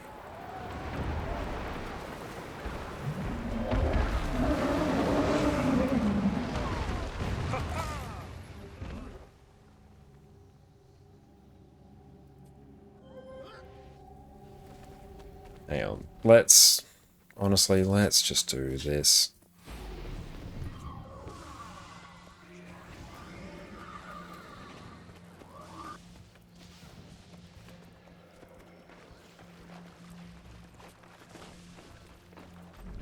I'm quite happy. Oh, don't tell anyone. I'm running Relic of the Wayfinder here. I don't know how long I've been running Relic of the Wayfinder.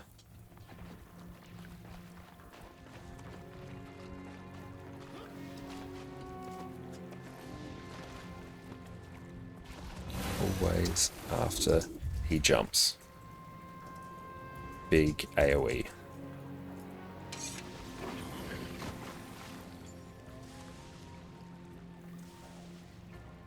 Yeah, no one knows. That's what I was doing for the longest time.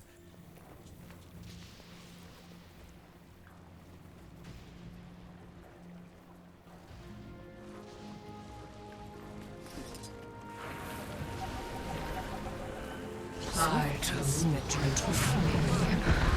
Of that Okay, they've got it. Nice.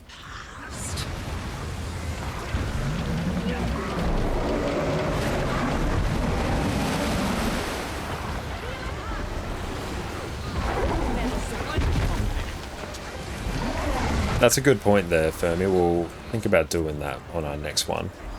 Okay, we got it. Nice.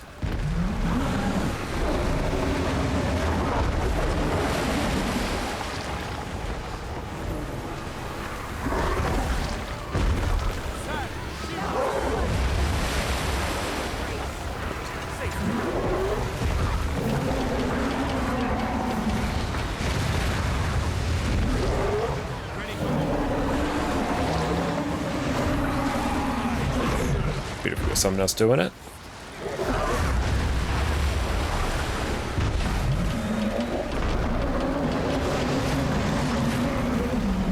Start epping a bunch of these.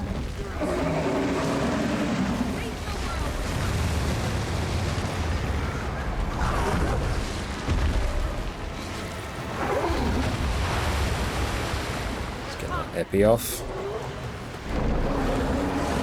Ooh, breaking of the mechanic there.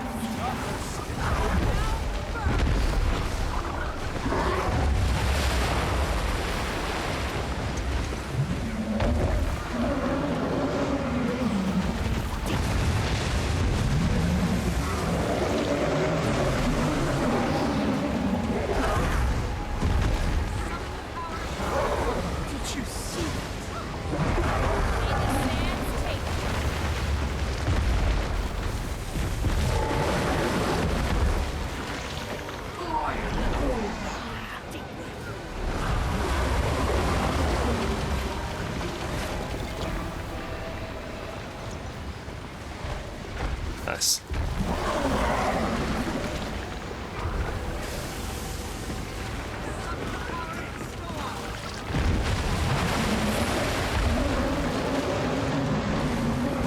Ignore the elite. Need these picked up.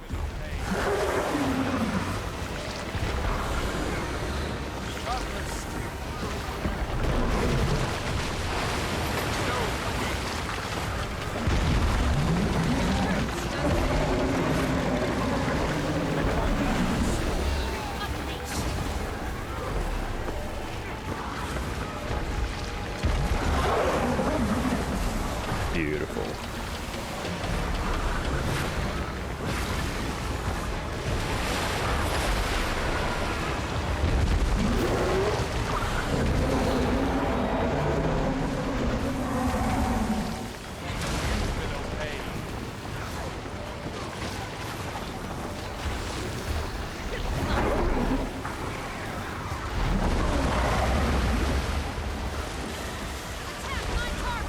There we go.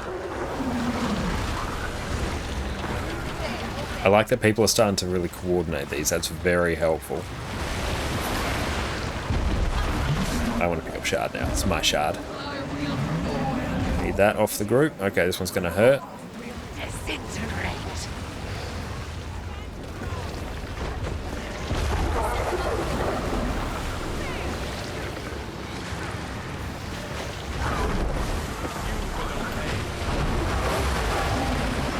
Need someone to pick it up.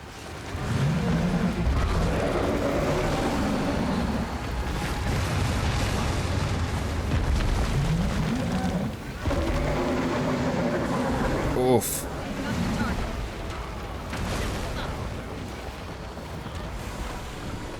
Yep, people aren't. Oh.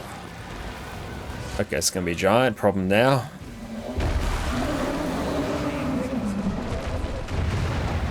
Okay.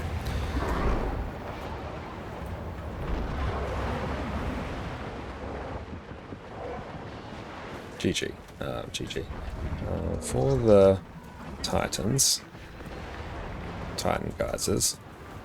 And we have the, was it the DH Sank, which you're already doing. And every Mesmer use Moa Signet.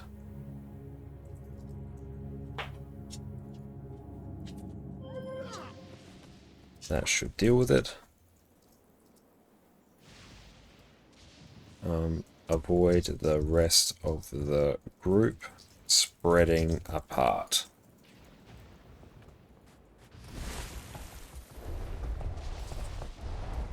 Should be able to CC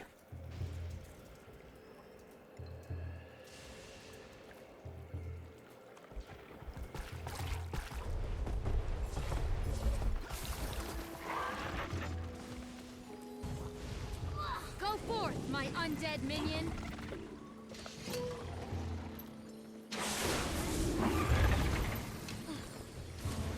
I told you to flee. But that those off the group. Gonna make sure I eat. Yeah, the fact we still have some of those there is a giant problem. Astral, how's it going? Welcome in, mate.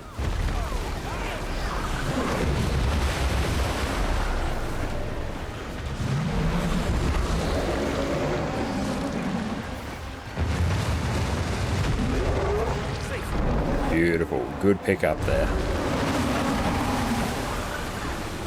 Sufferance, how are you going? It's great to see you. And dodge.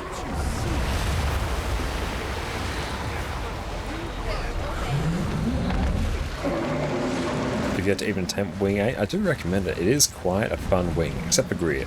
Greer, not particularly fun.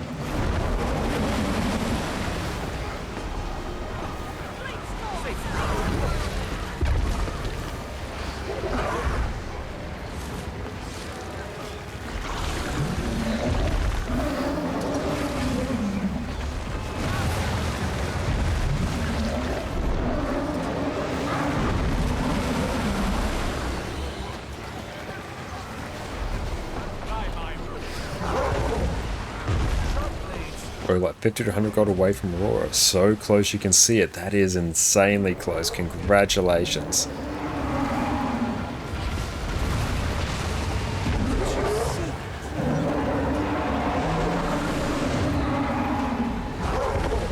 You one raid full clear away? Yes, you are so unbelievably close.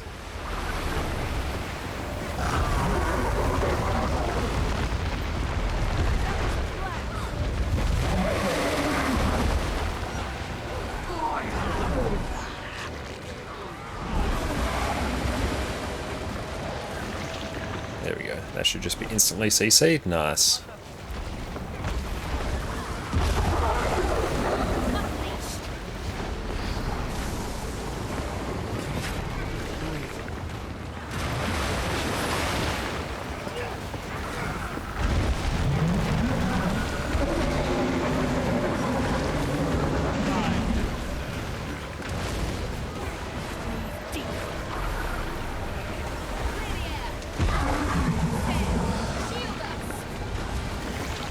Beautiful. Everyone's back up.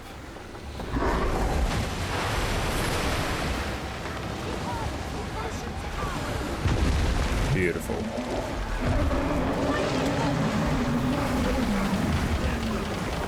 Yeah, in our squad, it's the Tempest that's cranking the highest DPS at the moment.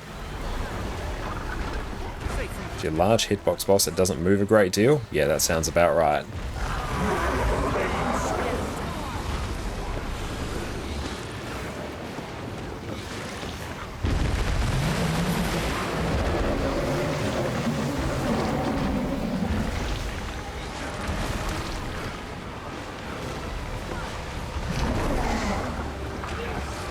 Ooh, we completely mitigated a Titan spawn by the looks. Tempest is really, really good.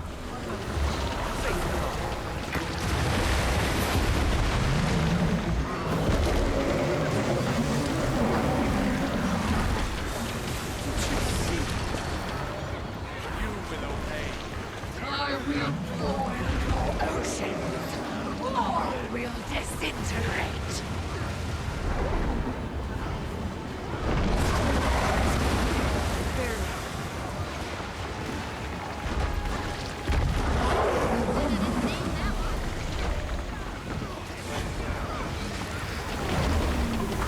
You've got a dispel. Hey, thank you, Hiker, for the follow. That guys are dealt with. Can I pick up? I can, if someone else has.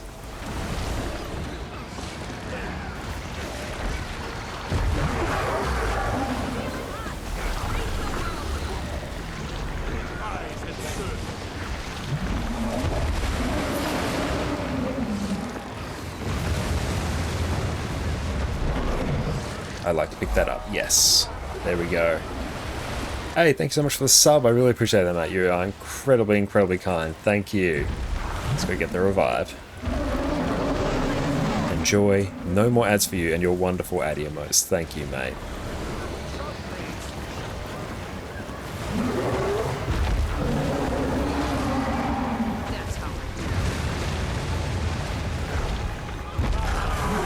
Beautiful. Let's break that bar as much as we can.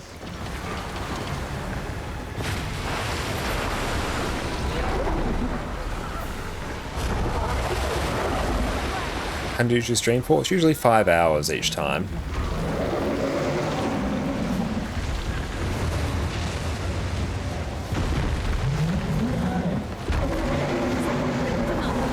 We cannot pick up the shard. Ooh, we have a lot of people that need to pick up shard right now.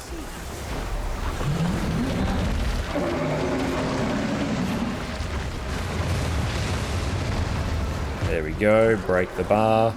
As much CC as we can throw.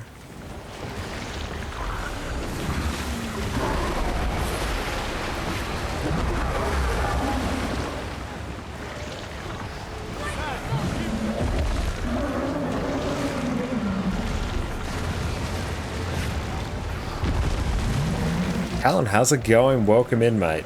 Oh, we need to go save them, like now, right now. Use your special action key. Oh, hang up.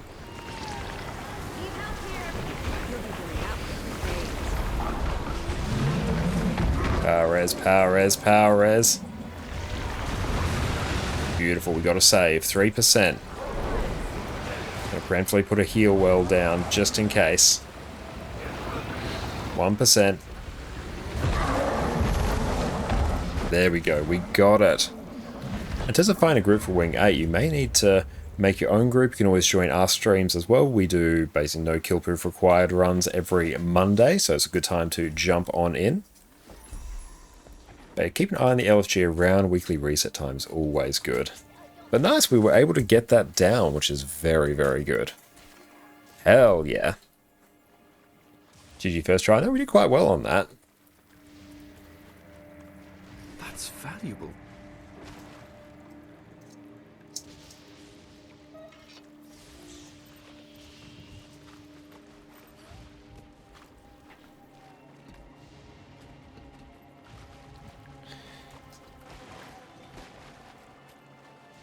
Beautiful. Not bad at all. We will dip from squad now. Nice.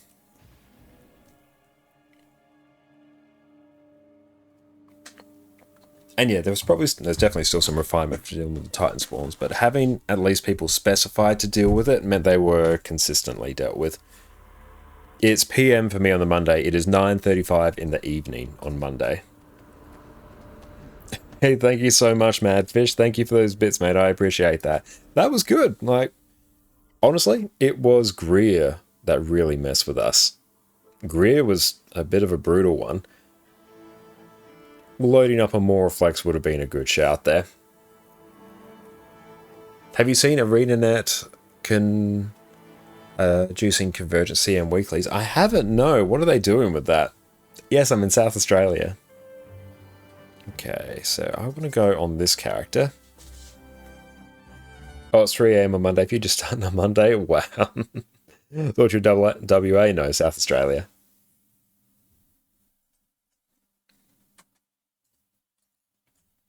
Check the achievements for it. Let's take a look.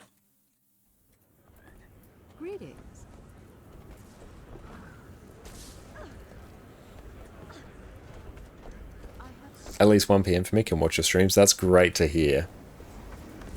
This will be Soto. Convergences, weekly convergences. Oh, convergence CMs. Hang on.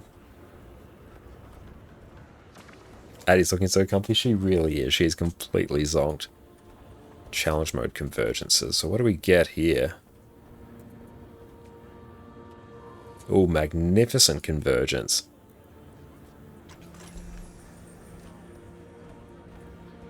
So you get a chance? Even just uncommon Supreme Rooms of Holding. Damn, that is good. Yeah, uncommon there. So you're probably getting some of those most times. And you're getting all those hordes as well. Damn, yeah, that is really good. That's insanely valuable to do convergences. Hey Rava, thank you so much for the raid. Welcome, welcome in, raiders. My name is Josh, or Konokonkane. And you can also find me on YouTube there, where we do all sorts of different Guild Wars 2 build guides. What is up, Rava? What'd you get up to on your stream? And if you need to raid and run, that is all good. Totally understand. Thank you so much for trusting us with your community. That's really kind of you. Sedav, how's it going? Thank you so much for popping in. But yes, this evening so far, we have done a bunch of World vs. World, finished off a reward track, which allowed us to finish off a vision achievement, which is great. And then we just blasted through a Wing 8 full clear. It was a lot of people's first clear of that as well, judging by the Raid Mentor. Yeah, the Raid Mentor achievement that we just got, I believe. Thank you so much, Rava. Really appreciate the raid. That's super, super kind of you. Let's take a look here. So, Balraya Raid Expert. So, do we have to do... Oh, I get 100 people of that. Nice. Did Wing 2 to 8 full clear with CMs. Damn, very nice. Still having some teething issues with Wing 8. We were very much in the same boat. Oddly enough, we got Decima after what was probably 3 real attempts, but we spent about an hour on Greer. Oddly enough, not quite sure how that worked out, but we got it. And Ura took a couple of attempts to get down, but because everyone has to deal with mechanics on there, we got it in the end. Let's go and buy ourselves a Steam Piercer as well. Nice. So that means we have now got the Taker of Titan Trinkets title, which is a very cool title, actually. Let's grab that. Nice. And that means I will also have a brand new spear for my Chronomancer, which is great, because I've been meaning to get that for a while now.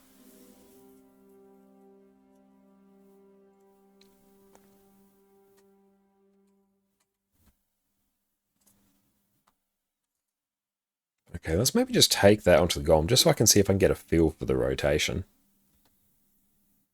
And yeah, that's a really good way to get people to run training runs as well. You're not wrong. I like what they did with that. Well of Calamity. There we go. I always prefer Well of Calamity. Right, so on Greatsword we've got Force and Impact. And that is a Assassin's one. Okie dokie. What stat to choose for your Chronomancer? It is the... Let's see, do I have that build guide easily linked? Yeah, it's the set of gear I have in my build guide. There is a mix of Berserkers and Assassins. Beautiful, so let's get that. Oh cool, it's got a little steam trail. That's super cool. Sigil of Force.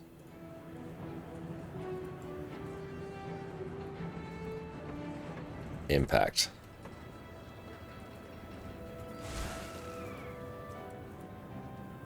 That's true as well, Fermi. Okay, so we will equip. Hang on, let's go to here.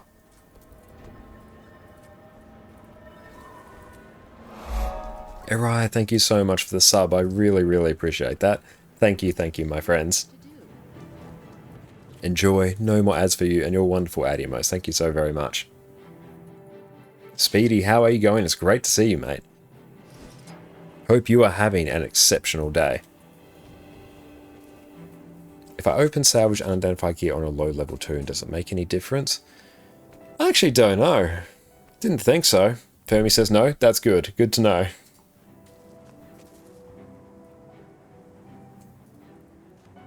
Okay. Power... Oh, we're running like really scuffed food there. That's fine. A deadly raid squad is a happy Adjust self, add boons. Just gonna give myself all of them. state-of-the-art gun. Subaku, how's it going? Welcome in, mate.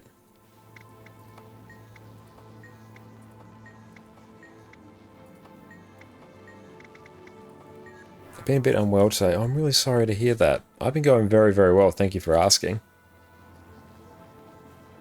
But I really hope you feel better soon, mate. Take that. Refreshing. I feel energized. Okay. Let's try and get a feel for this rotation. It's been a while.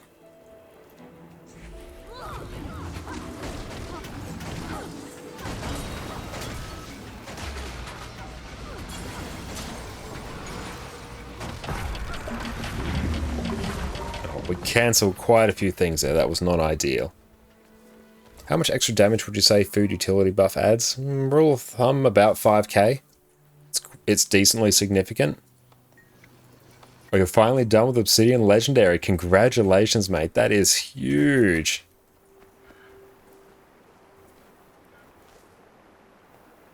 Okay.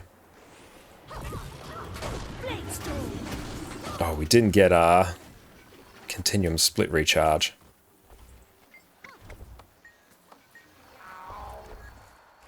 Definitely need that recharged. Let's figure out how many things I can actually slot in here.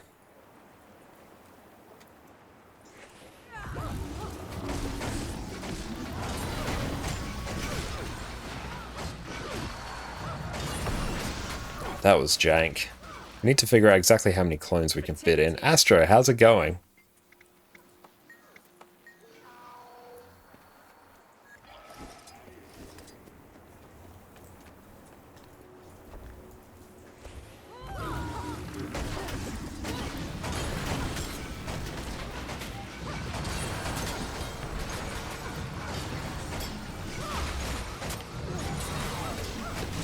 There we go, that's better.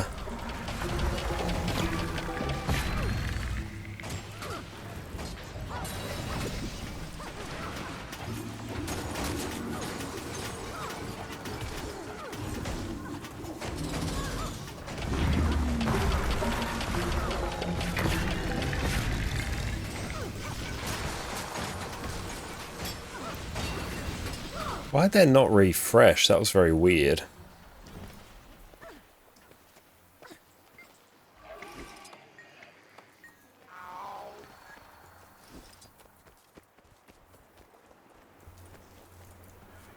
Is that Spear? Yes, we're trying Spear Chronomancer. I do a lot of Spear Virtuoso, but the rotation is just slightly different on Chronomancer, I think.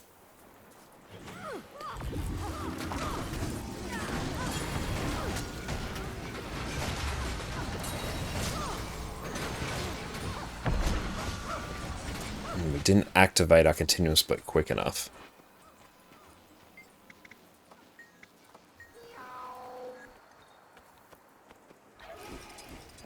We're trying to activate Continuum Split during the cast of our Spear too, so we can get more casts in. Honestly, we just need to slow down a bit.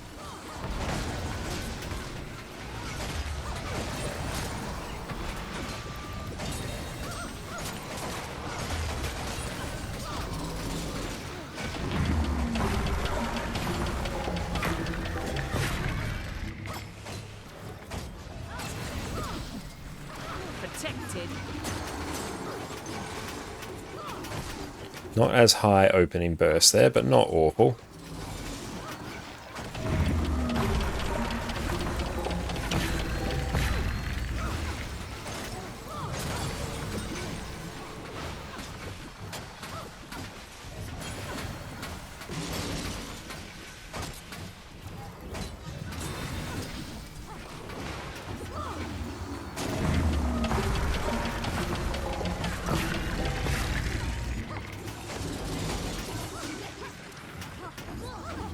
Two, 4, heal, 5, 2, 4.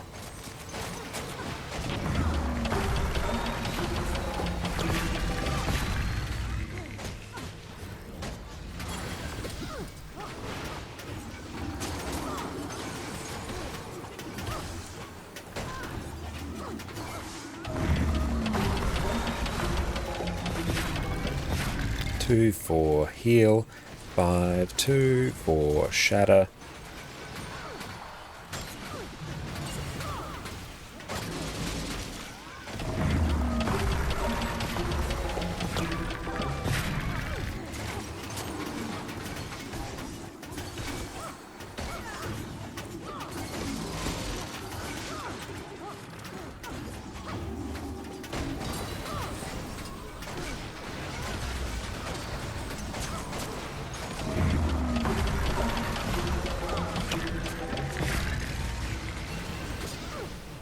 So we weren't quick enough on our continuum split there.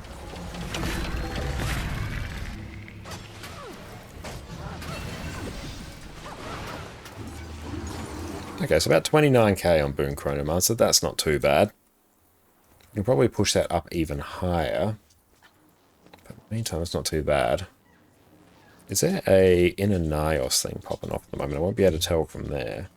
But if there is here...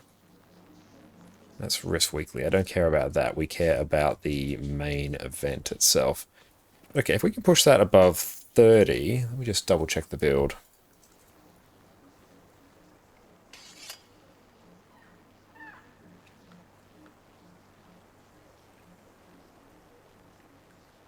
And no, I don't think I was going to be number 1 in gating crystals for that much longer.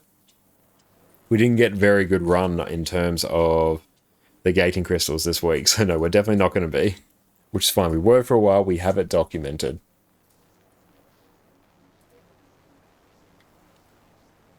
Power Boon Chrono. Do you have a guide for Boon Chrono? I do, actually. You can go check it out over my YouTube there. This is before the introduction of Spear, but you basically just replace Greatsword with Spear. Oh, it wants Relic of the Claw. Alright. Do I have Relic of the Claw? Oh, we do. Nice. Let's see if that ups it a bit. And I can probably actually just run Mantra of Pain, I think.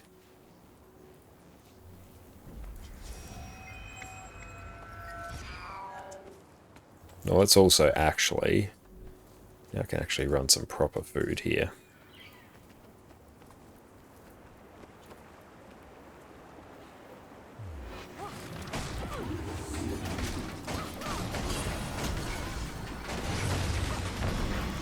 I need to get another clone off, actually.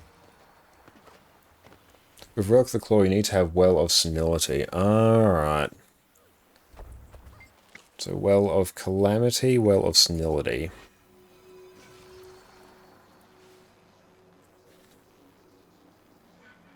And also that.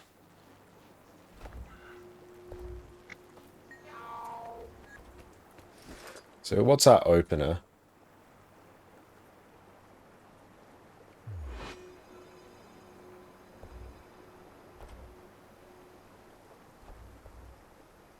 Okay, so we do... Actually, the rotation's quite different.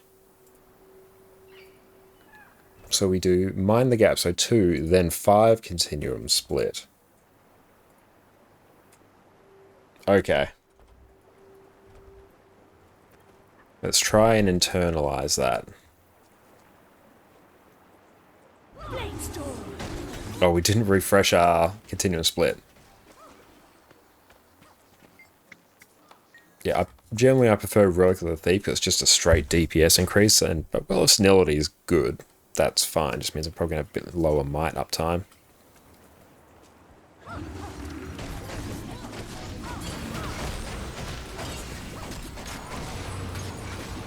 And so what do we do there?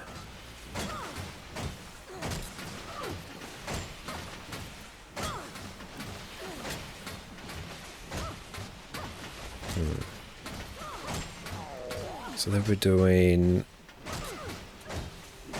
5 to continuum split, 2 for Well of Calamity, Imaginary Conversion. Then we basically... Hang on. Okay, so we're prioritizing all of our wells, actually. We're not doing the other round through Phantasm, so we'll keep that in mind.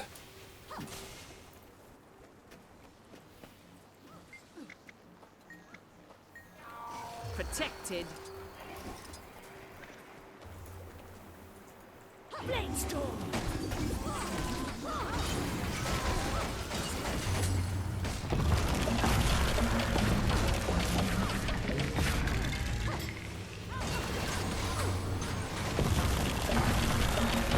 Oh, that was a bit jank there.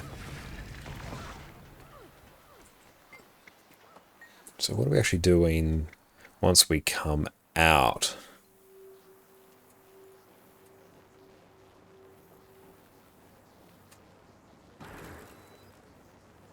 So I want to get another Mind the Gap there.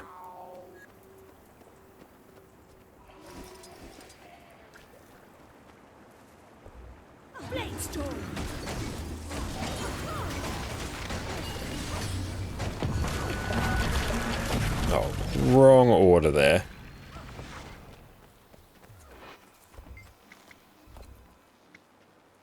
I really hope everything goes okay there, Speedy.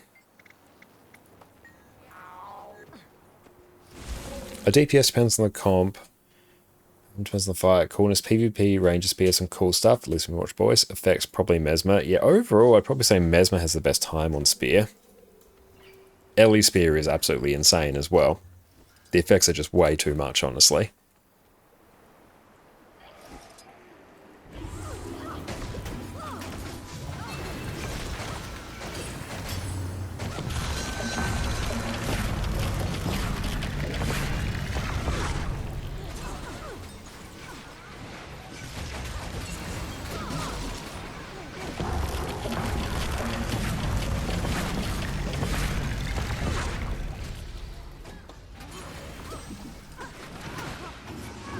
High overall burst, which is nice.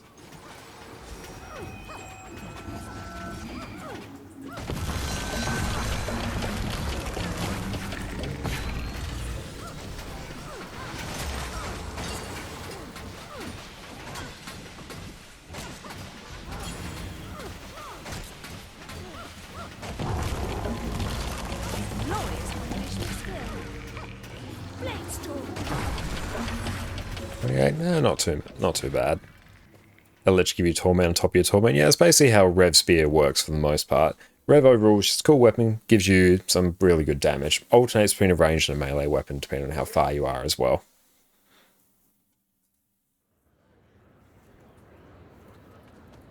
I didn't love that. I'll get used to Spear on Chronomancer. It will be fine. Let's see what else is popping off. Don't need rifts. If there are strikes going on. Asking for that much. Bone Skinner. It used to be broken strong. Yeah, it used to be absolutely unhinged how good it was. No longer. Let's maybe dive back into a bit more World vs. World so we can finish off some other reward tracks.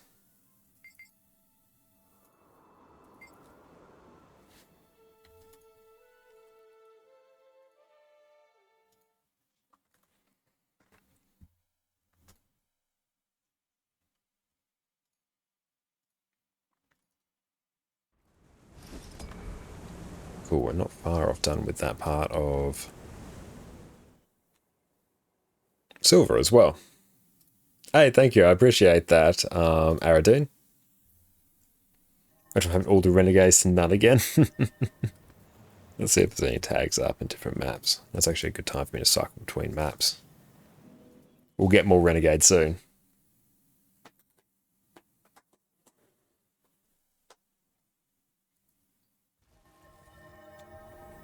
Let's go /T any tags. If not, we'll roam for a bit. Dove, how's it going? Welcome in, mate.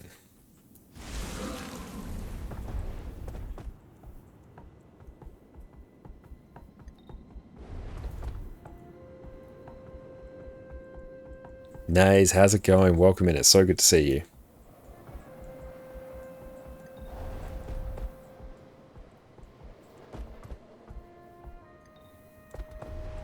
Yeah, Connie Ren's still a really good build. It's not bad by any stretch of the imagination.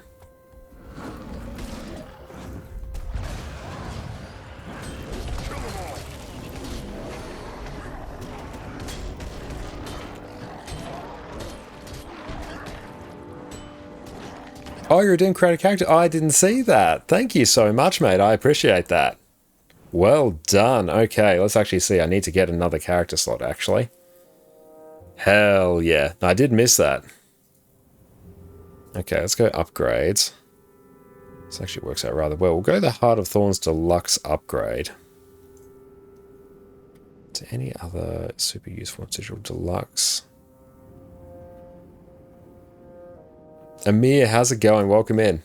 Is this a free-to-play game or do you need to pay to play this one? Has a very extensive Sephi free-to-play trial. Let's buy more gems. No, not that one, custom exchange. A very extensive free-to-play trial. Basically, the core game as it was released in 2012 is free-to-play. But if you want to get the full experience, you need to pay. Oh, Sycamore here. Oh, I'm sorry to hear that, mate. I really hope you feel better. Okay, so there we will get another character slot. Your character needs a fancy name. We'll see what Naze wants for us.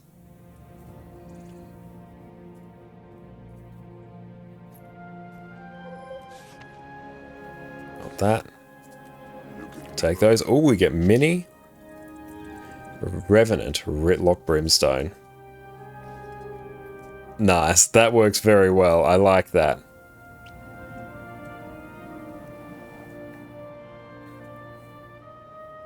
Praise be to Ritlock. But yeah, the game does have free-to-play options. Basically an extensive trial for you, really. But if you want to get the best experience, yes, you definitely want to buy the expansions. Oh, how are you going? Cool, that there is done. Alright, so we are doing Female Asura Guardian, Conti Quick DPS, small, any other attributes can be desired, name, I'm too fast. I love that. How can you craft the Mistwall gear parts? I'm not 100% sure. The wiki's going to be your best friend there.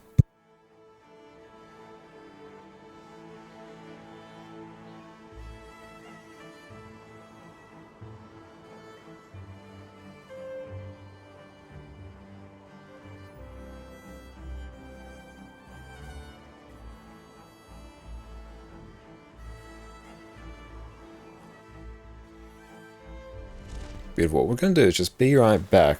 Sit tight, team. And we are back. Welcome back, team. And I'm liking that second to last character. Looks like your own Char Herald. Let's take a look at that, actually.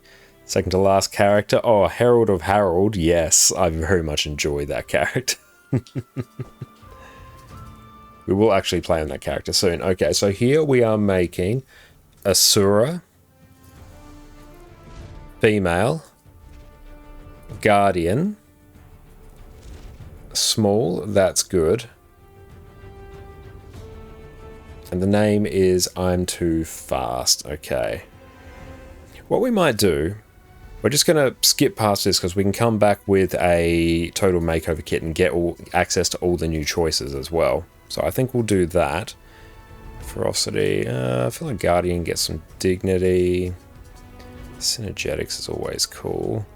Do the Infinity Ball quest. Zinga, that's fine. So I'm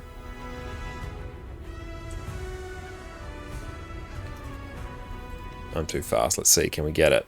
We can. Excellent. I am Asura. Yeah, the name's available. That's right. We can always do some tricks with accented characters as well to fix it. Go away. We can delete that.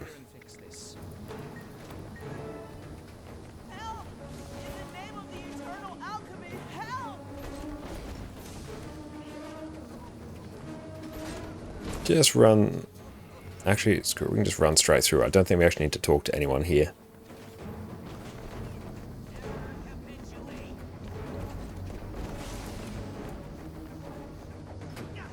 I'm too fast, not fast enough yet. Get instantly hit with a cripple debuff.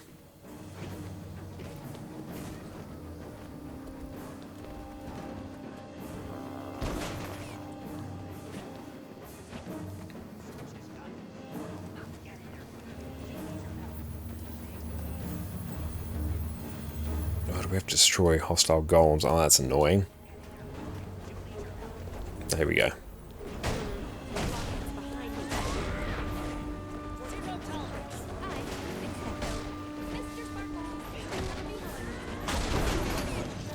Oh, you have to talk to this one, do you? Because in the human one, you don't need to. Maybe? Let's try again.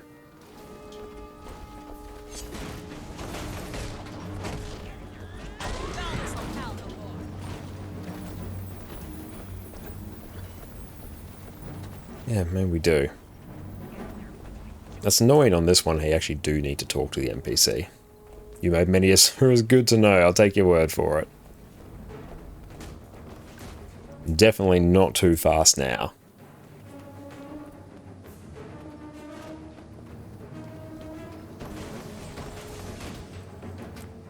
Oh, we're here. Let's just go talk to them anyway.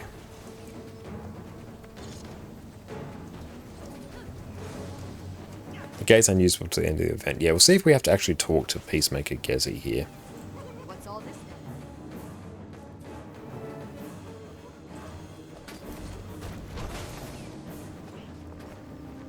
then? Here, turn on toggle walk instead. Okay.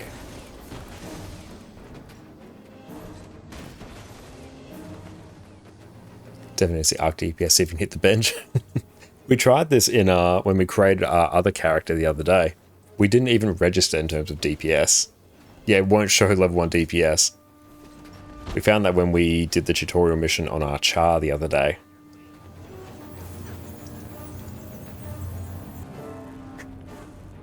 So if I go here... Oh no, they actually did that actually. That ain't right. That ain't right, Chief. Hang on. Don't mess with the inquest.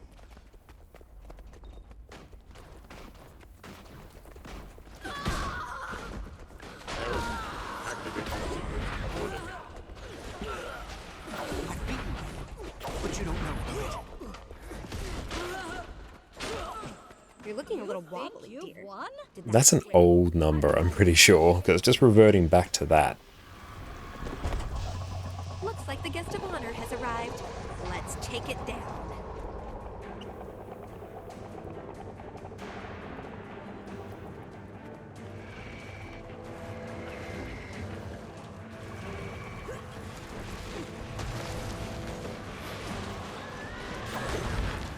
You're looking a little wobbly, dear. That scramble your brainwaves.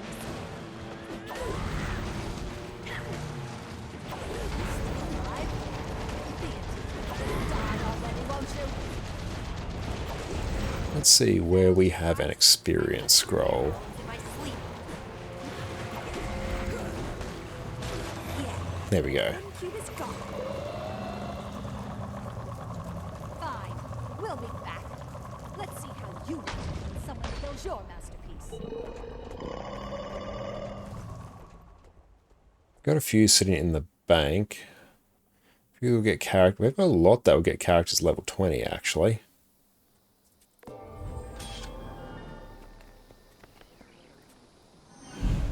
Alright, so what we're going to do is we are going to go over to this character. Very soon, all our medium characters are going to be fully activated in terms of builds, because once we finish our open world medium legendary armor, as well as all of our trinkets, which should be in the next 2 weeks or so, then we can actually gear all of them up.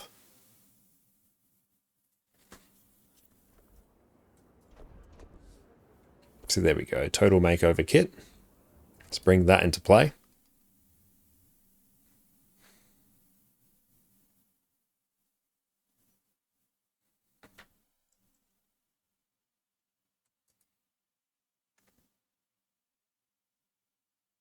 And Chonk, yes, we are on EU right now.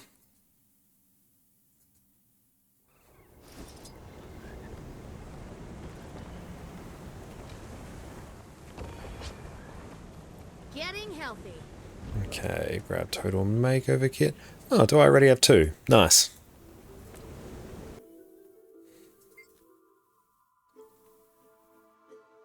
We can actually use... Oh, the permanent one, that would be amazing. We can actually use the other makeover kit on our other char. I'm willing to lend my extensive expertise in kinematic... I'll join for an IBS 5 Dragon Storm. I might have to pass, unfortunately. Not sure for the time this evening, but thank you for the offer. I appreciate that.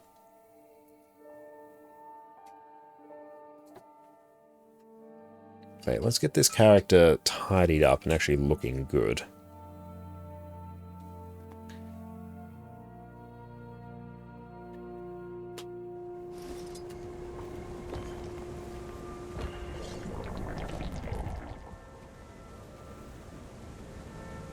Oh, it's identity repair kit. That's name change contract as well.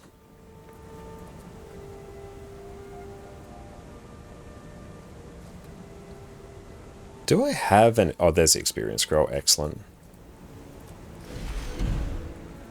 There we go. Alright. I'll randomize appearance. Okay, so let's go here. That. Guardian, we might want something.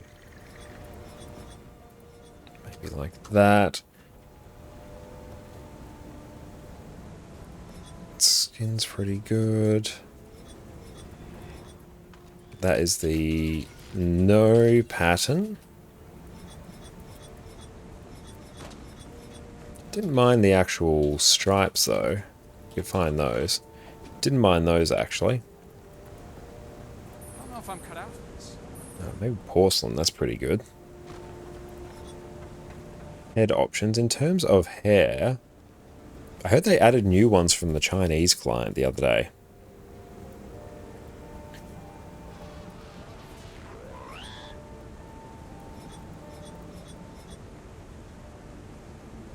Randomizer also cooks sometimes. Let's see. It actually kind of does. You're not wrong.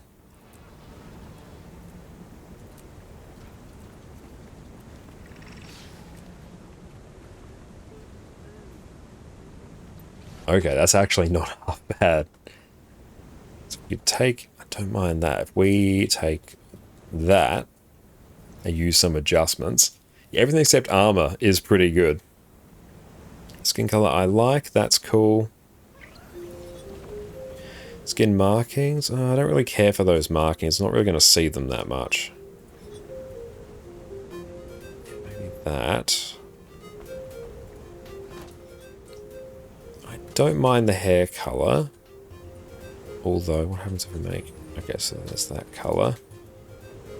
If we can go for something that's a bit less blue. I like the blue. I think that's going to work well for what we're going for.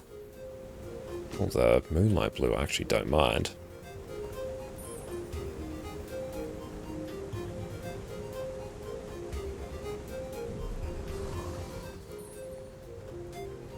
Yeah, I think I want something that's got some blue highlights there. So if we go electro blue or sky. Quite enjoy sky actually. Face I'm quite happy with. Ears as well. Perhaps if we drag that. Honestly, that's kind of fine where it is. And then eye color, we might make that celestial. Sky's pretty good.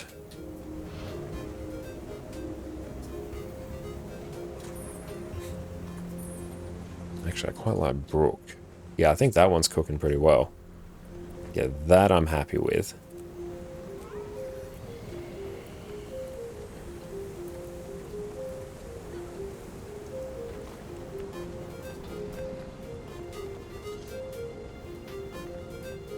And that was almost certainly against the TOS there, Obsoletus. Cool, so that's taken care of. Now in terms of... I guess, yeah, that one is a no. If I can get some bag slots from World vs. World, let's see what we can do. It's got to be one here where we can. But no, good question, but yes, definitely not.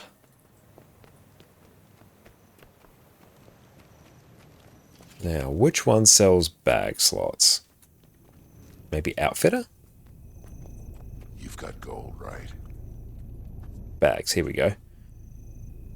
18 slots.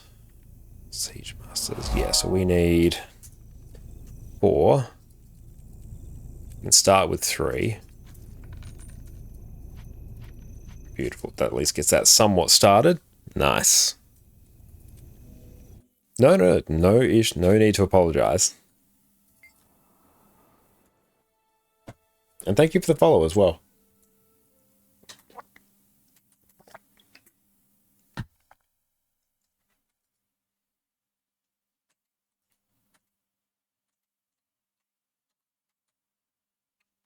And the goal of the new character, I believe it's going to be a Condi Quickness Firebrand. We'll finish leveling that at some point.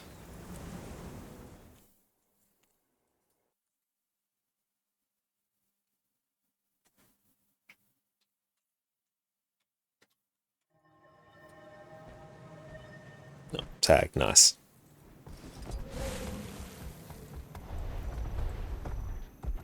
Conversion starts in a few minutes, nice. Oh, what we should also do this trick, you go to one map first, and then go to the map you actually want. I know, definitely better to ask that before you do it, so good job. So we can do in World vs. World. If you go to one map, the reward for the very first tick, the first 5 minutes, whatever that next threshold is, you can see here it's 3 minutes and 28 seconds away. It won't actually count unless you change maps. So you go to a different map first, probably the Obsidian Sanctum, and then go to the map you actually want to go. That way you guarantee that one counts.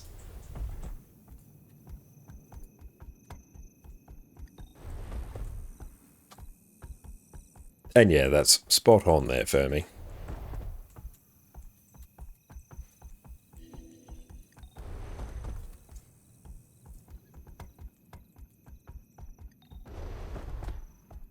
Glad we're able to get a Wing 8 down tonight as well, and that's good.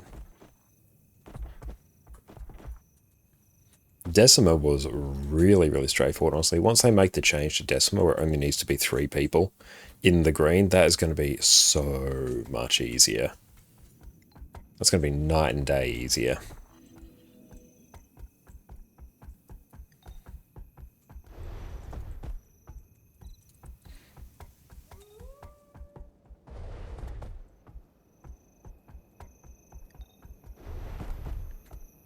Honestly, in that case, just hold on to your Guild Wars 2 account.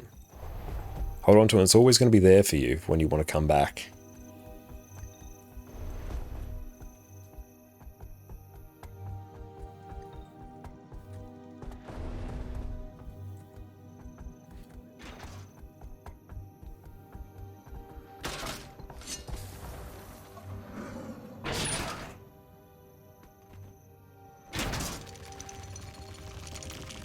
So once we finish off the Sandswept Isles reward track, that is all the skins we almost need for Vision.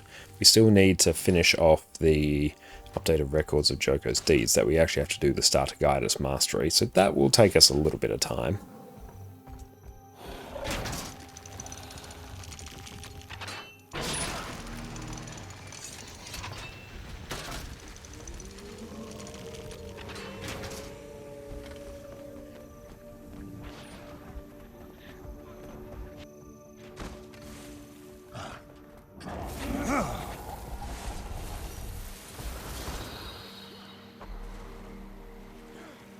I'm not sure if that's still going on. Like, it wouldn't surprise me if someone was doing it at some point, but that's the type of thing that will get someone banned very quickly. An Angry Field, we're currently working towards Aurora. Very nice. The amount of resources you're required to sink into the crafting stage on top of all the stuff you must do for the first 2 stages is crazy. Oh, I feel you, mate. I'm working on 11 legendaries at the moment. Aurora, Vision, Conflux, Coalescence, the Prismatic Champion's Regalia, and a full set of open world medium armor. We're about 2 weeks away from being able to craft them all in the one stream, so I know all the pain that you are going through. Vision, I found, was much more annoying than Aurora, I think.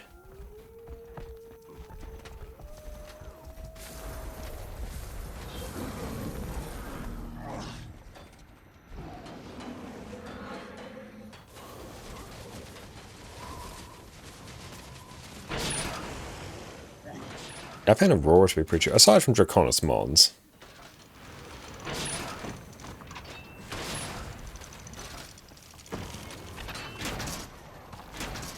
All the Kraukatai, I ended up just using Eternal Ice. I just park characters at Bureau March's chest, open them each day, and then exchange that Eternal Ice for Kraukatai ore, and that was done relatively quickly. Illegitimate eggs, they can be quite annoying as well.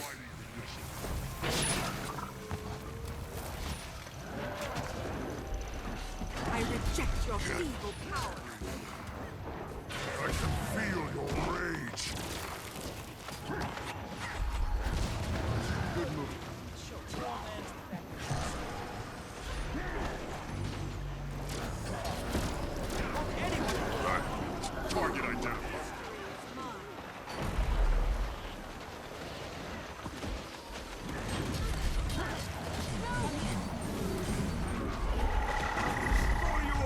That hurt. Oh, back we go right here.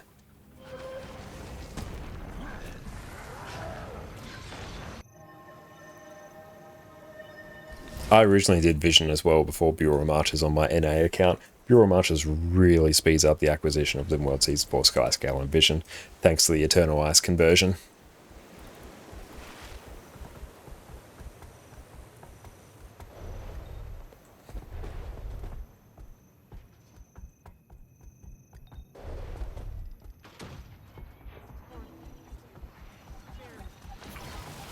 I've got the target. Rise and We serve. must rise and return to the fight.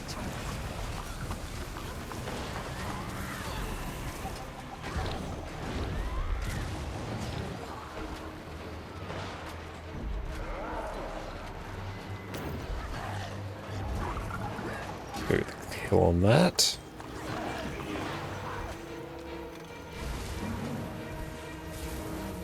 Back in fighting condition. Armored up.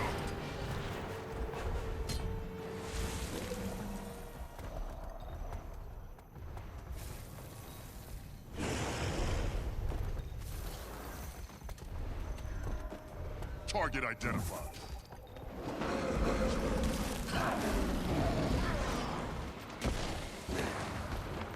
Take them, conceit.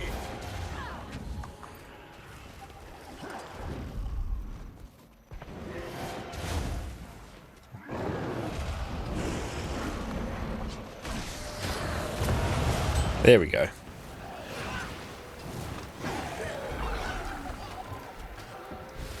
Trying to work on DPS is Arc DPS pretty much required. Not strictly, but it is incredibly helpful. It's one of the most helpful add-ons you can possibly install.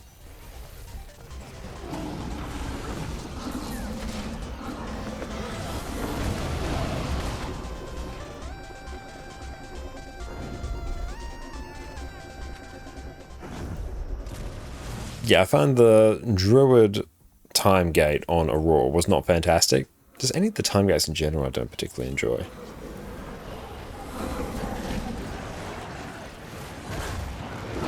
Everything else for Aurora I found really chill, to be honest. Kill them all. Got the target.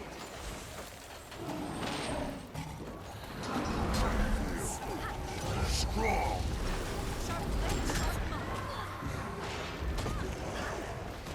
I can feel your rage. Out of all the class and weapons, which would be a good condition damage output, most classes have really good condition damage builds, so it's a bit of a tricky question.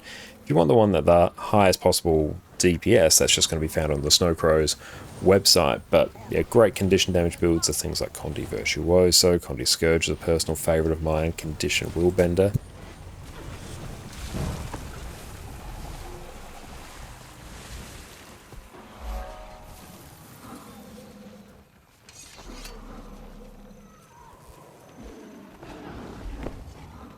Yeah, Condi Renegade's a great one. Like, there's so many different ones. And yeah, the work you put into a legendary trinket is just generally insanely worth it. Trinkets are the most worthwhile legendaries to go for. But I definitely recommend just chipping away at them over time. Don't try and rush through them, or else yeah, you will be a bit disappointed. Mech, Daredevil, Harbinger, Ren, Willbender, Vert. Yes, lots of them. Condi Daredevil I really enjoy as well. I've always liked that one. And welcome in Count Benzos as well.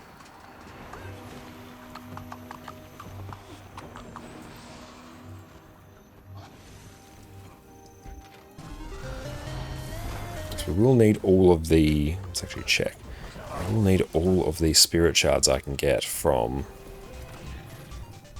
Let's go here. Let's just buy all of these.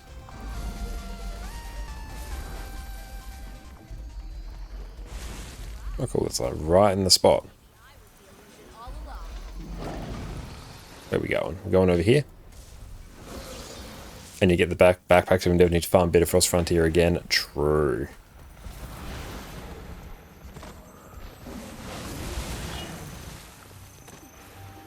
Right there we go.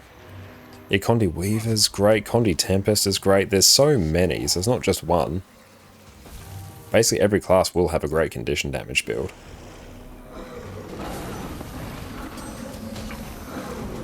Active fighting condition.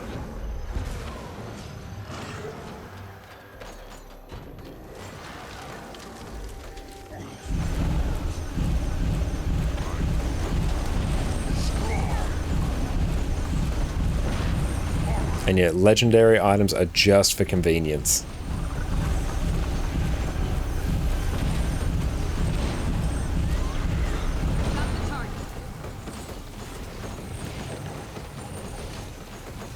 There we go. That just gave us a ton of spirit shards towards what we need as well.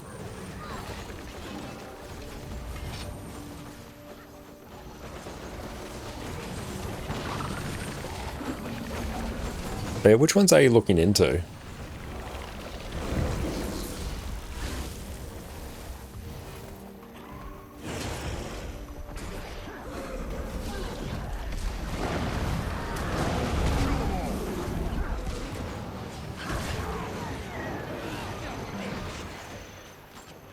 That feels good. And be the heroes Cambo needs. Oh, Connie Marshall was just been such a weird build.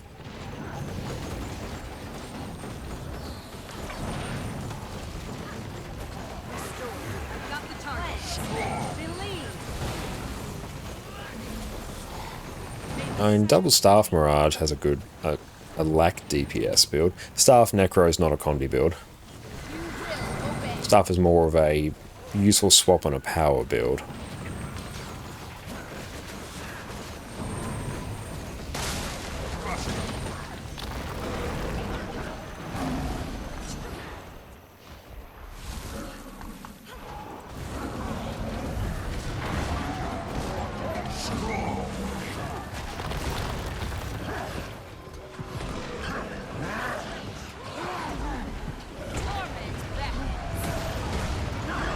And yeah, Condi Reaper might work as well, that's true, because you basically spend all your time on Greatsword, not wrong.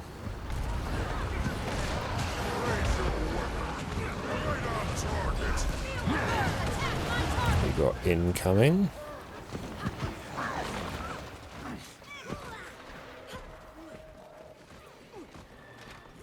And your staff must be nerfed over and over again, it really has. Iron Hammer is ready to strike.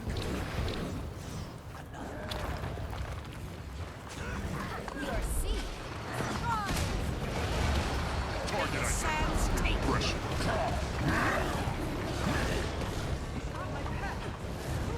Never saw it coming. Finishing for a fight. Pain tracks.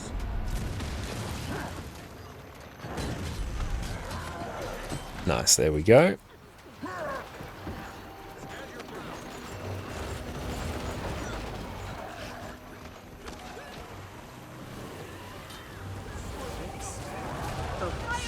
Concentrate. Target identified. Iron Hammer is ready to strike.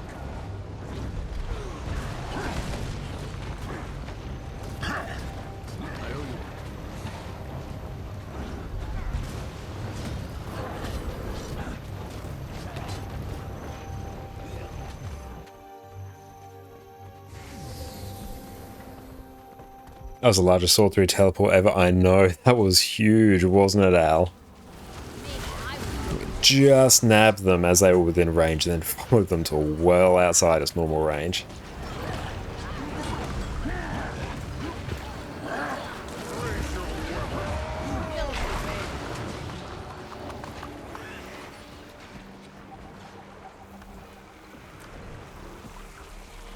I've attained the awesome.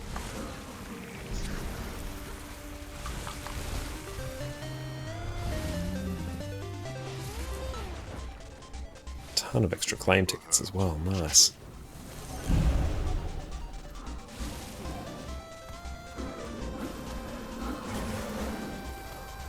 And you've got our very own Mesmer Blink right there.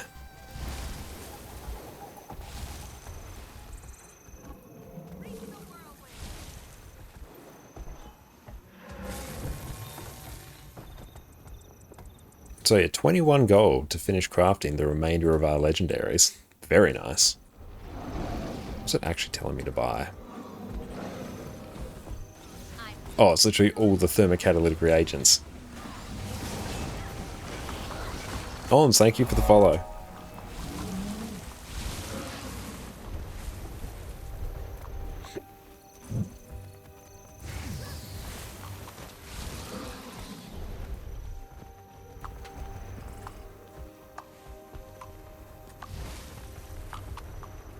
And 112 spirit shards. They are going to be a bit of a problem. We still have all our lantern runs to do as well. Those we can blast out in a single stream. There might be a this Sunday deal, I think. We should be able to finish off this reward track on Wednesday. If we get them.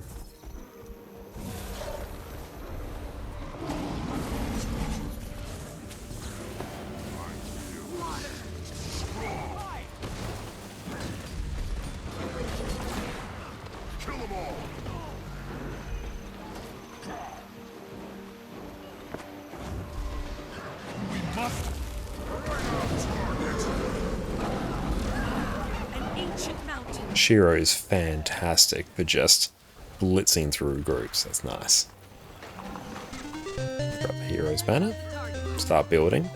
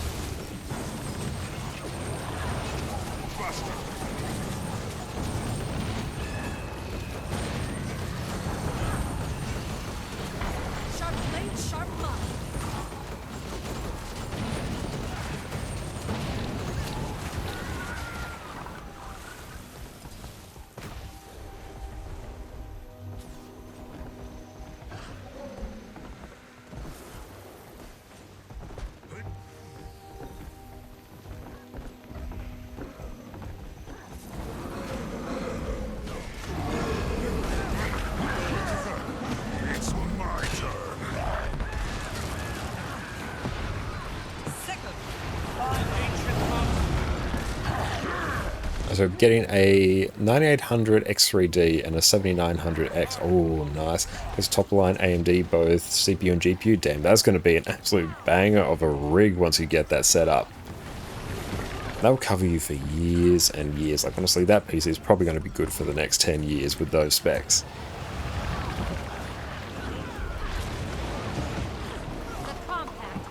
I'm very excited for you with that. That's going to be brilliant.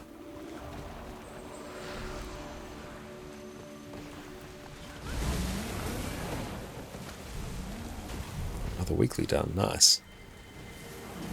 So we've done 3 of the weeklies. And it's gathering, jumping puzzle, dual fractal. But that one will last you for quite some time.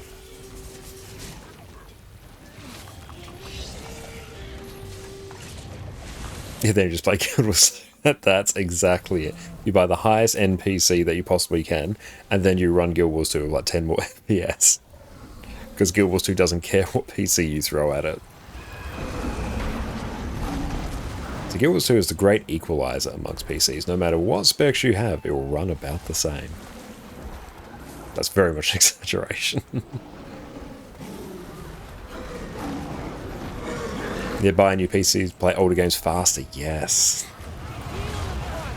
And Legion, welcome in. You're thinking of picking up Guild Wars 2? A very, very good choice. You definitely should. You have no idea what you're doing. Is there a tank class in this game? There is not strictly a tank class in this game. Guild Wars 2 is set up so every class can fulfill every role, from healer to tank to DPS to all of that.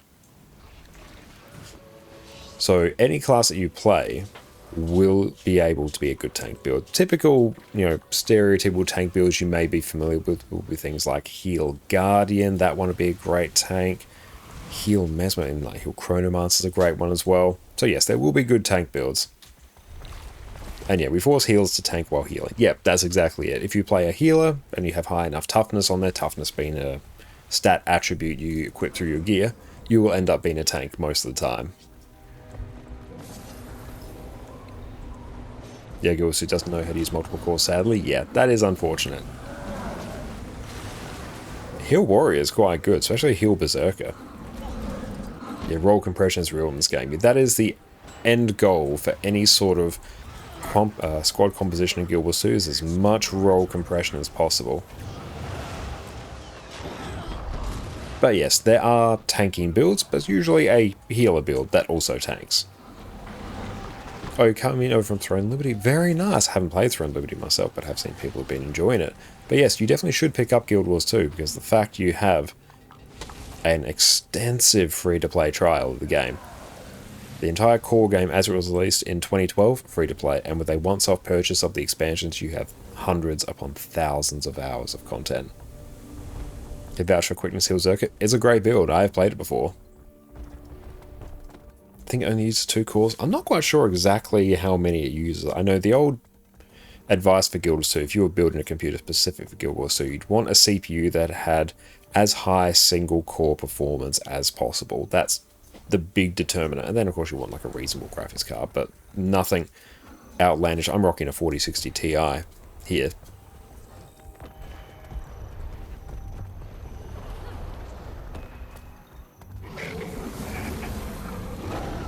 But yes, you definitely should pick up Guild Wars 2. There's no vertical gear progression, so it's very easy to reach sort of the optimal gear in Guild Wars 2.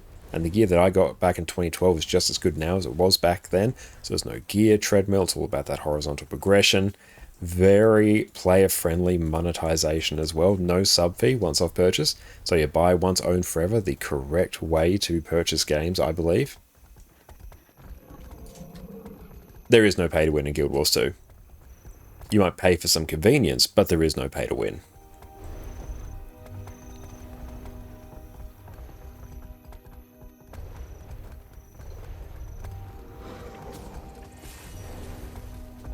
But typically the best gear in game you can't buy. You can't just swipe the credit card and immediately get the best stats in the game. That's not how it works. That can speed it up in some capacities, but not in any real significant way. In terms of endgame gear, there's 2 sets of gear. There's exotic gear, which is the second best, which you can get very, very quickly off the trading post for relatively little gold, especially for some builds, just to get started out. Like honestly, a few hours of playing will get you that. And there's ascended gear, which typically you cannot buy from the trading post, and you must craft or acquire through other means. So that's not a real gold or real world money transfer for that.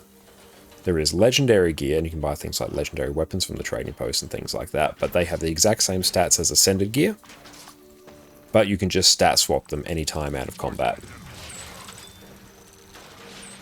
I don't know if expansions are counted in the pay to win debate. No, I wouldn't count them as part of that. Like, you will do better in the game if you have the expansions, but it's a once-off purchase just to get them. You're not buying for... You're not paying X amount of money to just upgrade your character beyond that. Like, everyone, once you have the expansions, you're on the same level. So I wouldn't put those in the pay to win aspect at all.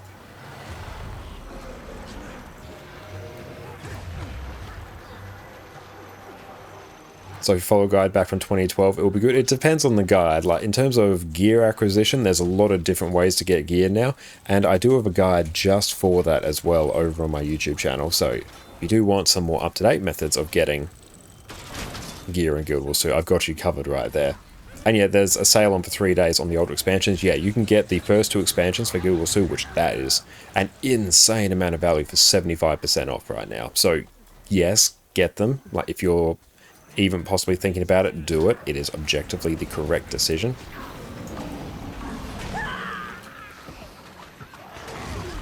But yeah, the Ascended gear that I got back in 2012 is just as good now as it was back then. And there are lots of different ways to get gear now as well. It's my turn. Do you play or plan on playing any other games besides Guild Wars 2, even offline?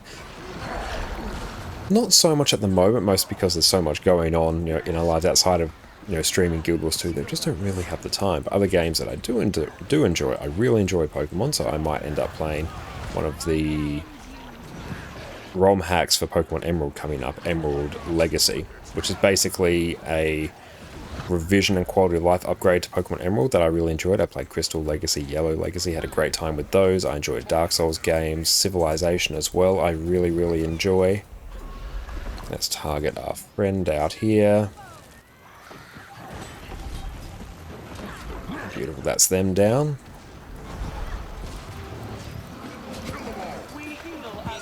Oh, have you been also looking to Emerald Legacy? Yes, I'm so excited for that. Did you play Yellow and Crystal Legacy for me? They were absolute god tier. I loved them. Oh, did not do recommend it. Like Yellow Legacy as well. I really enjoyed. Where's our com? Let's go target this one out here.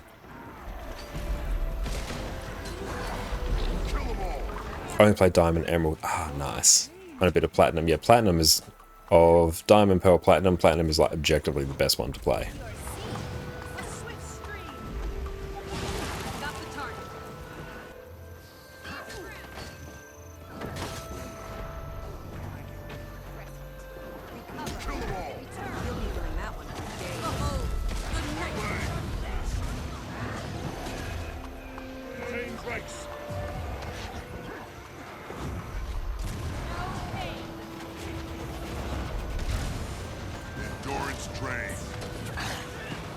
Try and get some stomps. Beautiful, there we go.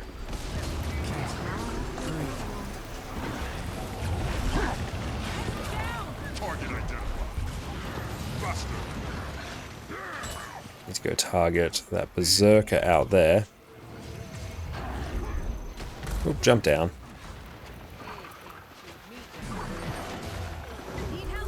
Get a block off. And heal back here.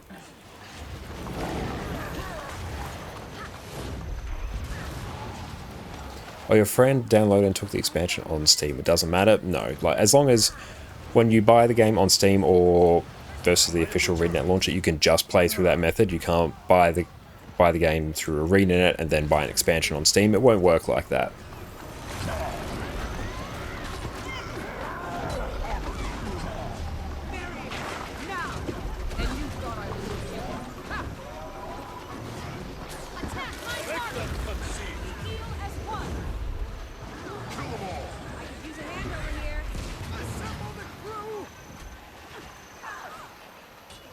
I have a pretty high-end PC too. It's a pretty like decent PC. We're rocking a, you can see all my specs as well in my about page. I've got everything linked there. We're rocking a 5600X. We've got a 4060 Ti. So it was like a really good sort of value PC about 3 years ago as well. We just recently upgraded the graphics card. But it is perfect for what we need. You are all weaklings. Nice of me. That's a lot of loot right there.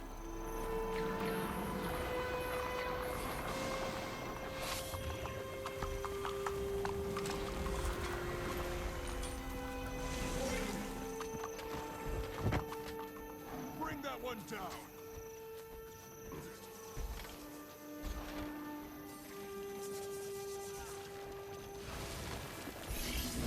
You will obey. There's a scrapper in your convergence pulling 44k at December. Damn, that is really good. And thank you everyone for answering questions while I have missed some. Really appreciate that. How we go in terms of this reward track? Getting there. Getting there is the term. Once we're done with this, that's all the world versus world we need for Vision. Then we are on to actually doing story achievements for Jahai.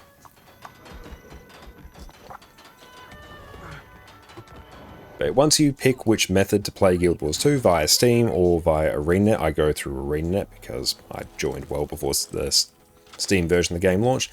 That is where you'll get it from. I assume it works the same on the Epic Game Store as well. Thank you, I appreciate everyone carrying chat. Buster. I'm loving Vindicator with Shiro though. The burst damage we can pull is pretty sweet. Oh, it looks like you have all the mats for the Legendary Spear except the 2 Mastery items and a gifted. You're not that far away. That is awesome. Refreshing.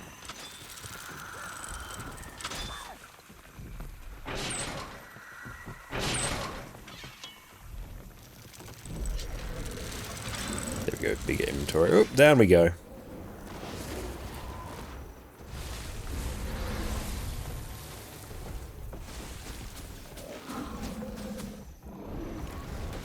And you're a well-versed world player, or was. Rank 10 and 400 K plus kills and don't have any gifts of battle. Yeah, how do you not have gifts of battle at that level? You should be swimming in them. I assume you've done all the other reward tracks.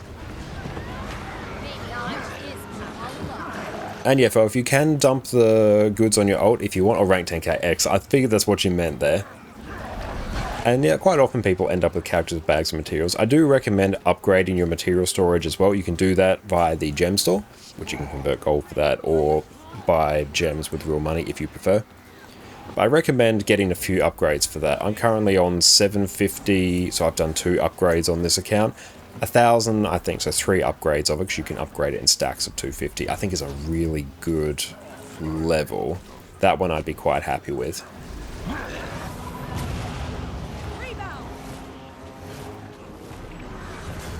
Basically use all of them? Hell yeah. But I definitely recommend upgrading material storage. I'm currently on 750 on this account, and that doesn't feel like enough. I think 1,000 is a really good level to be at. After new on PC, you'll go from 30 to 33 FPS. That's a 10% upgrade. That's really good. The single most expensive frames you can buy in any game are frames in Guild Wars 2.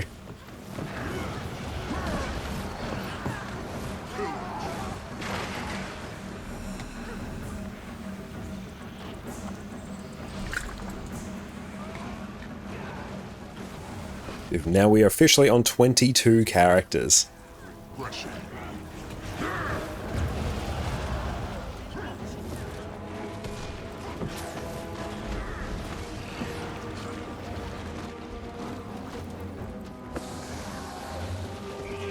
Nice.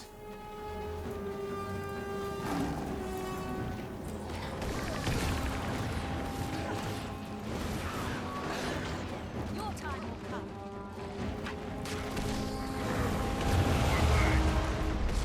Oof.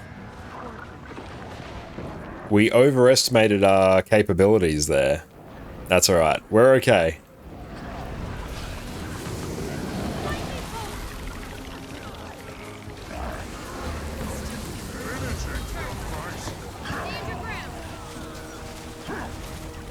I think EU cares more than you now. That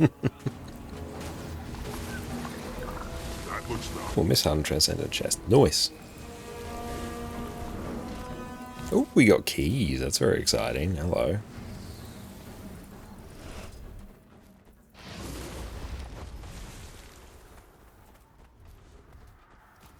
How come so pro? We've invested quite a lot in this EU account. This EU account is progressing way quicker than my NA account has. So 800 gems, 10 euro, or 410 gold? Yeah, that'll be about right. Whatever it is in your currency, it will obviously be different depending on where you are in the world.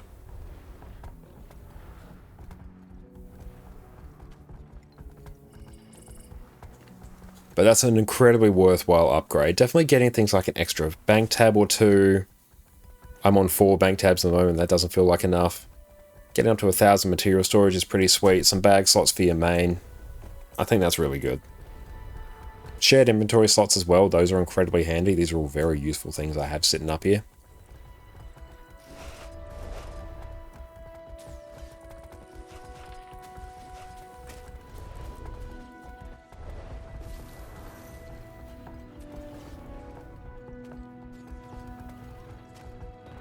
Two best purchases except salvage tools and shared inventory slots is getting material storage and character slots. Yeah, getting at least 9 total character slots so you can have 1 of each class is great. Lounge Pass is incredibly game changing as well. Yes, that is right.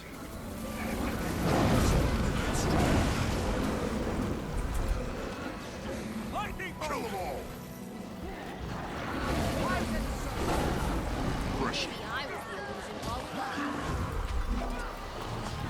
to find someone to target here. This one. Phase traversal into just a high burst skill. So good. So good. Like, watch this Harbinger here.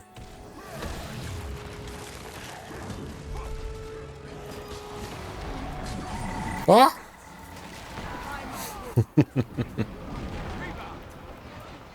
The amount of piles of bloodstone dust you have, the game's drown you in it. Honestly, at a certain point, you can just delete it. If you've got no means to convert it easily at some of the vendors or any of the bloodstone dust converters, just delete it. Yeah, if it's getting to the point where it's impacting you and taking up too much space, just destroy it. You generate it so quickly. And it's super low value.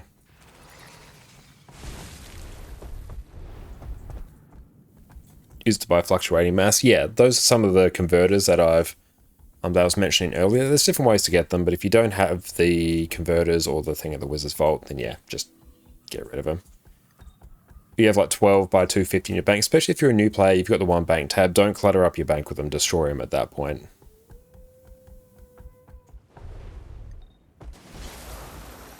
What's your playtime on this account? 1,093 hours on my NA account, about 10,000. And I've probably got another 500 or so on my other NA account. So we're well over 10,000 hours at this point. And yeah, the Path of Fire Deluxe Edition, the Lily of the Elon Pass is actually insanely good.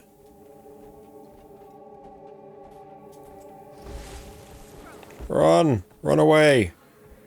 Ooh. Ah! How am I not in combat?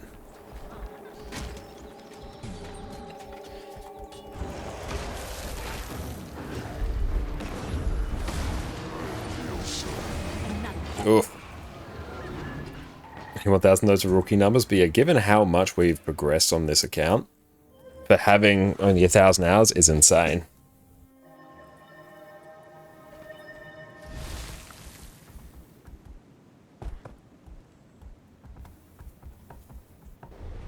Oh, back we go. If you only want to buy one, that one's so good because it gets you straight into the Path of Fire maps as well, which is really good because or else if you don't have that, you need to either use Teleport to Friends or do the first step of the story to get characters there. So that's really, really helpful. Hang on, just...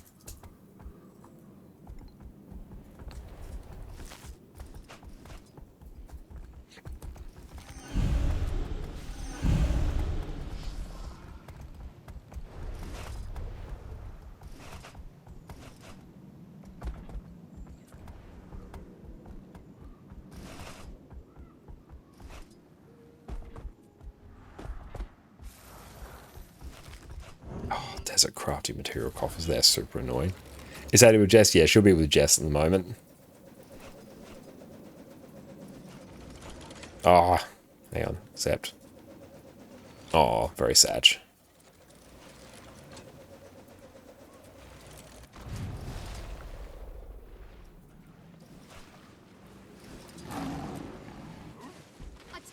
Trying to deal with these bags, it's always a nightmare. Run!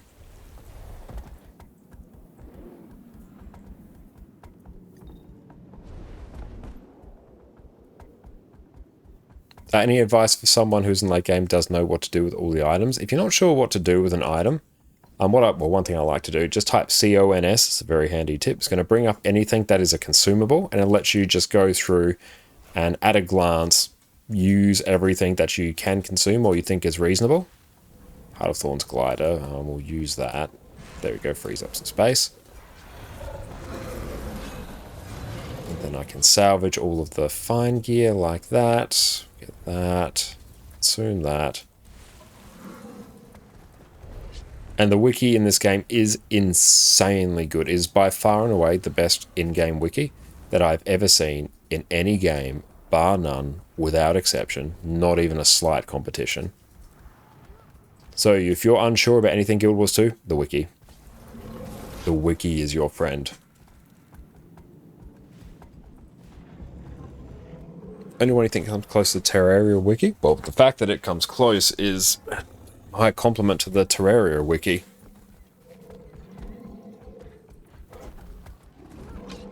Oh, nice. We're almost finished with that one.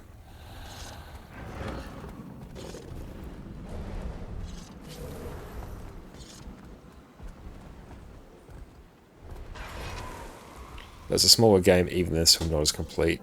For a game as large and as expansive as Guild Wars 2, drop that mic. For a game as large and as expansive as Guild Wars 2, having as good a wiki as it does is just a huge testament to the community.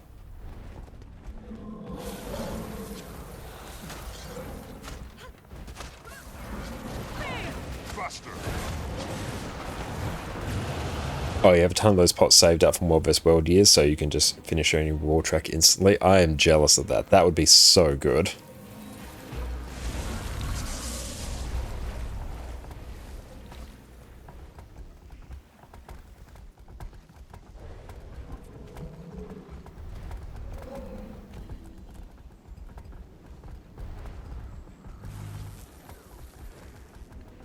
Yeah, the boss guides on the wiki, I don't find it the best.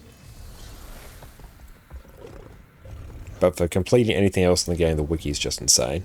Nearly 7,000 hours across both accounts. Damn, speaking, those are big numbers. Hell yeah.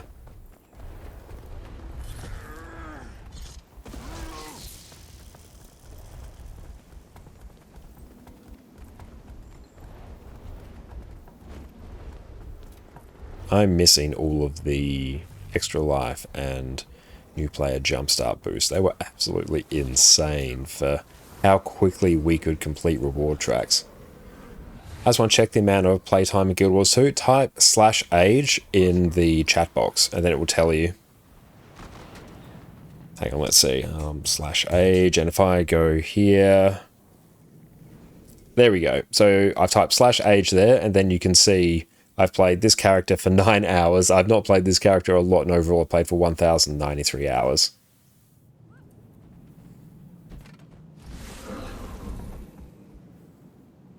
Chat links, yeah, there we go. Our chat's finally come on through.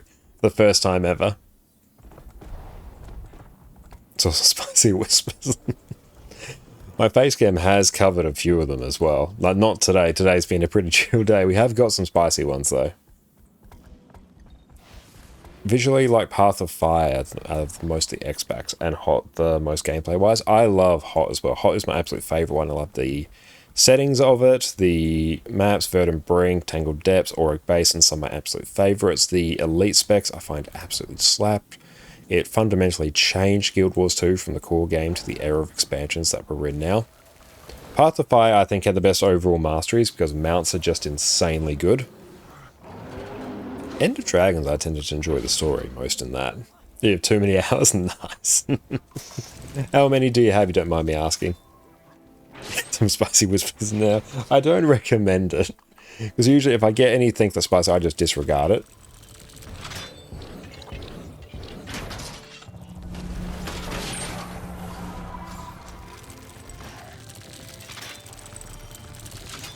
Only opening the outer, okay. Faster.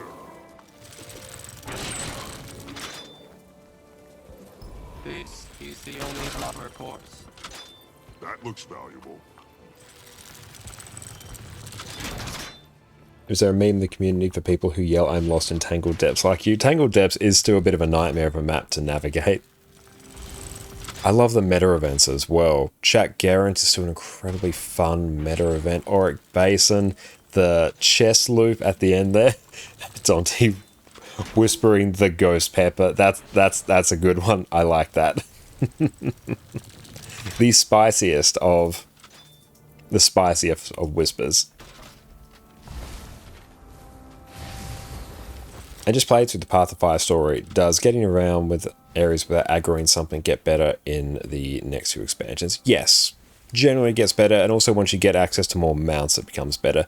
There's masteries you can get, particularly with Sky Scale and the Warclaw mounts through Secrets of the Obscure and Janthia Wilds, which will allow you to mount up in combat. So yeah, you can still be aggroed and in combat, then mount up, it's so much better. Oh, Verdant Brink without Glider is crazy.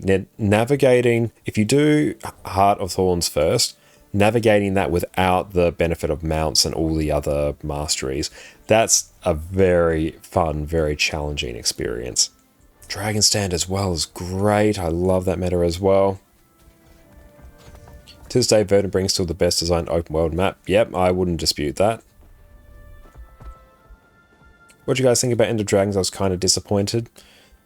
Not necessarily the biggest fan of the maps. The actual story, though, I have a real soft spot for. I think overall it was the most fun I've had playing through the Guild Wars 2 story, but that could just be a symptom of what my mindset was at the time. I really enjoyed it. It's not my favourite expansion. It goes Heart of Thorns, Path of Fire, then End of Dragons.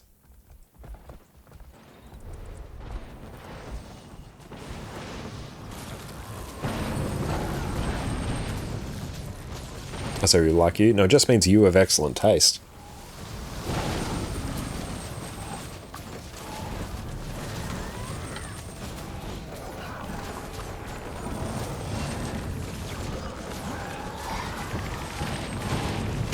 Vertebring is also the first really good map, yes.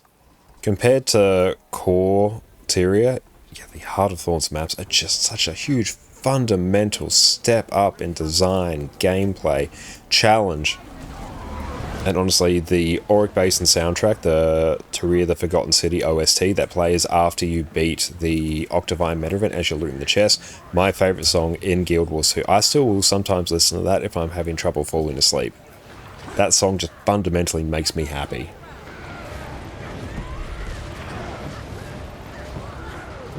And yeah, the elite specs did add some nasty power creep, that is true. And yeah, I'm not the biggest fan of the maps. I really like Saitung Province as a map. New Kaineng feels a bit barren for how big and expansive it is. It feels very empty. I don't really like Echevard Wilds. It feels to me like a worse Tangled Depths, and Dragon's End, I enjoy the meta event itself, and I enjoy the difficulty of it. I don't enjoy the fact it's like 2 hours of prep time to really get everything up and running, get a good map going, all of that. If the time was shorter, if that was on like a half-hour cycle, if there was just half-hour prep time or something, if it wasn't such a huge commitment, I would enjoy that map a lot more. I enjoy the actual difficulty of it. The meta event's really fun, but it feels really bad if you spend an hour and a half prepping for that and then you don't defeat Suwon. That just feels awful. That is a kick in the teeth. I think you burned yourself out early when the game released when you told yourself you should 100% the first maps while leveling. Damn, that is a big thing to do. I can see why that might have like burnt you out. It's because you would have leveled to 80 far earlier than you did that. Yeah, Guile Delve, yeah, that's meh. I forget Guile Delve exists. I still have not done anything relating to the tunnel episode.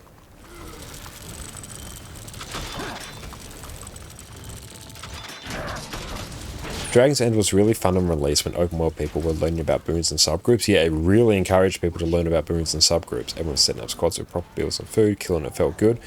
Now it's just annoying. Yeah, I agree with that. It's an annoying meta event now. Which one's more expensive, Gift of Magic and Might? Let's check.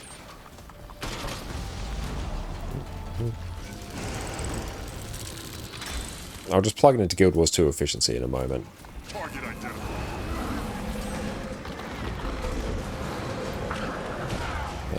Gift of Magic. Not using my own materials. You're betting Magic? I'm guessing Magic as well, but with the current prices of Fangs, that might actually be surprisingly high. Give that a minute to update. 214 gold for a Gift of Magic.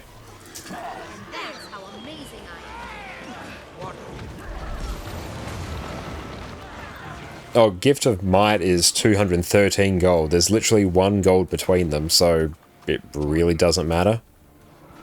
There's basically no wrong choice there. Heart of a volcano.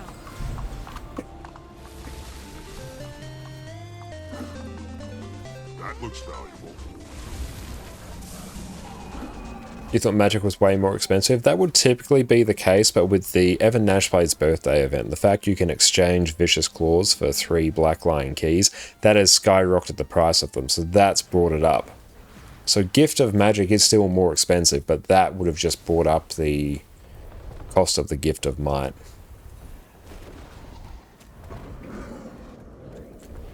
I still need to actually do the tunnel so I can figure out why people dislike it so much, but I wasn't enamored with Guyla Delve just in general.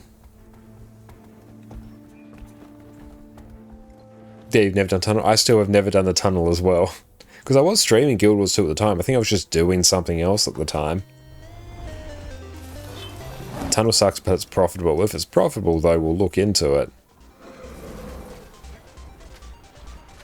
And the bit, thanks for the raid lead this morning. It was really chill. Wing 8. Yeah, honestly, the fact we got that done in not awful time for what was a good chunk of it, a training group as well, was really good. It was odd that Greer was the one that took us the longest. Decima, we blasted through that. I think it was 3 or 4 actual pulls on that, and we got it, which that's surprising for Decima. It's really good.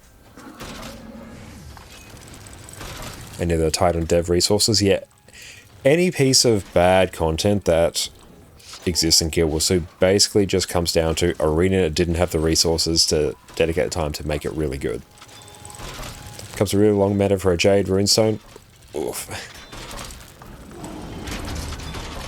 Between Howler and Kudzu, what do you rate is worth getting from the starter kit? You don't currently use either weapon on the builds but you're playing, so yeah, can't really decide. Yeah, you don't have to open it now. You can just leave it sitting in your bank until you actually need it. Of those, though, I would actually take Howler.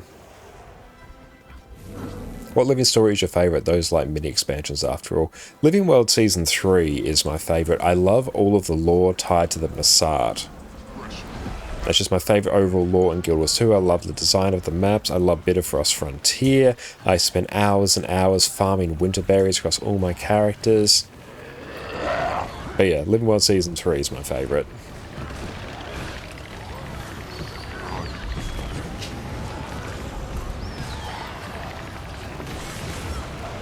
Again, the Gifts of Might and Magic would be nicer. And yeah, you can just hold on to them, really. Like, if you're not planning on using the Legendary, if you want to sell them, they're roughly equal. IBS, I just love DRM, said no one ever.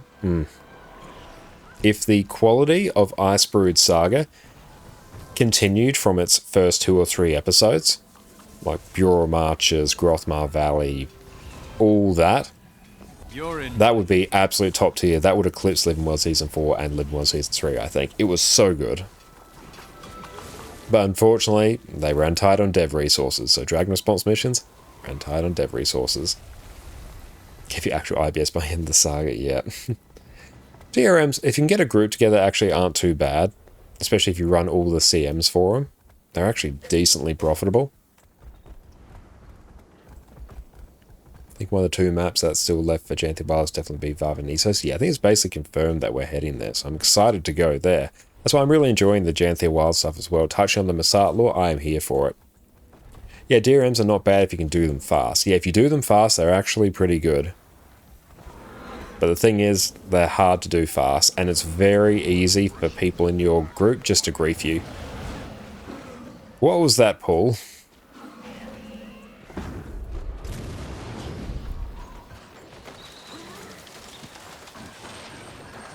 You still think they were told by the Korean overlords we don't like the saga experiment, cancel and do X-Backs? Yeah, I think that was basically the story behind End of Dragons. Because we had Living World Season 4, then we dove into Icebrood Saga, and the fact that Icebrood Saga is not canonically labelled as Living World Season 4, it's its own thing. They wanted to do that rather than expansions, and then they just got told, nope, you're doing expansions. That is how you print money, and then, yes, they scrambled to finish off Icebrood Saga so they could actually work on End of Dragons. So coincidentally, you get both End of Dragons, which I feel like was rushed in quite a few regards, and Icebrood Saga, which was definitely rushed towards the end. So you get the worst of both worlds. It's truly fantastic. Yeah, they wanted a saga for Jormag and a saga for Primordius. Yes, you can see just with how they dealt with that at the end. Yeah, they definitely wanted another saga for it because Primordius is kind of just thrown in there.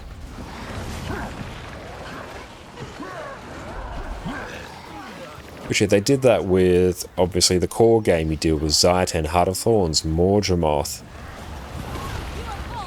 Path of Fire, and then when Season 4 you get Kraukatoric, End of Dragons you get Suwon, and then you get Jormag and Prime Mortis. They're just sort of thrown in there. Jormag was sassy? Yeah, love the personality of Jormag.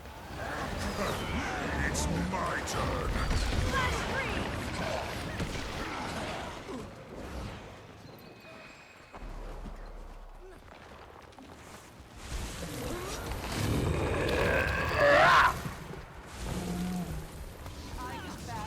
Pressure.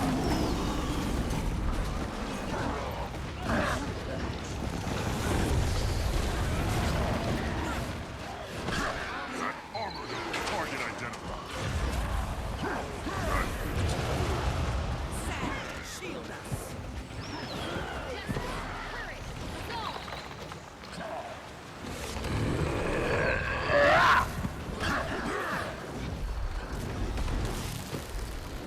See that? Tell me you saw that. Target identified. Hey Farah, how's it going? Hello DPS. Hi DPS, I'm Dad.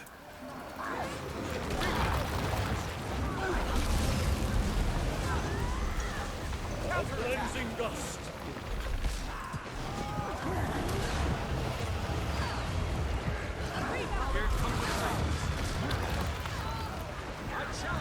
Target identified. Let's target down that Dragon Hunter.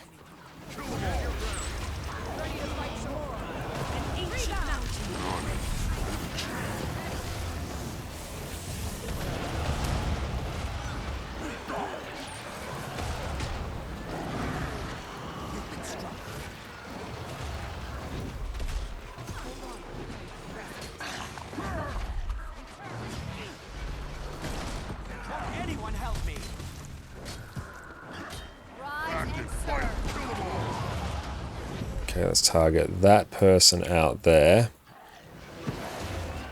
Pressure. Got a person here. Nice and lethal. I can feel your rage. And Jormag felt like an actual villain. I agree, they definitely did. The only reason for you saying they wanted Prime Mortis and now Saga is the name. Ice Brood for Jormag, then destroy Saga later. Yeah, it definitely seems like that. You know what the funniest part is? The new X-Pac model is pretty damn close to what the Saga model was going for. I know, it's very, very close. And overall, I like the new X-Pac model because every year we get a new expansion. Every 3 months we get a sudden influx of content. It's a great thing for an MMO to have that consistent content, because the worst thing is when you have content droughts. Content droughts are when people leave. It's when community morale plummets. Whereas if you can just have that consistent content coming through, that's good. That's what you want.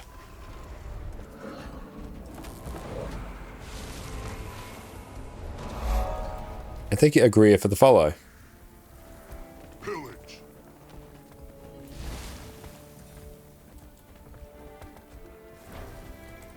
One becomes two. Tell this to update. There we go. Yeah, I would love 2 raids per X-Pac. That would be great.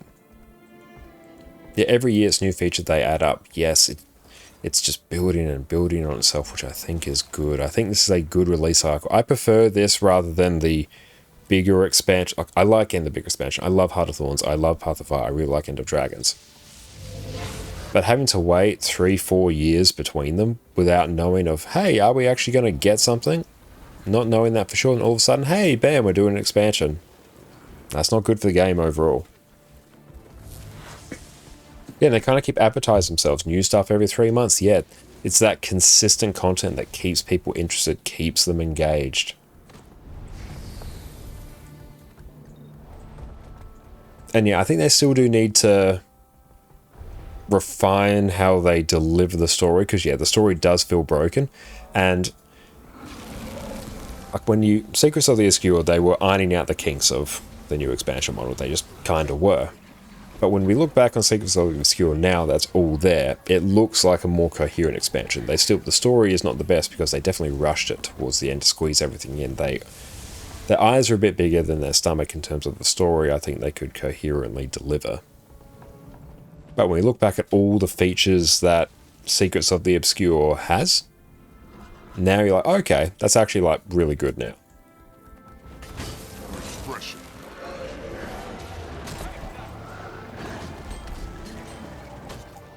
I can feel your rage.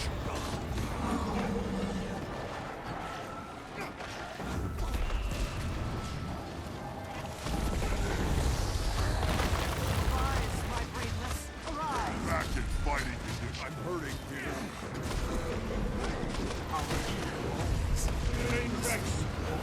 Oof, hang on. Need more endurance.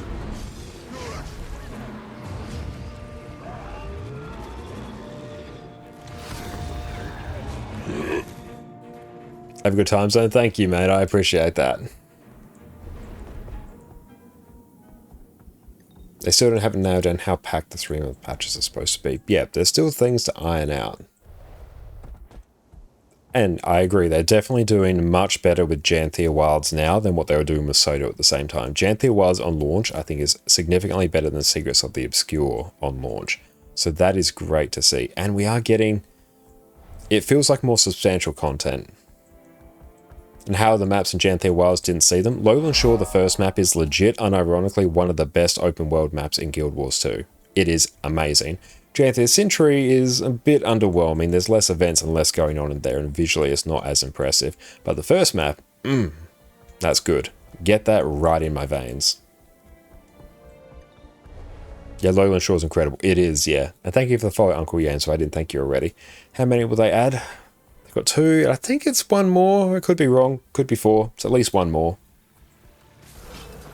If anyone has the release schedule on hand, let me know. Yeah, Lowland Shore feels really fleshed out. Oh, they added special rewards to the Bog Queen. Excellent! Because yeah, Bog Queen was a very cool boss. That just wasn't particularly rewarding, so you don't do it much. That looks valuable. But there's constantly events going in the maps. There's always feels like something to do. I think it's supposed to be 2, but don't quote me on that. Okay. Yeah, I thought it was 3, but I wouldn't be surprised with 2. We've still got 2 more patches coming before we get to our next expansion.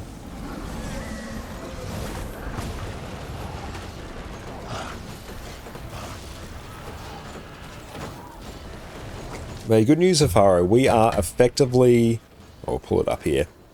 We're just vibing out and doing that. For our list of legendaries, we are basically done in terms of gold. That is our shopping list now for everything we need. 72 spirit shards, we are getting there. And Inanios, we have to do quite a bit of Inanios. Bit of vision, and then we're done. Oh, if you want to post a chat, oh, thank you.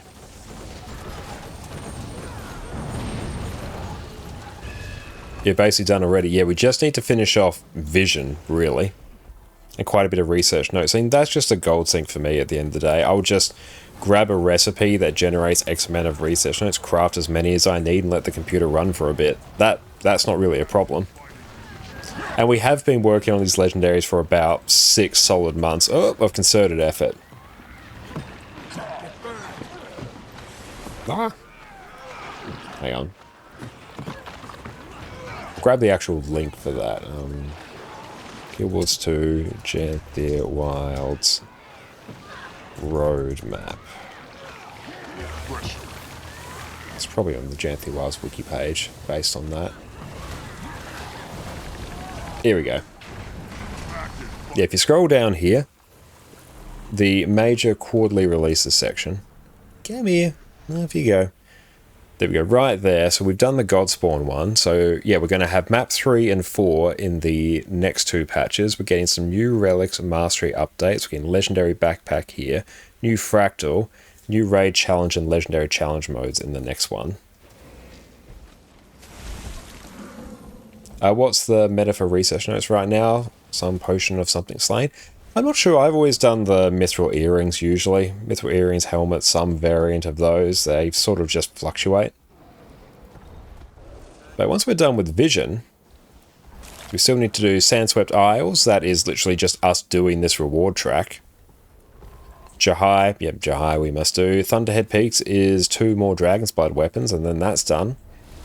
We're getting there. You've always done potions? I will look into that. It depends what mood I'm in. I may even do some exotic gear because there's going to be less crafts. Especially for a time I was doing... There was a time where I was just straight up doing like 50,000 research notes at a time. Because I was crafting tier 10 Jadebot cores each day for gold. And yeah, needing to craft as many of those as I did was something else. Let's actually stack on our tag here. Oh, this is not going well. Get a big block off. Where's our tag? Hello, tag. Where are you?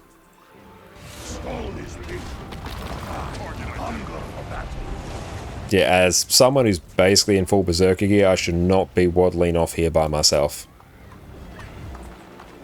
My pet needs help. No, we're heading out.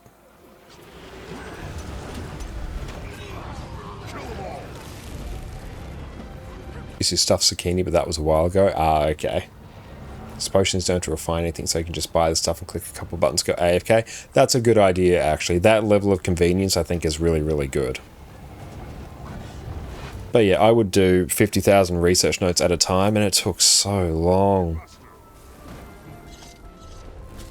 And in the gameplay. For anyone who's wondering, that's totally fine if you're just going to craft a bajillion things. You can leave your computer for that, that's fine. Get the out of a gift expiration time for some map comp. Yeah. Definitely blast out that map comp. Been playing around with Arc DPS. DPS on Golem is not as bad as you thought it was. They're still a way off. It's their benchmark of where you can be with exotic gear. You still have a mix. That's a bit tricky. There's not really any benchmarks. Rule of thumb, I'd maybe subtract 10 to 15% off the benchmark, and then you're kind of there. It kind of depends on your build as well. Condition damage builds, the difference may not be as significant. Power builds, depending on how you manage the crit cap, it might be a bit more.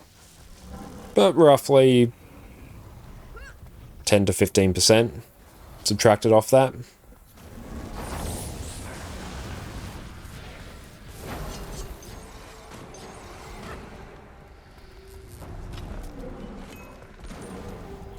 What are your thoughts on skiffs or fishing? Skiffs only exist to facilitate fishing in certain spots, and fishing I think is a cool mini game and a cool gold farm activity, but it's not really an activity I go out of my way and enjoy. I know there's people that really enjoy fishing. I don't really count myself amongst them. Fishing doesn't offend me by its existence though. It's just like, oh, it's there, it's just not content for me, but it's a good little gold farm occasionally. Cool beans.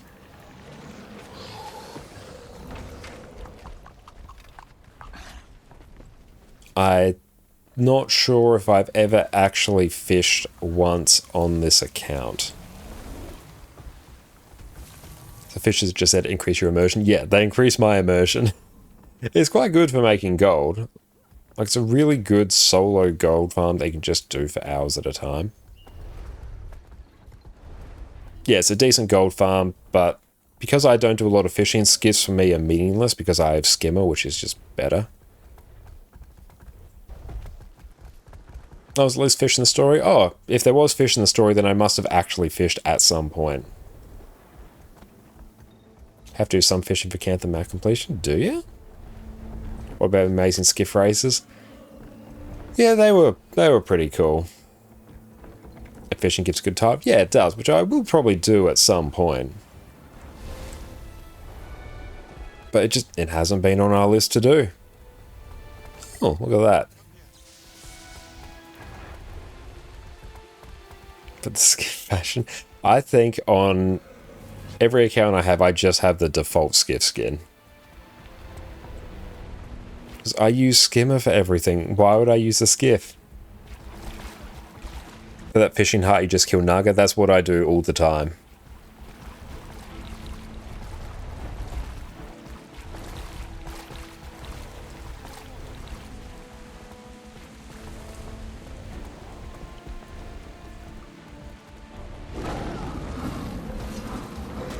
I hate how the Doliacs teleport.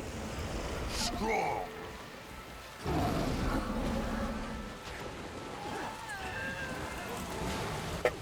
Now, where are we at here?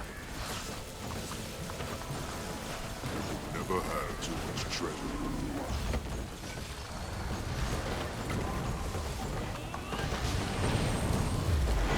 And the current best optimization you can get is 97 gold per hour, but it's RNG and the numbers based on someone kind of try-harding the fishing, so if you're more chill, it's obviously lower. That's good to know. But even if you're pulling like 30 gold, 40 gold an hour by fishing, that's really good. That competes with most farms in the game. Doliacs have Sword 3, they do, yeah. A few other spots are above 50 gold per hour too. Damn, nice. It's really good, just consistent gold that you don't need a group for, so it's great for that. I'm glad it exists in the game, it's just not really content that I partake in a lot.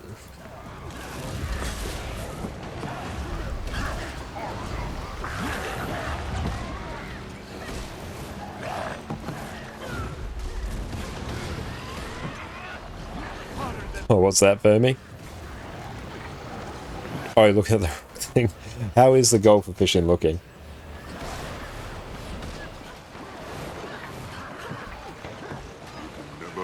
I know, but like I stream up here, also don't partake in fishing. Oh, fishing's 49 gold, not 97 gold. Damn, I was going to say 97 gold, that's insane. Yeah, so if you bring that down to maybe 30 gold an hour, if you're not really try-harding, still decent.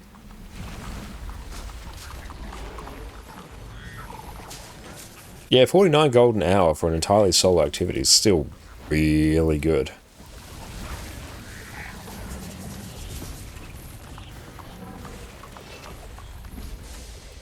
Yeah, we'll definitely finish off this reward track on our next stream. Done a bit of fishing because you want to make EOD legendaries at some point. Normally what I do for those is just obviously buy the thing so I don't have to do the fishing. You can get gold by fishing? Yeah, you exchange the fish you get for ambergris. There's a whole thing of how to do it, but yeah, you can make really good gold from it. And only relevant time is day-night cycle. Yeah, you just go at your leisure, basically. It's one of the reasons why, even though I don't really enjoy farming rifts, I am glad that that method for farming legendary armor exists, because you can just farm it by yourself. There is no timer. You just get in, you do, and the only limit is how fast you can farm. That's the same thing with just all components of these Secrets of the Obscure open world legendary armor. There is no time gate to it. You can just farm everything. Even that map currency you need 30 of, you can just do lantern runs to buy it. Yeah, legendary fish drop ambergris. You can also upgrade your fish at fishmongers. Yeah, there's a whole process to it. But yes, you can make good gold by fishing. So if you enjoy fishing, you can make a good amount of gold.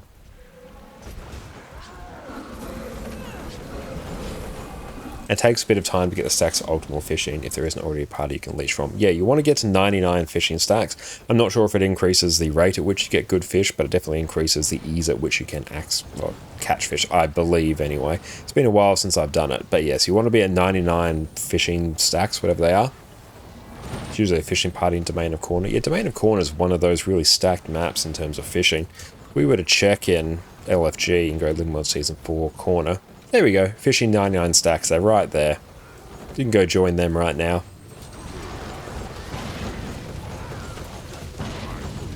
Do you need to have done Soto Story before you can do the armor?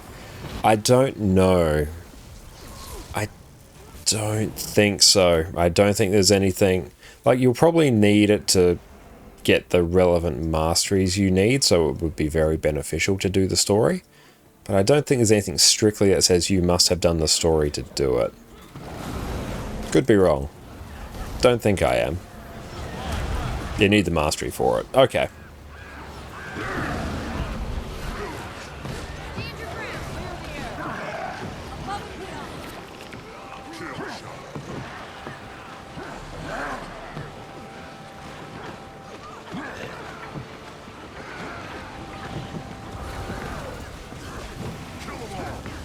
Oh, you need the Astro Ward precursor armor you get from Soto Story. That's it.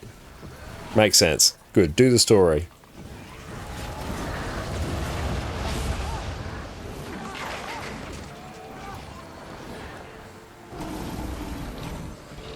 Show my English squad chat. Why is that? There's a lot of what I presume is German going on there, which I don't understand.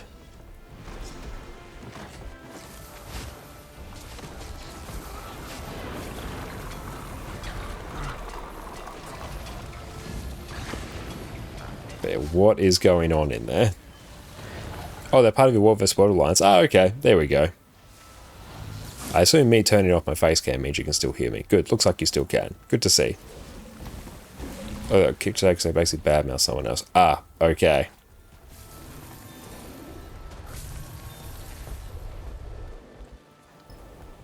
That is unfortunate.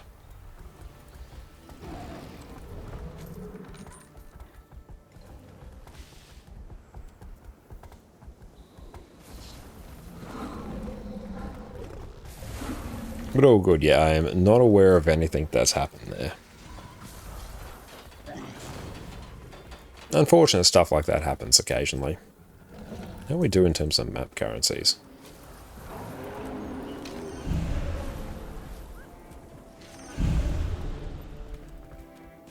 And testimonies, where are we at in terms of those? 162, nice, we're gradually getting back up there. Something's never changed after 12 years. Drama's good fun though, yeah, it depends what side of the drama you're on. Guild drama keeping the world scene alive. Guild drama is just one of the constant in just any social game. It's like as soon as you add any sort of chat functionality in PvP, you're going to get some of the most degenerate stuff you've ever seen in your entire life. I'll be alone to reach with that drama.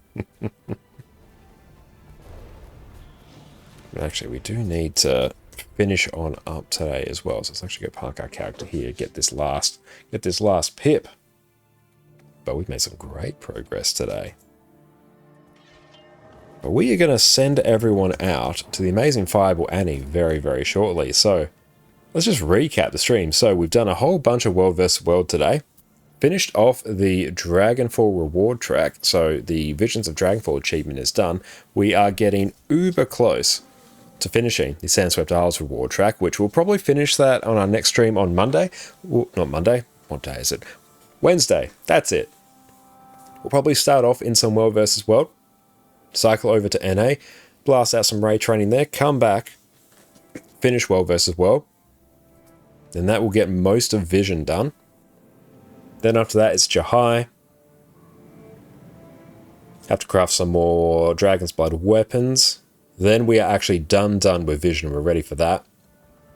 We need to do the Season of the Dragons achievements as well, which we have made great progress on. We've got a little bit to do here for Return to Drytop 2. That's just me do literally an event there.